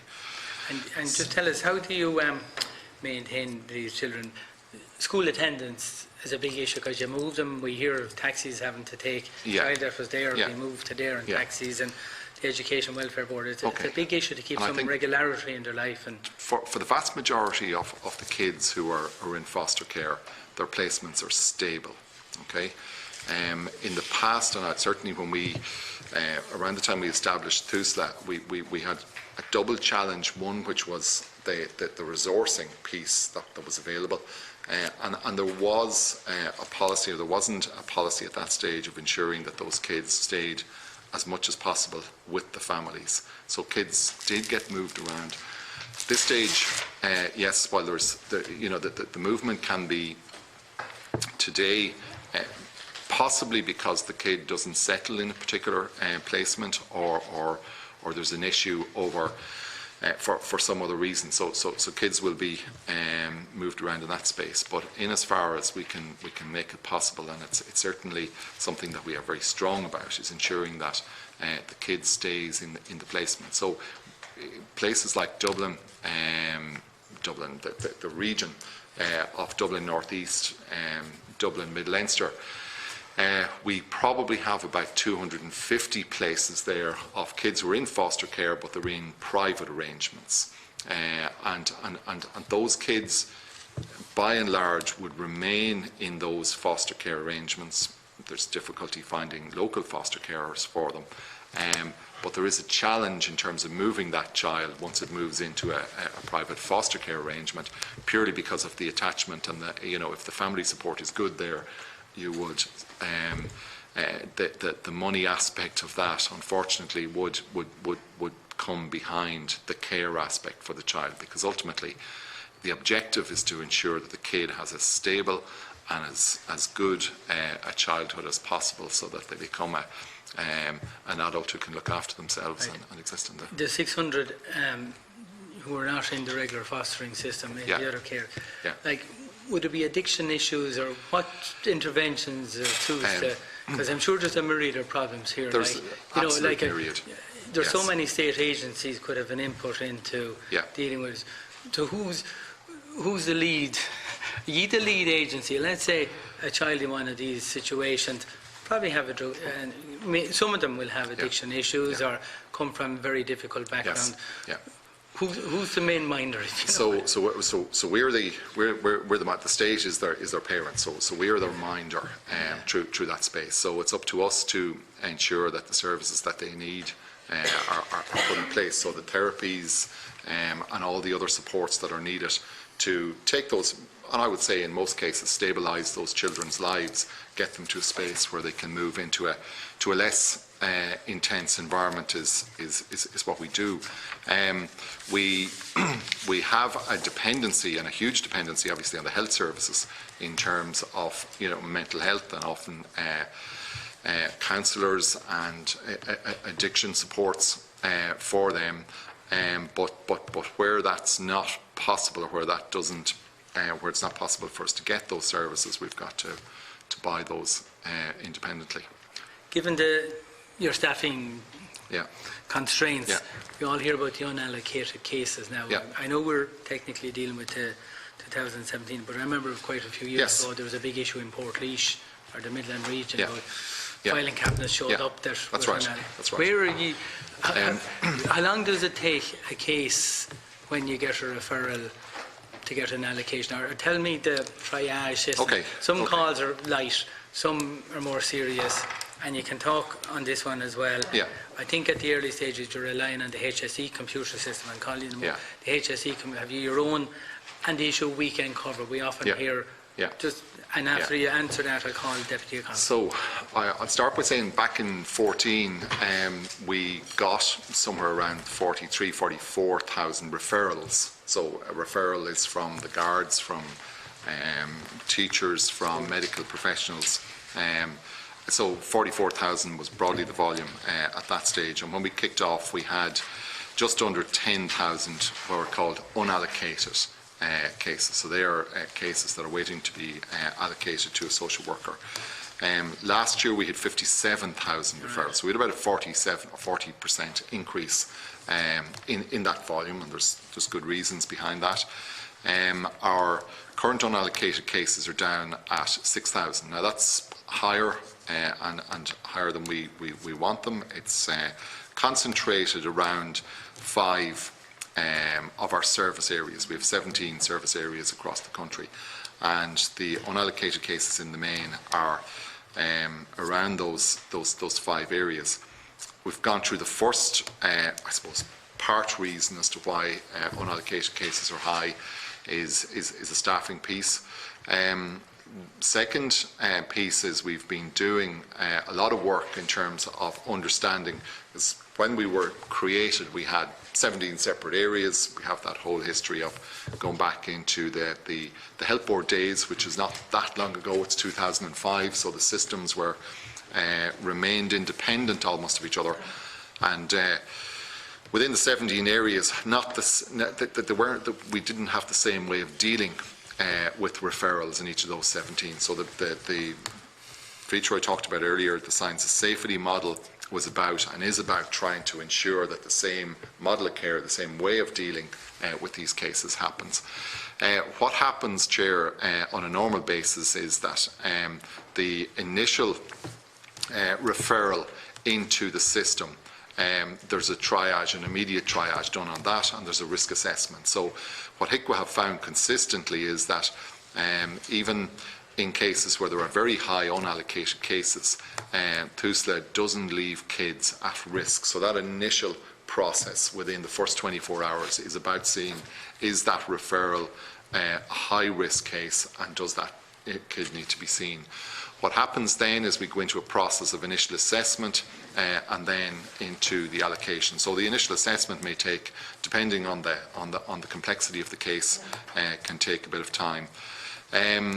The analysis, though, of the actual assessment and working with the people who give us referrals is actually something we're quite engaged in at the moment. So we get a lot of referrals from An Garda Síochána, and obviously so we've been trying to work with them to put in place systems that give us a lot more information in terms of the referral that would come from them, as well as with teachers from schools and others. Because what we're trying to do is, with the huge increase in referrals, is make sure that we're getting information that makes sense, that you can make good assessments. And just for clarity, does mandatory reporting exist now if a Yes. school teacher sees an Yes. issue or an Yes. that will probably Absolutely. increase the number of referrals. It's certainly part of the mix, but if you look at the trajectory, Anyway. it was going up anyway.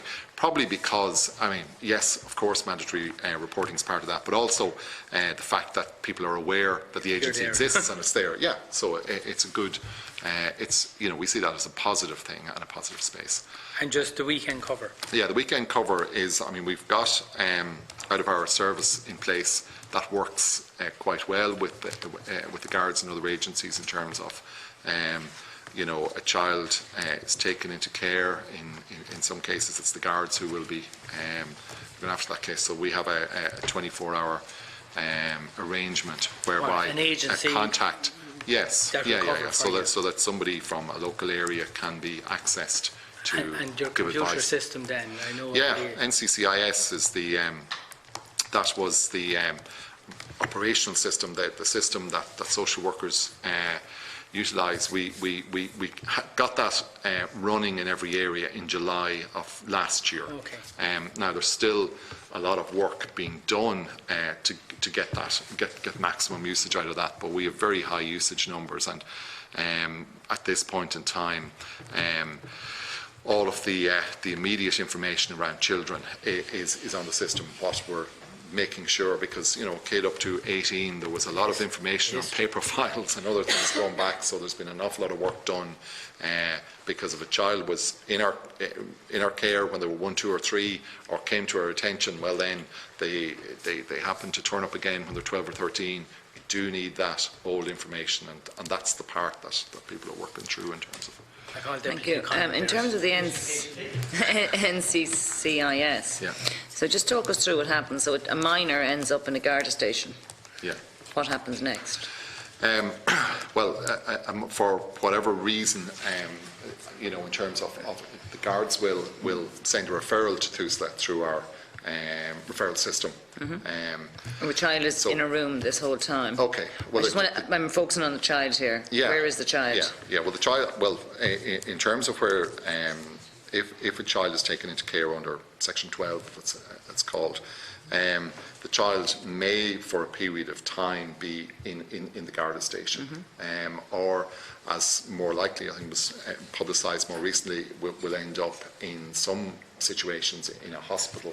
Where they haven't been able to provide care for some reason or another for a shorter period of time. But when TUSLA engages with the guards, in that case, our focus is we have a facility and we have a service nationally with a private provider that when a child is taken into private emergency. provider's name? Who is it? I assume we can find out. I'll get you the name of that provider just as that coming to it. Absolutely. The agency, yeah. Have they nationwide cover, or is it different in the region? It's nationwide cover. So they dispatch then a person? Well, we will get a social worker from the agency our service who will work with them in terms of who will go to the hospital or the Garda station to the child.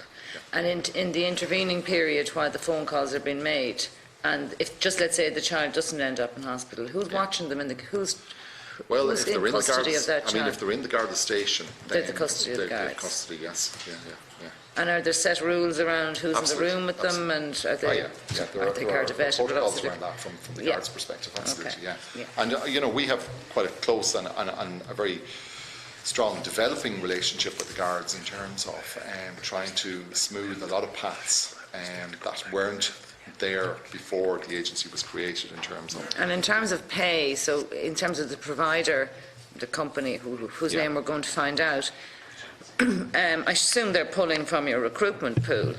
Like, what are we paying per hour to an agency social worker versus a regular that we have ourselves? So, just got the Five Rivers is the name of the agency that we. Five Rivers, yeah. So,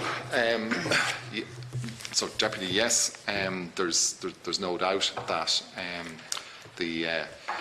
Any agency who's providing a social service business and has social workers are definitely in competition with us for social workers. And undoubtedly some social workers, more than any of the rest of us, may choose to work in that kind of area rather than with TUSLA. Do we know what we're paying an hour for that service, or is it just a package? Oh yeah, we do, and I will if we get absolutely. What we're given an agency. Yes. Yeah. Well, we would have procured an arrangement, so we will. And other than this 5 Rivers people, is there any other sort of subcontracting out, or what other agency, what other private companies are we using? Okay, so a feature of, I suppose, the last 10 years is that care for children has grown past what the agency was able to meet in the past, and there was also a lot of services run down either because they weren't fit for purpose or they couldn't meet the demand. So we spend around 100 million per annum on procured services for private residential and private foster care. We spend about 80 million per annum. So 100 million for private? 80 million for private residential and about 20 million for private foster care. Now, well, I have a total figure of about 750 million. We also provide, to grant to voluntary agencies. We work with over 700 voluntary agencies. We pay in excess of 150 million to those agencies across a range of care, from supports that are into schools for school completion programs, which are programs, 25 million in there to support kids who are at risk of leaving school, to domestic violence and the area in there, across to about 20 million into family resource centres, all of which are aimed at supporting kids who are at risk or are vulnerable or who may come into our care. The question was, are we using any other reason? Obviously voluntary agencies and family resource centres we're giving money to, but other than 5 Rivers, is there any state money going to a private provider of services other than 5 Rivers? Yes, so there's the private residential, the 100 million that I called out there in terms of private residential services being 80 million. Is that 80 million? So you mentioned there earlier when the chair was asking you, there's 250 children in private arrangements. That's the cost. Yeah, and I think, maybe I misinterpreted, but I think what you were saying was sometimes you're better off keeping them where they are because the focus is the stability of the child. Yeah. So who's getting the cheque? Is it the people keeping the child? Like, I think it's something like money's not the top thing, it's care of the child, which is a good thing, obviously. So I take in the so people asking for extra money to keep particular children because they know you're stuck is really where I'm getting at. Yeah, and I think our approach to that has been we pay around 300,000 per placement, so per child placement, a residential placement per annum. For how long? Yeah. Sorry, for a year. A year? 300,000? So it's 300,000 per annum, yes. Per child? 6,000 a week, yeah, per child. Yeah. So that's not. Sell a few of mine.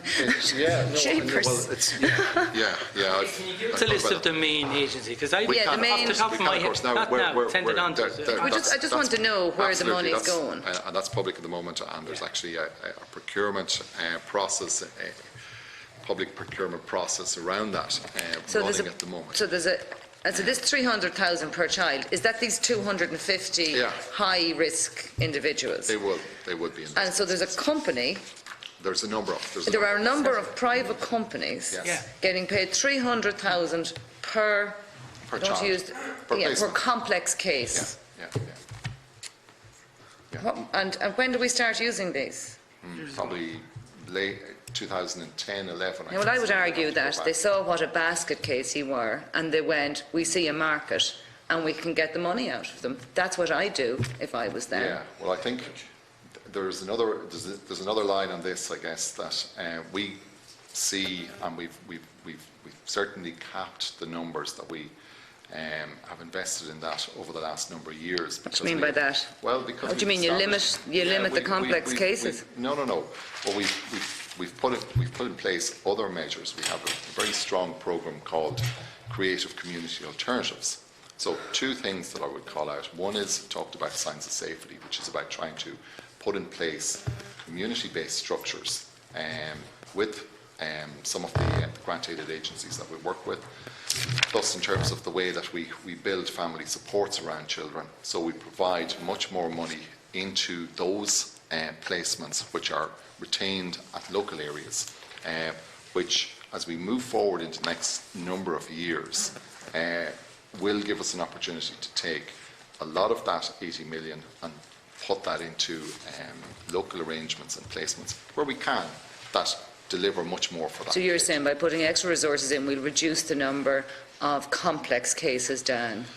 So therefore we won't need as many of these. I suppose and it's not a simple sort of binary kind of piece. The idea being that with a combination of more resources going into at-risk kids at a much earlier stage in their lives, should have better outcomes. Don't end up with those complex needs. We have over 50% of the kids in those placements are 15 and 16 years and upwards. So they are high needs,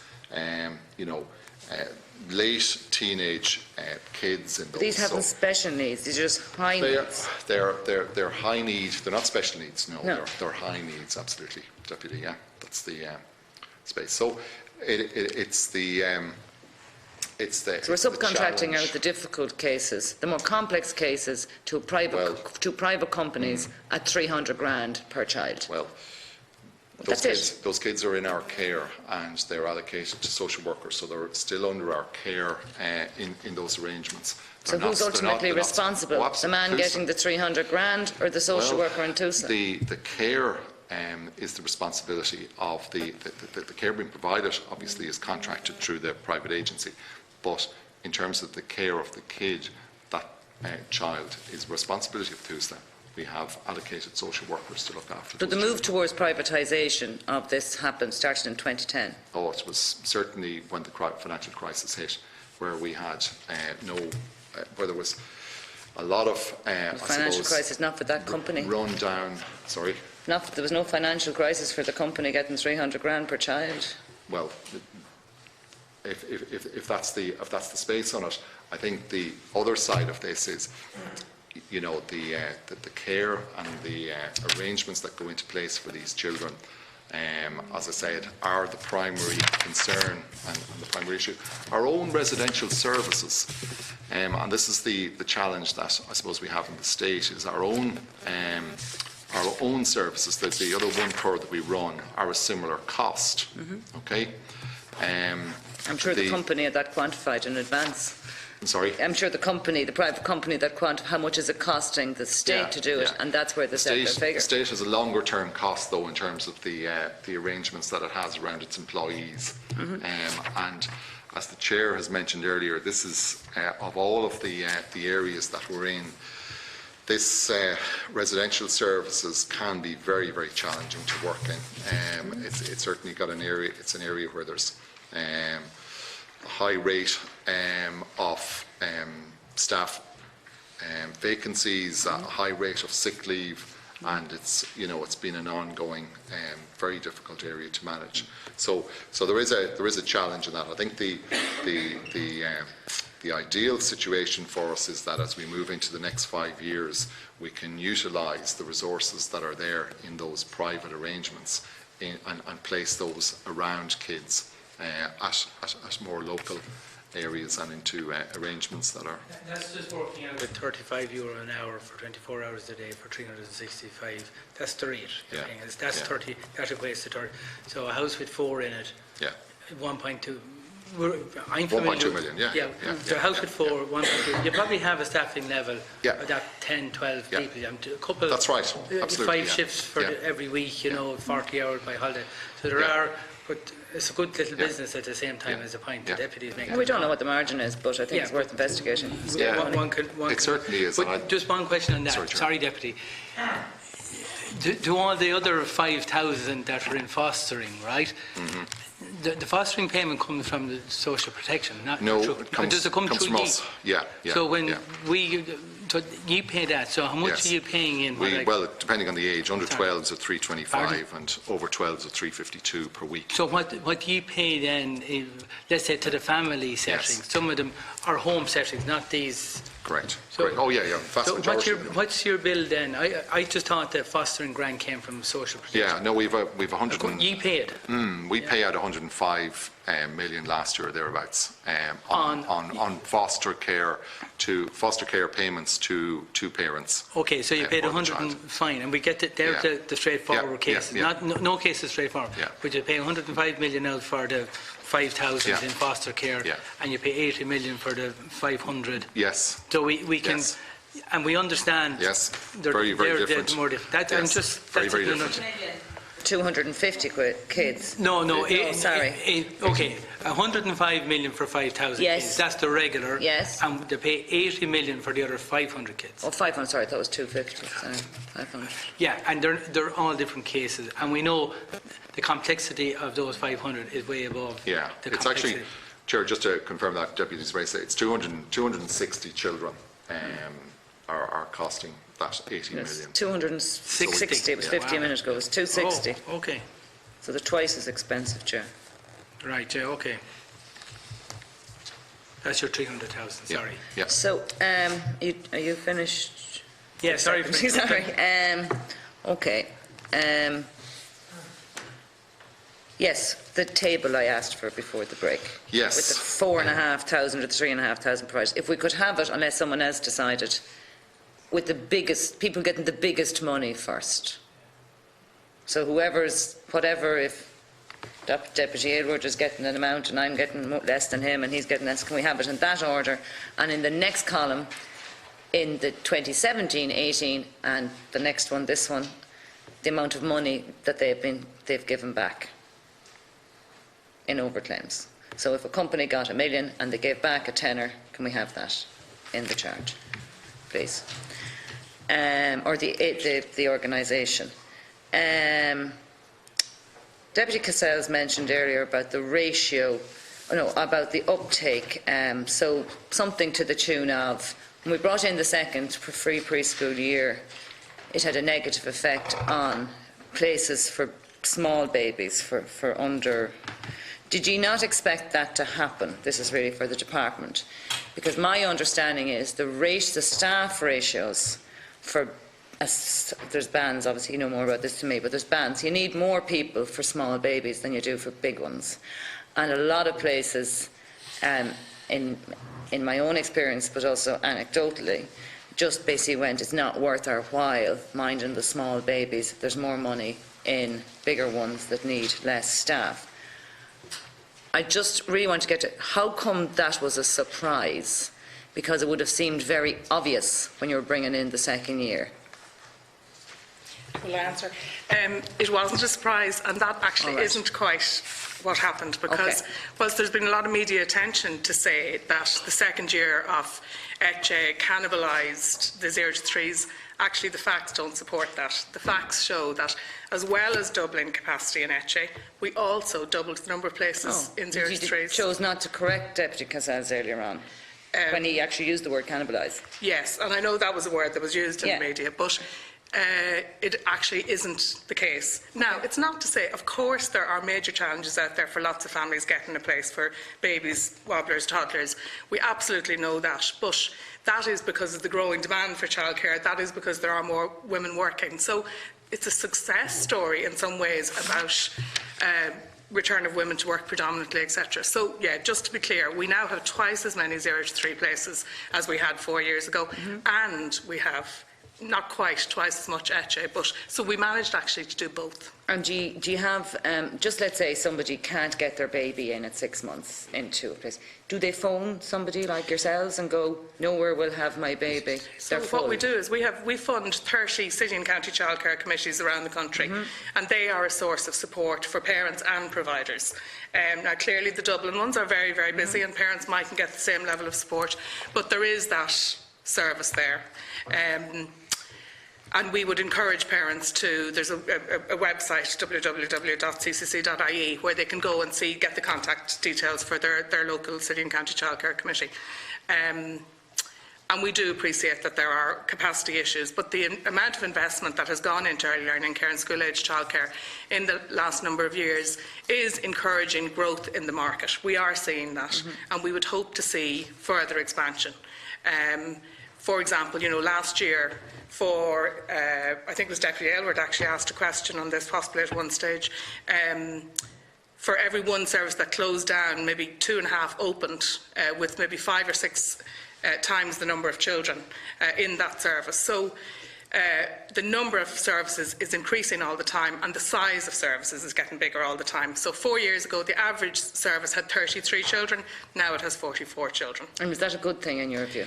Well, it's a good thing. I would think it's not a good thing to have institutionalised care of children. Don't have a great history of that in this state. So I think lots of parents choose a smaller service for their children, but it's good that there's more access for parents. There's still not enough, but it's good that there's more access than there was.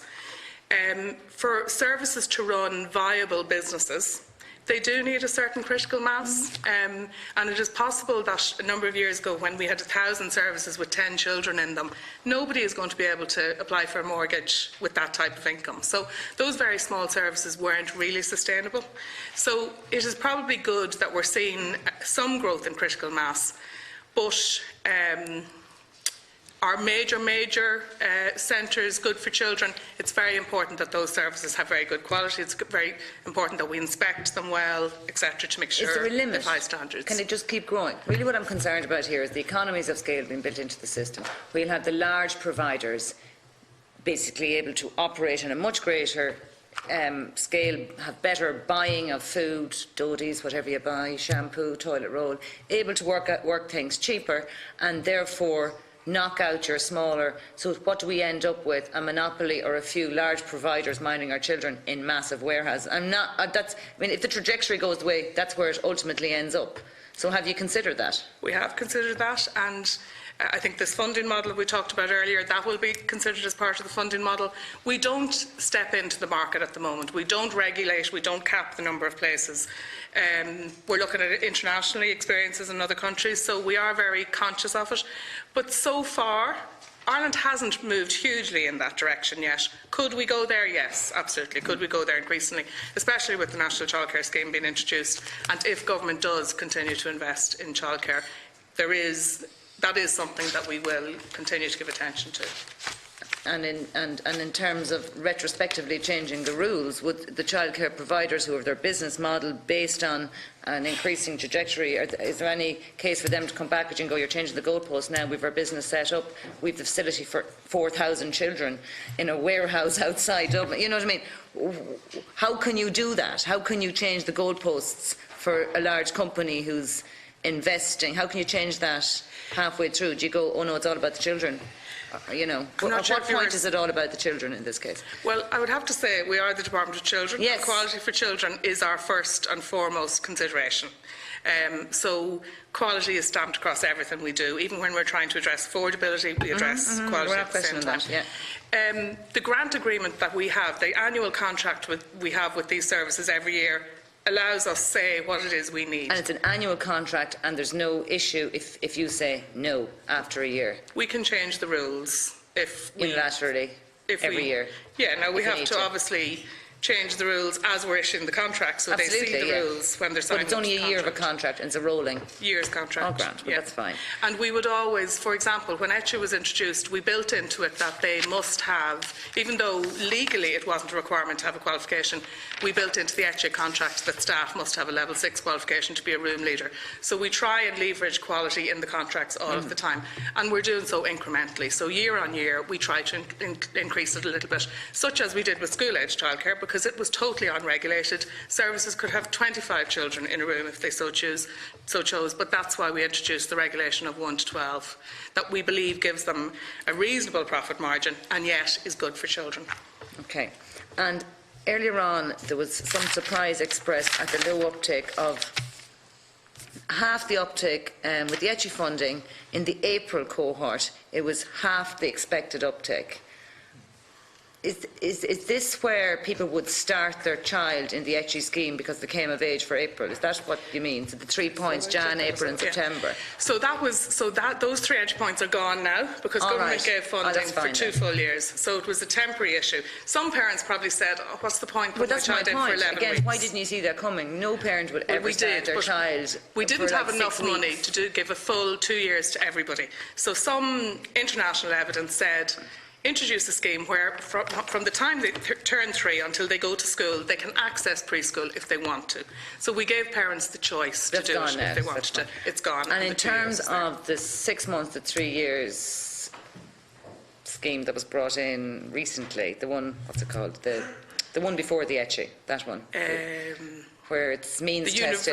What's it called again? The target scheme, is it? Is it the CCS? I think CCS. So it's there were 2 components. There was the universal component. And it's the universal, which I think values at 1080 per child per year is how it nets down. 1040 per child per year. Yeah. So, have you any figures to show how many of that cohort are in that scheme? So the amount of children that exist in Ireland between 6 months and 3 years. My understanding is many creches just stopped, didn't take your child on that scheme, especially in Dublin. No, we have the numbers, and at the moment, there are 31,425 children registered on that and getting the €1,040 a year towards their childcare. And what's the total amount of kids in Ireland? Well, the total amount of children in childcare is it's a relatively small number. So is it? I suppose my point is has that washed out too, in terms of are parents getting? Yeah, you know you don't get it; you get it off your bill. Yeah, but is that still going on? Where childcare providers are going, we don't need you if you need that money, or similar to that. Look, is that going think on? When you have, over 3,000 services signed up to something like this, you will always have services who'll say, no, not going to do it. Yeah. So there are some. But the fact that we have 31,000 shows that there is good take-up of it, and it is being used. Okay. And finally, TUSLA. Maybe this is not for today, and maybe it's for the Children's Committee. But in terms of, and tell me to stop if it's not for today.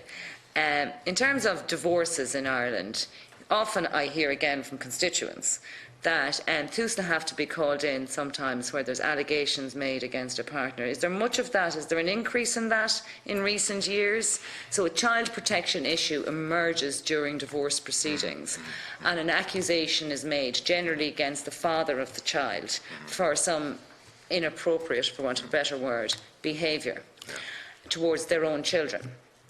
And I know this is a very sensitive issue, so I will tread sensitively here.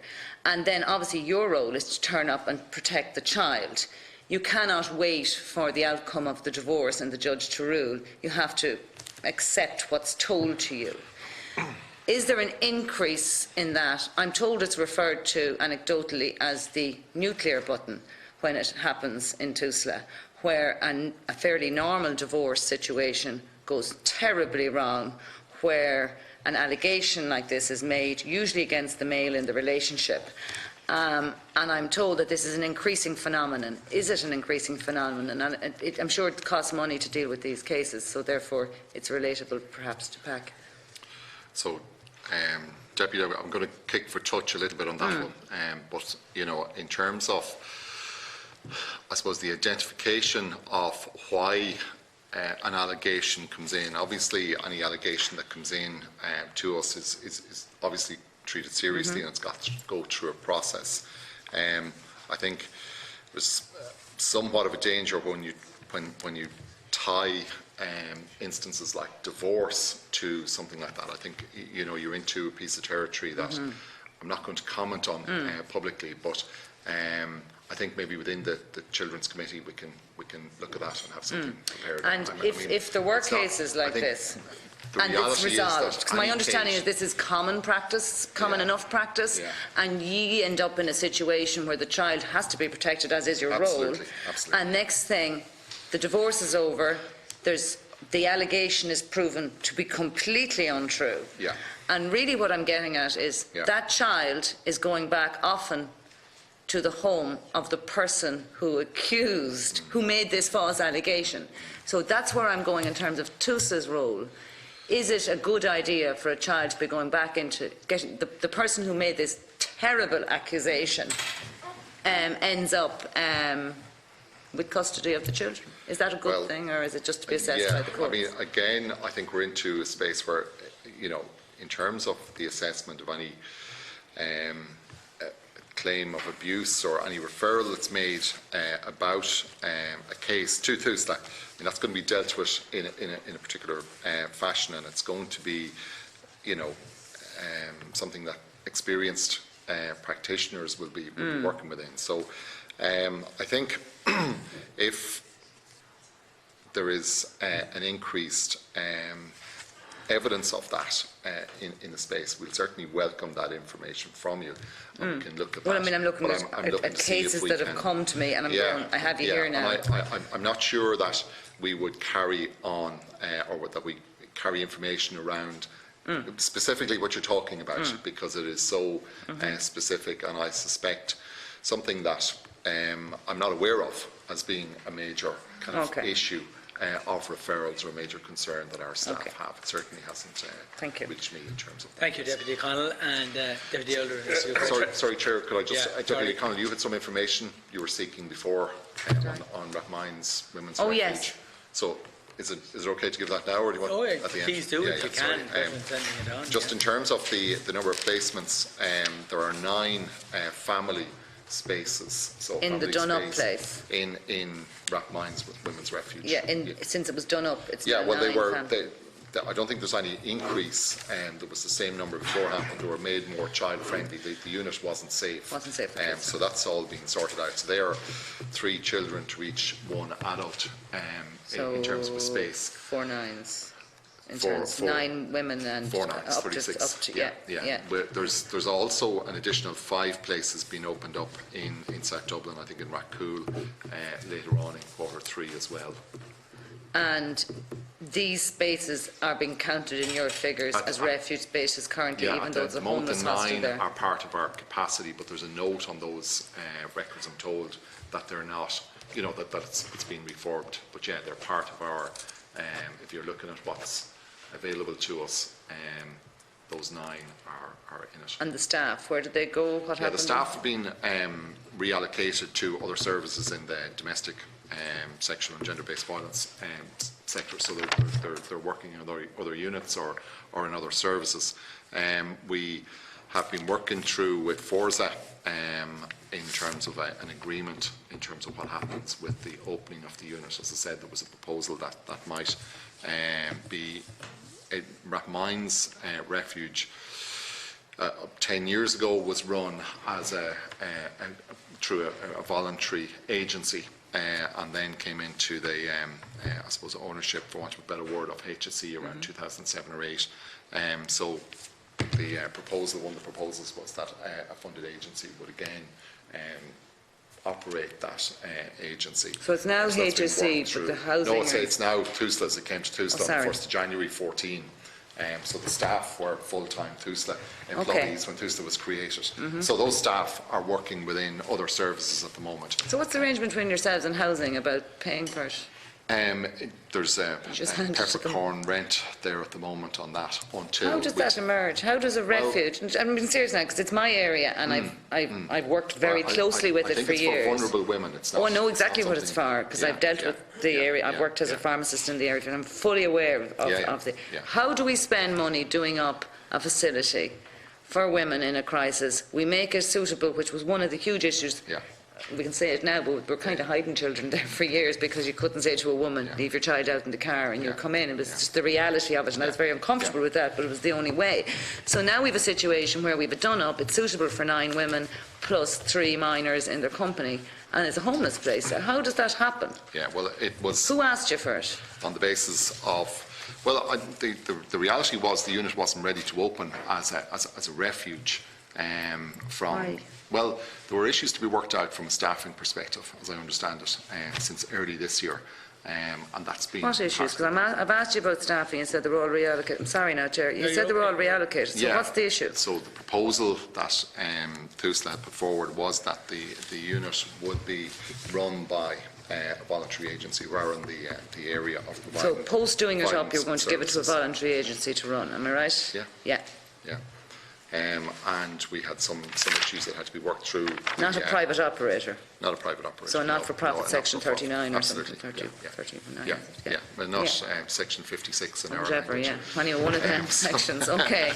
Not yourselves anyway, but not Five Rivers either. No. So we had some... we had some challenges around that from some of the existing staff. And those issues had to be worked out. Well, that's kind of where I was going before the break, and you avoided it nicely, and now we're into it. So what issues did you have with staff? They didn't want to change their terms of contract. Why would they? But that's what we have to work out. And then, so because you couldn't sort it out, you gave it to housing for homeless people? Well, no. We wanted to make sure that the unit was used. So how does that happen? How does that conversation happen? Well, if we can't... I mean, the last thing we want is a strike. And the unit doesn't open because people... the unit's not open for the purpose it's the unit, done. but it's... Yeah, no, I take that point. But the unit, we plan to open it in Q3, and that's what we're working towards, yeah. And how's that chat about the voluntary agency and the staff going? Well, now that they've been reallocated, they're hardly going to come back.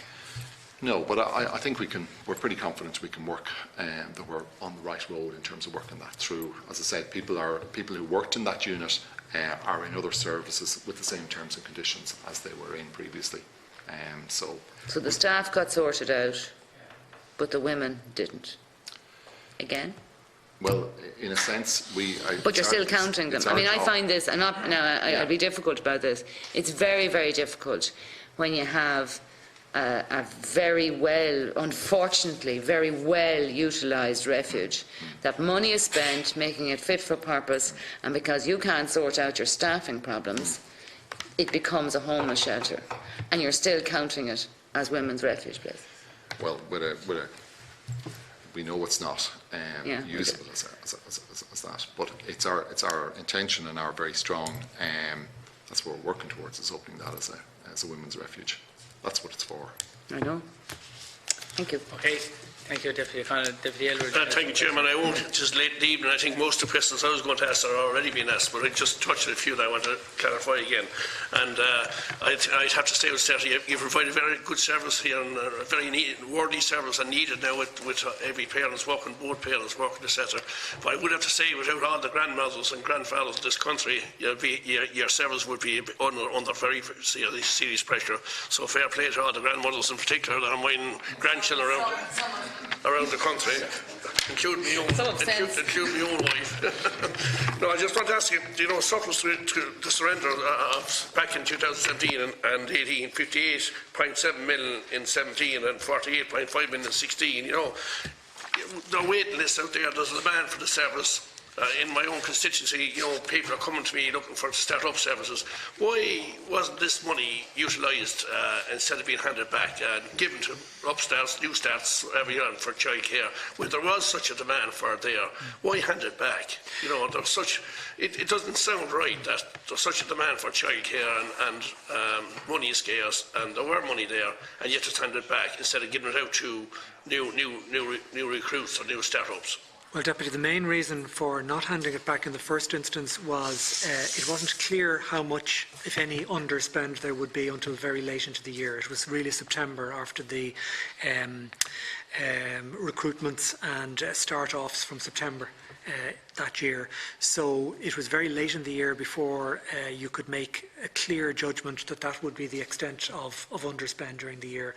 Secondly, it's not that a case... That doesn't sound, that you have to wait until the end of the year before you know that you'll have 40 or 50 million left over. That doesn't sound right. Well, the reason for that is the nature of the childcare schemes. The new entry point is September each year. So that's the critical point at which you can judge what you're going to need. And our estimate of money requirements was on the basis of the full year, taking account of the fact that the new term, so to speak, starts in September. So that was why we were in that difficult situation. But in addition to that then, it's not a case of just simply being allowed to spend the money on something else. Money, particularly of that magnitude, would normally have to be surrendered to the Department of Public Expenditure and Reform, and the government would have to make a decision on alternative spending rather than us simply saying, oh, well, we'll spend it somewhere else within the TUSLA or within the Department of Children and Youth Affairs vote, even though it may be the case that we could identify particular areas where it could be spent. And what's the situation now, 18-19, or the present situation? In 18 and 19, have we had any surrenders this year? No. In 18, in fact, we had a small supplementary that we required at the end of 18, and the reason for that was because essentially the early years component moved upwards and achieved its targets, and the same will have happened in 2019. So we actually ended up with the requirement for a small supplementary at the end of. And is there funding available for new startups now? I mean, you know, everyone there's such a demand, and are there still monies available? Well, we have money in the base now for the current year and for our plans for the current year, and obviously for 2020 there will be the normal estimates process during which we will make a pitch for funding for 2020 and beyond. But it is important to say that we have utilised the money in full, both for 2018 and will do so in 2019. Okay, so that sounds good. Just control over early years child care programme. I was just looking through the report here that on public verification checks indicate that 14% of contracts are non-compliant. 14% out of 320 million, which was before roughly 45 million. Does this imply that there was risk and value for money? You know, why is that there? Non-compliant, what does that mean? Non-compliant essentially means, and when it's major non-compliant, the issue is where services have failed to count in full detail and reflect in full detail the attendances. Is that money correct, 45 million? That money, we have updated our estimates for a number of years, and this morning I was describing what was actually happening in terms of overclaims and so on. So we have significantly updated figures, and I was explaining this morning as well how for earlier, I was here. Yes, sorry. For earlier years there was a question of rules and specificity of those rules to determine whether or not the money was actually repayable or not, and then for later years when we specified more clearly in the rules what was required in terms of attendances. The figures that we're now working from were the ones that I talked about this morning, the 937,000 for 2018 and the 4.7 million for 2018. Will that money be recovered? Yes. It can be got back? It can be got back either by way of recoupment through subsequent reduction, or through a requirement not to make the payment in the first place, because some of the compliance visits would have identified the problem before the money was actually being paid. So of the 14% or 45 million, much of that will be recovered? Well, we've moved on, I think, from that from that figure at this stage, and these are the ones that we would work off now. Now, would they falsify, like just asked earlier on? No, I don't believe it was falsification. When they pay, the checking of, someone supposed to have a child for 8 hours a day and maybe only have it for 2 hours, but they're getting paid for 8 hours. I'm not going over the same ground as Sure. No, I appreciate that. But how do you stop that? Have you spot checks? How do you control it? We can stop is it still happening out there? No, we can stop it now because we have much better systems in place. We have the PIP system in place, and we also have, we're moving to the NCS, the National Childcare Scheme, which is attendance based. It's based on subsidies for a specific child for a specific period during the year. So we can greatly reduce and hopefully stop. Without inspection? Well, there will still be inspections, there will still be spot checks, there will still be compliance visits and so on.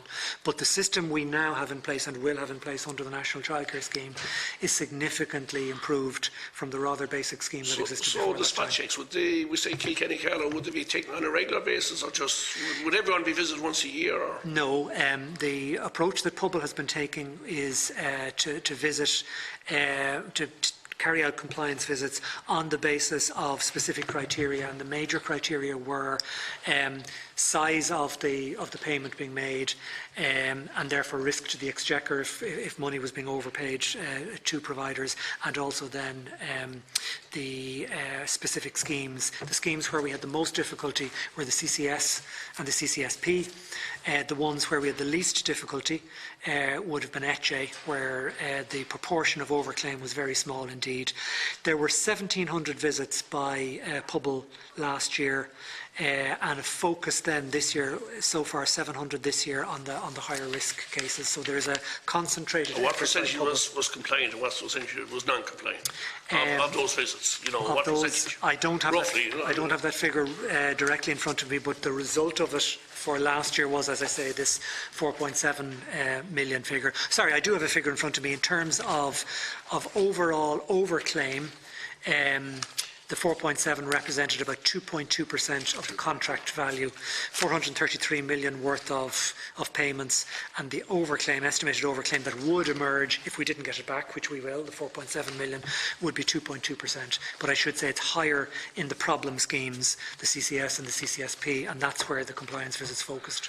And just to follow up on what my colleague said, is the policy to go for bigger creches or smaller creches? You know, in rural areas, the smaller creches, 10, 15, 20s. Or is the policy, what is the general policy? Do you go for bigger creches where there's 40, 50s or more? Or do you like smaller creches at 10, 15? And what is the best policy? What is I might ask Ms McNally, because she was dealing with it before, to deal with that. So I have to say the approach that we take is very much to respect parental choice, and we know that in Ireland there are parents who want to have choices.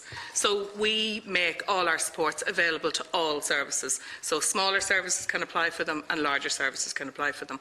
I should also say, in relation to what is the average, the average? The average size at the moment is 44. 44, that's the average size. That's the average size. That's large, yeah. I should also say that we're talking a lot today about centre-based childcare, but clearly for parents, a lot of parents choose to use childminders, and childminders have been a very unregulated profession to date. We're planning, the Minister is considering an action plan at the moment to really look at how we can support childminders to become registered so that they can access the National Childcare Scheme as well, and again improve access, improve affordability, improve quality. You mean they come regulated in, like everyone else? Yes, but we're looking at how we could regulate them in a manner that we support them, etc., that it's not a burden on them, that we do it in an incremental way, and that there's something in it for them as well, that we're giving them quality supports, etc. So that's acknowledging that a lot of parents will choose small ratios for their children, the consistency of relationship, etc., small numbers. Now, another complaint I get from teachers is that, because of the 2-year preschool, that a lot of creches have gone for this because the money is in that, and that's where the most money. So it's excluding, we say, the 0-6, the young baby up to that age, and that seems to be becoming a problem that the providers moving towards the preschool because it's better money and better paid, and that the other babies are being left out of the system, and they're finding it hard to get places. We could have an opinion on that. So certainly ECHE provides stable income for families. They know in September that they're going to, for providers, stable income. They know in September that they're going to have 38 weeks of income from the department. They know exactly what they're going to get paid. If they sign up whatever number of children at the beginning of the year, they broadly know they'll have those children to the end of the year. But there's drawbacks to it as well, in that we only give 38 weeks funding. We don't give them funding over the summer. So whilst, again, media coverage has said ECHE is extremely attractive and the other isn't, there's a little bit of a question mark about that as well. Certainly, what I mentioned to the Deputy earlier on, in 2014 we had 13,000 places for under 3s. In 17-18 we had 31,433. So that is, that's the cold hard data on the fact that yes, there are some services absolutely that have closed their baby rooms and wobble rooms, etc., and are focusing on ECHE.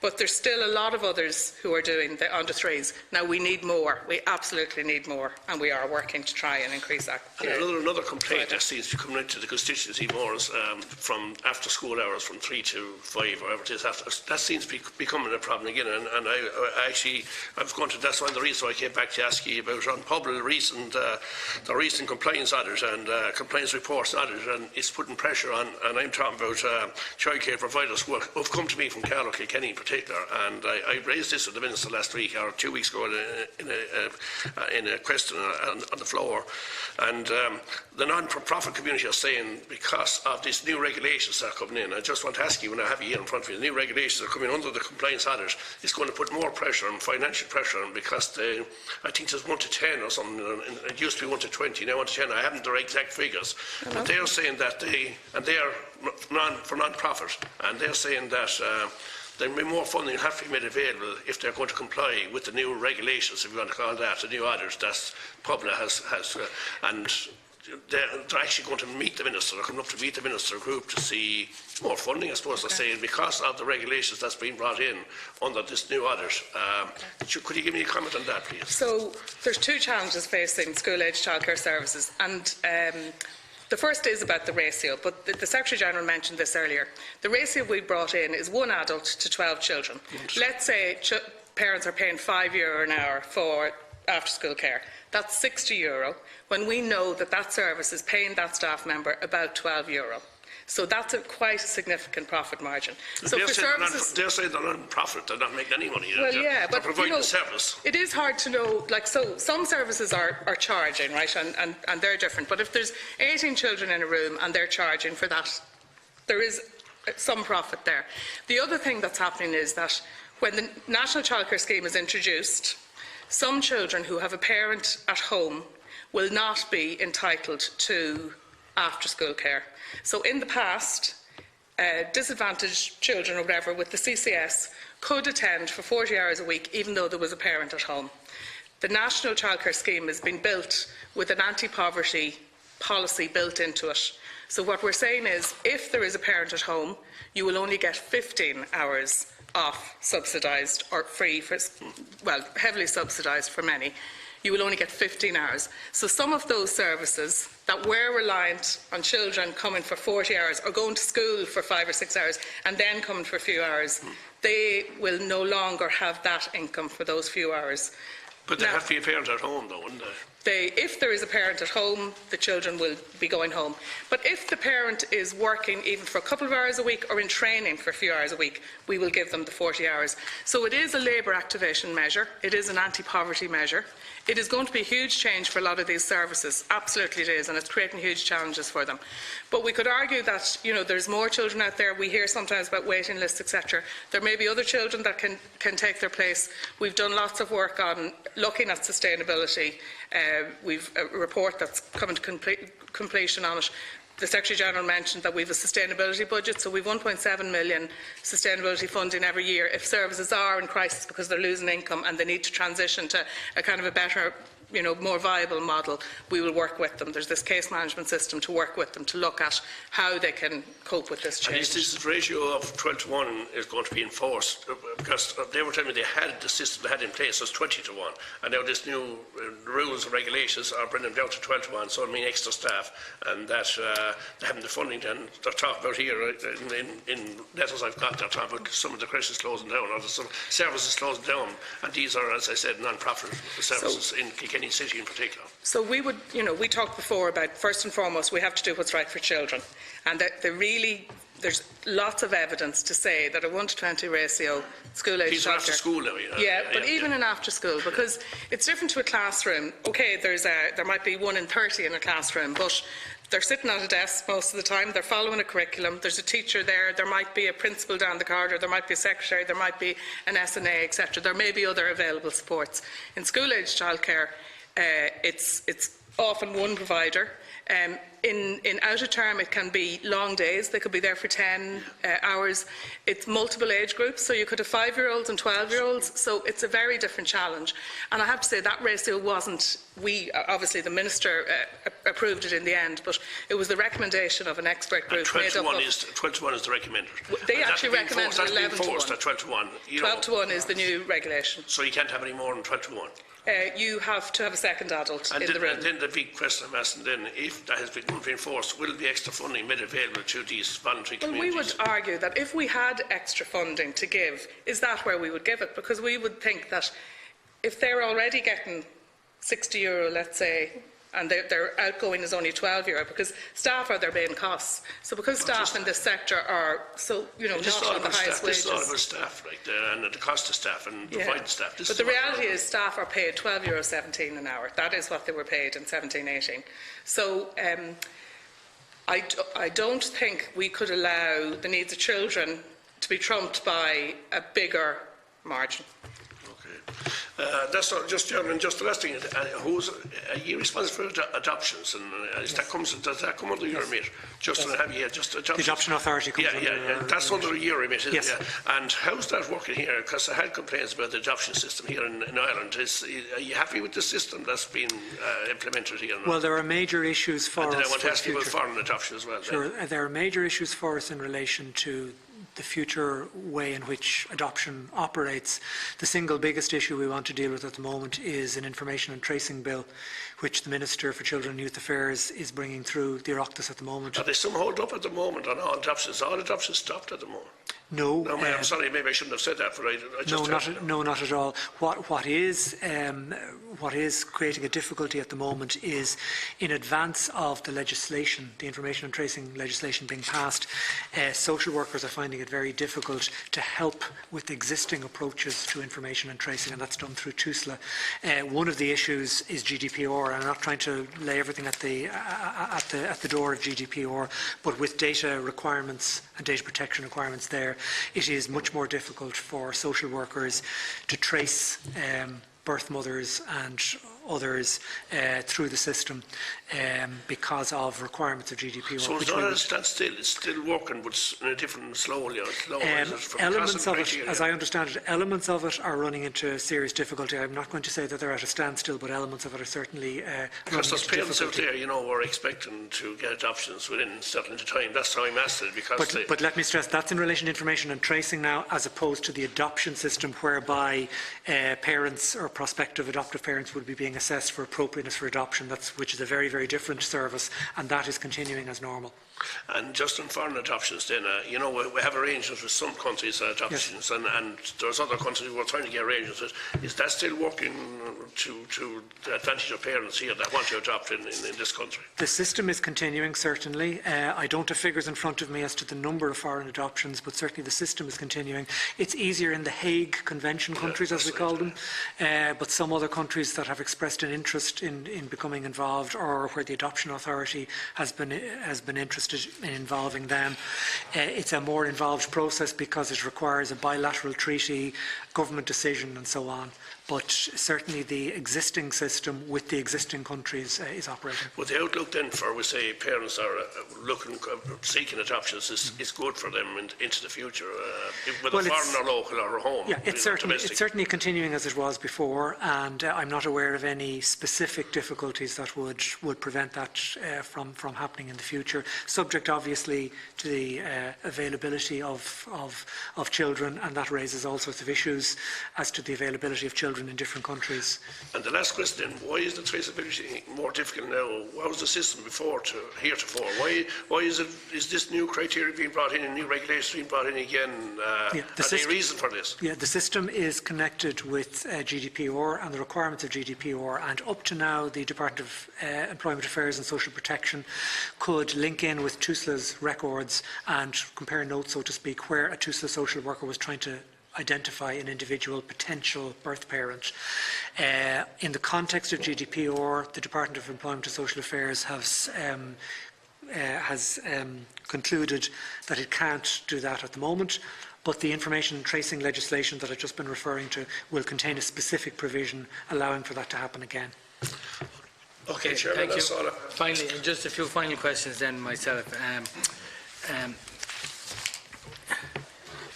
In relation to, I just want to bring up one topic that I'm sure you'll be familiar with. The TUSLA probably is Family Resource Centres, which deals with funds. That's yourself. Okay. Question is, I just have an impression that their location around the country is a hit-and-miss job. Like I'm told, some counties have a lot, and equivalent-sized county with equivalent population is very little. Is there a logic in where they are, or did they just grow up where somebody had a good idea? So the family resource centres, and they historically belonged to another agency which was brought into the family support agency. Family support agency. Are they around? Sorry, I almost forget. No, they're not. They were one of the agencies that came together to form TUSLA. So the 120 or thereabouts odd family resource centres that were established for probably about 15 years previous to that, had a genesis in terms of certain need. And to be fair, TUSLA has worked with that structure. There are other agencies who fund family resource centres, so they are all separate agencies, independent agencies in their own right. What has happened over the last number of years is the SIPSI structure has been used increasingly, I guess, to define need. It takes together county councils, it takes together our own workers, it takes together the local agencies that are involved in services. So the funding of family resource centres has been increased somewhat over the last number of years, and additional services, in many cases more outreach services, are starting to be developed from those family support agencies, where they extend the service to another area of a county that's not been served yet. So that's a developing piece. I think there is an overall question for us in terms of the services that we provide, and we provide, as I said earlier, about 150 million through different strategies and different funds that provide services that are very much about child protection, but others that are about more education and other services. But again, to the family resource centre? No. The family resource centre budget comes in around the 18 million. 18 million from TUSLA itself, and then I think other local TUSLA expenditure will be about 2.7. And then, if you want me to give the other, sorry to interrupt, the other components are from childcare funding. DCYA childcare funding is about 11.9. The Department of Children and Youth Affairs childcare funding, 11.9 million goes to the family resource centres, because a number of them run childcare centres of various sorts. What I'm going to ask you to do is send down to the committee the full breakdown. The list of what's the first figure you mentioned? The first figure was 18 million for the 18 million. The 121 family resource centres, plus the one you just mentioned, the childcare funding. Put the two to see what family resource centre. We can give you a complete breakdown. There's some other elements to it as well. You're probably aware I had a parliamentary question and got a letter from your office just quite recently talking about the TUSLA, the core funding, the once-off payments, the other funding, the DYCA childcare funding. So I have a schedule on that, and it seems to add about 30. Correct. Yeah. Right. Okay, well, I seem to have it actually myself privately by way of a PQ, which I might send it to the committee for the benefit of the committee. Certainly, really, that's no problem. Yeah, I just happen to have that myself. Yeah. Obviously familiar with the request I had in. But I would like to get a list of the 121 county by county. Yeah. Because I do have an impression, and I'm here a number of years, that some county had 8 or 10 and another county had 1, and I just feel if all we're doing is just inheriting something that grew up for no strategic reason, and we're just continuing to work with it, is that the best way? If you were starting from here, you wouldn't start from here. That's all I'd say on that one. So send us the counties, and I'm sure you're acutely aware of the point I'm coming at. All right. I mean, it's a resource allocation question. For services. So and on that schedule I got by way of PQ, I see a list at the bottom, new family resource centres 2018. Were the new ones set up, or? Yes. I don't know. There were originally TUSLA had 109, and a further 11 were provided for in 2018. In the last year. So how does some region in the country go about getting a new family resource centre? I think they applied to TUSLA, but Mr. Smith may want to say a little more. Yeah, as I said, I think the work that's done in the SIPCs, which is about trying to coordinate local agencies and areas to understand where the needs are increasing or have increased for services that are provided by family resource centres. So, for instance, I think increasingly the demand around the commuter belt, has shown that it's the area where the population of children has increased hugely in the last 20 years. And to a very large extent it's where we see an increasing demand for services, and the kind of services that are delivered through family resource centres, which are about much more providing or assisting in the providing of supports to children who aren't in the care of the state, but are maybe trying to help kids who are in a more vulnerable perspective with other agencies. It's getting some agencies like the family resource centres to help coordinate those kind of services. So increasingly we find demands from the SIPCs and studies being done in particular areas to identify where there's a need for family resource centres. So we get those requests increasingly, and they are really the basis for where new monies go to creating new family resource centres. So it's been mentioned to me that some of the older ones would have had probably the core funding cut, during the difficult financial times. Yes, yeah. And they may not have had it fully restored yet. Yeah, that's correct. Whereas the new agency, the new family resource centres that are coming in are probably, they would feel relative to the ones that are struggling all the years. Yeah. They're getting better set up because they're new.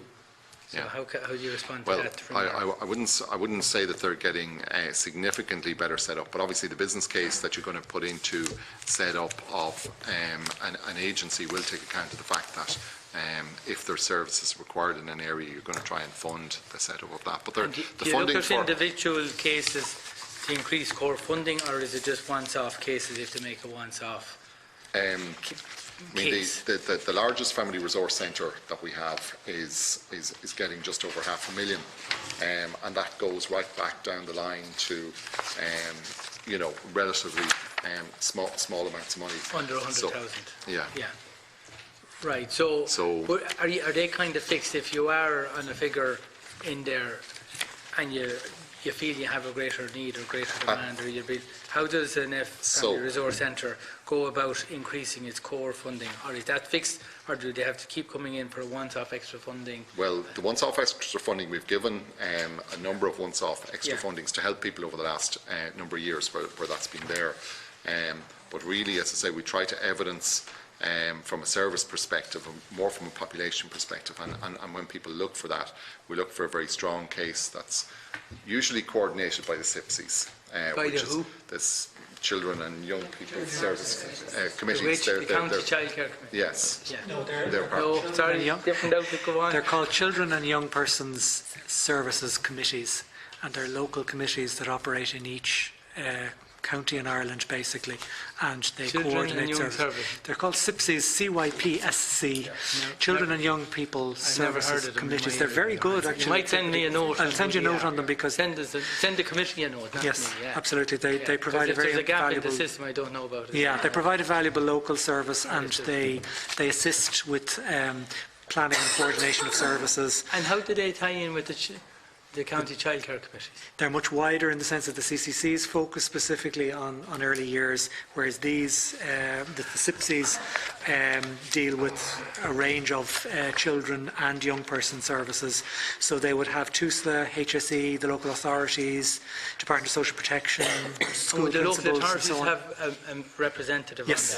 on that? Okay, well then I should know that. Yeah. Okay, because I did notice, just looking at your annual report for the department, there was literally bamboozled at all the different groups and different committees for this and different projects for that. Like I lost track after about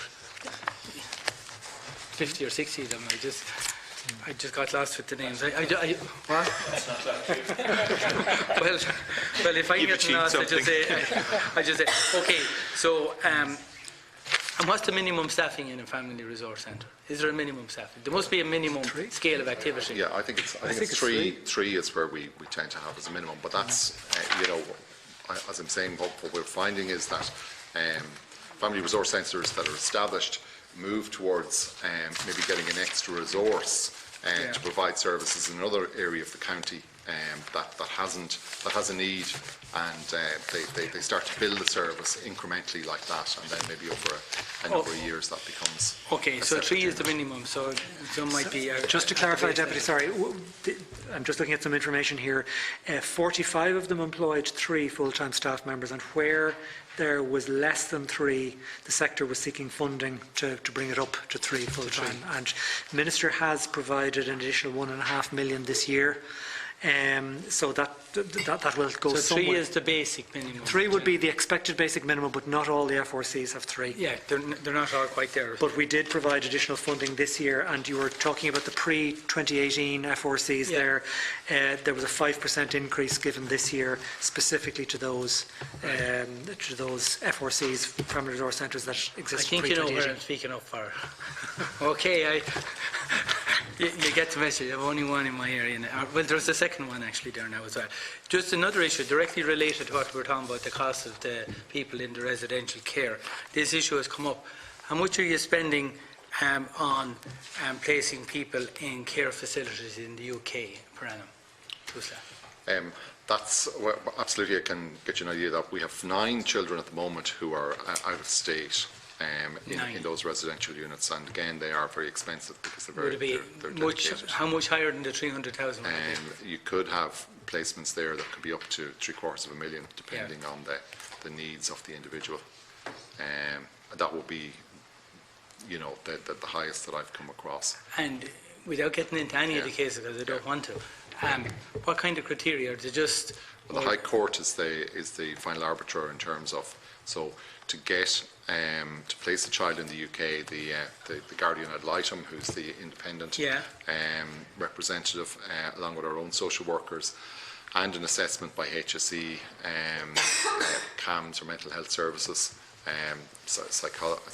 psychiatrists will be required there. So it's a decision made by the High Court to place the kid in those placements. So it's not a decision that TUSLA moves somebody. So they really moved on court order then? Well, pretty much. Where the service, I mean, they're moved on the basis that the services aren't available for the child in Ireland. My obvious question: why don't we?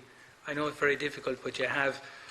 Yeah, but there've been issues about the place in the UK recently. No, well, my question is, you've contracted a lot of it out, right? I'm sure the agency that does it in England, why not have a facility in Ireland instead of, because it's far more traumatic telling a 15-year-old you're being sent to England for 2 years. That in itself is a... It's certainly something that... Have you looked at... I know it's complicated, I know it's expensive.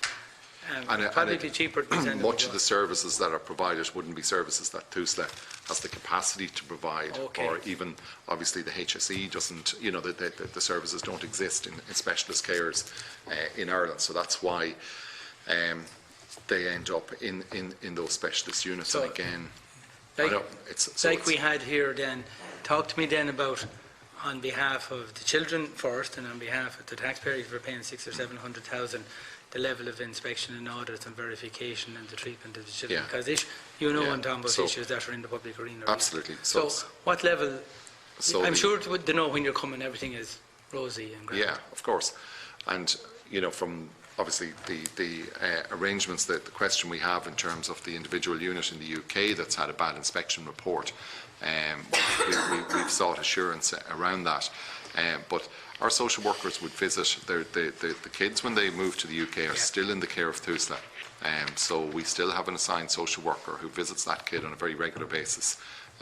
And the objective of arrangements like that, because they're a step up again on the specialist care we were talking about earlier on. So the expectation is that the term of the placement shouldn't be more than a year. For that child, and so it's approximately 5 million a year if you've 9 or 6. Well, or 5 million. No, all of the kids wouldn't be at $750,000. Or they would not be there for the full year in all cases. Okay, so right. So, and tell me then, just so we understand this,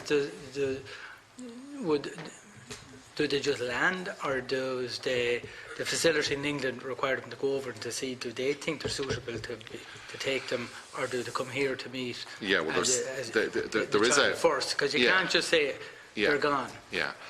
Just talk to me about how the child is deemed suitable from both sides, the company. Yeah, well, as I said, there is an assessment made by CAMS, or the psychiatry services here, because a lot of them are mental health facilities or areas that are about kids with very, very severe issues to deal with.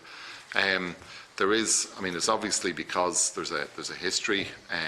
You know, these units are known and have been used in the past, so there's an experience with social workers and with GALs in terms of the facility, so they know the people who are there. So as I understand it, there is an engagement or an induction or a space where those kids obviously understand, but I can get you something very clear on that, because without being close to that service, I'm not going to don't get into any specific details. Then just two last issues. Okay, dealt with that. I suppose it's more a public issue. Have you changed? There were issues in the past of where the Gardaí felt there were credible reports of issues of concern to children where they were in foster care, family foster care, and maybe there's other children belonging to the family there. How urgently do you triage those cases now? Because I'm not going to get into that. You probably know the type of cases I'm talking about. That the Gardaí said there was credible reports. Tusla were accused of leaving the child there in the facility for a long period of time, causing difficulty. I'm not even going into whether they're legal cases or compensation. More interested in the child and not the money. And so I guess we could look at... Did you learn from it? And the specific cases we're talking about are cases that are horrific cases in terms of the outcomes for the children and the young people involved in that. I suppose without saying, Tusla, since it was established, has invested very heavily in foster care support and foster care arrangements.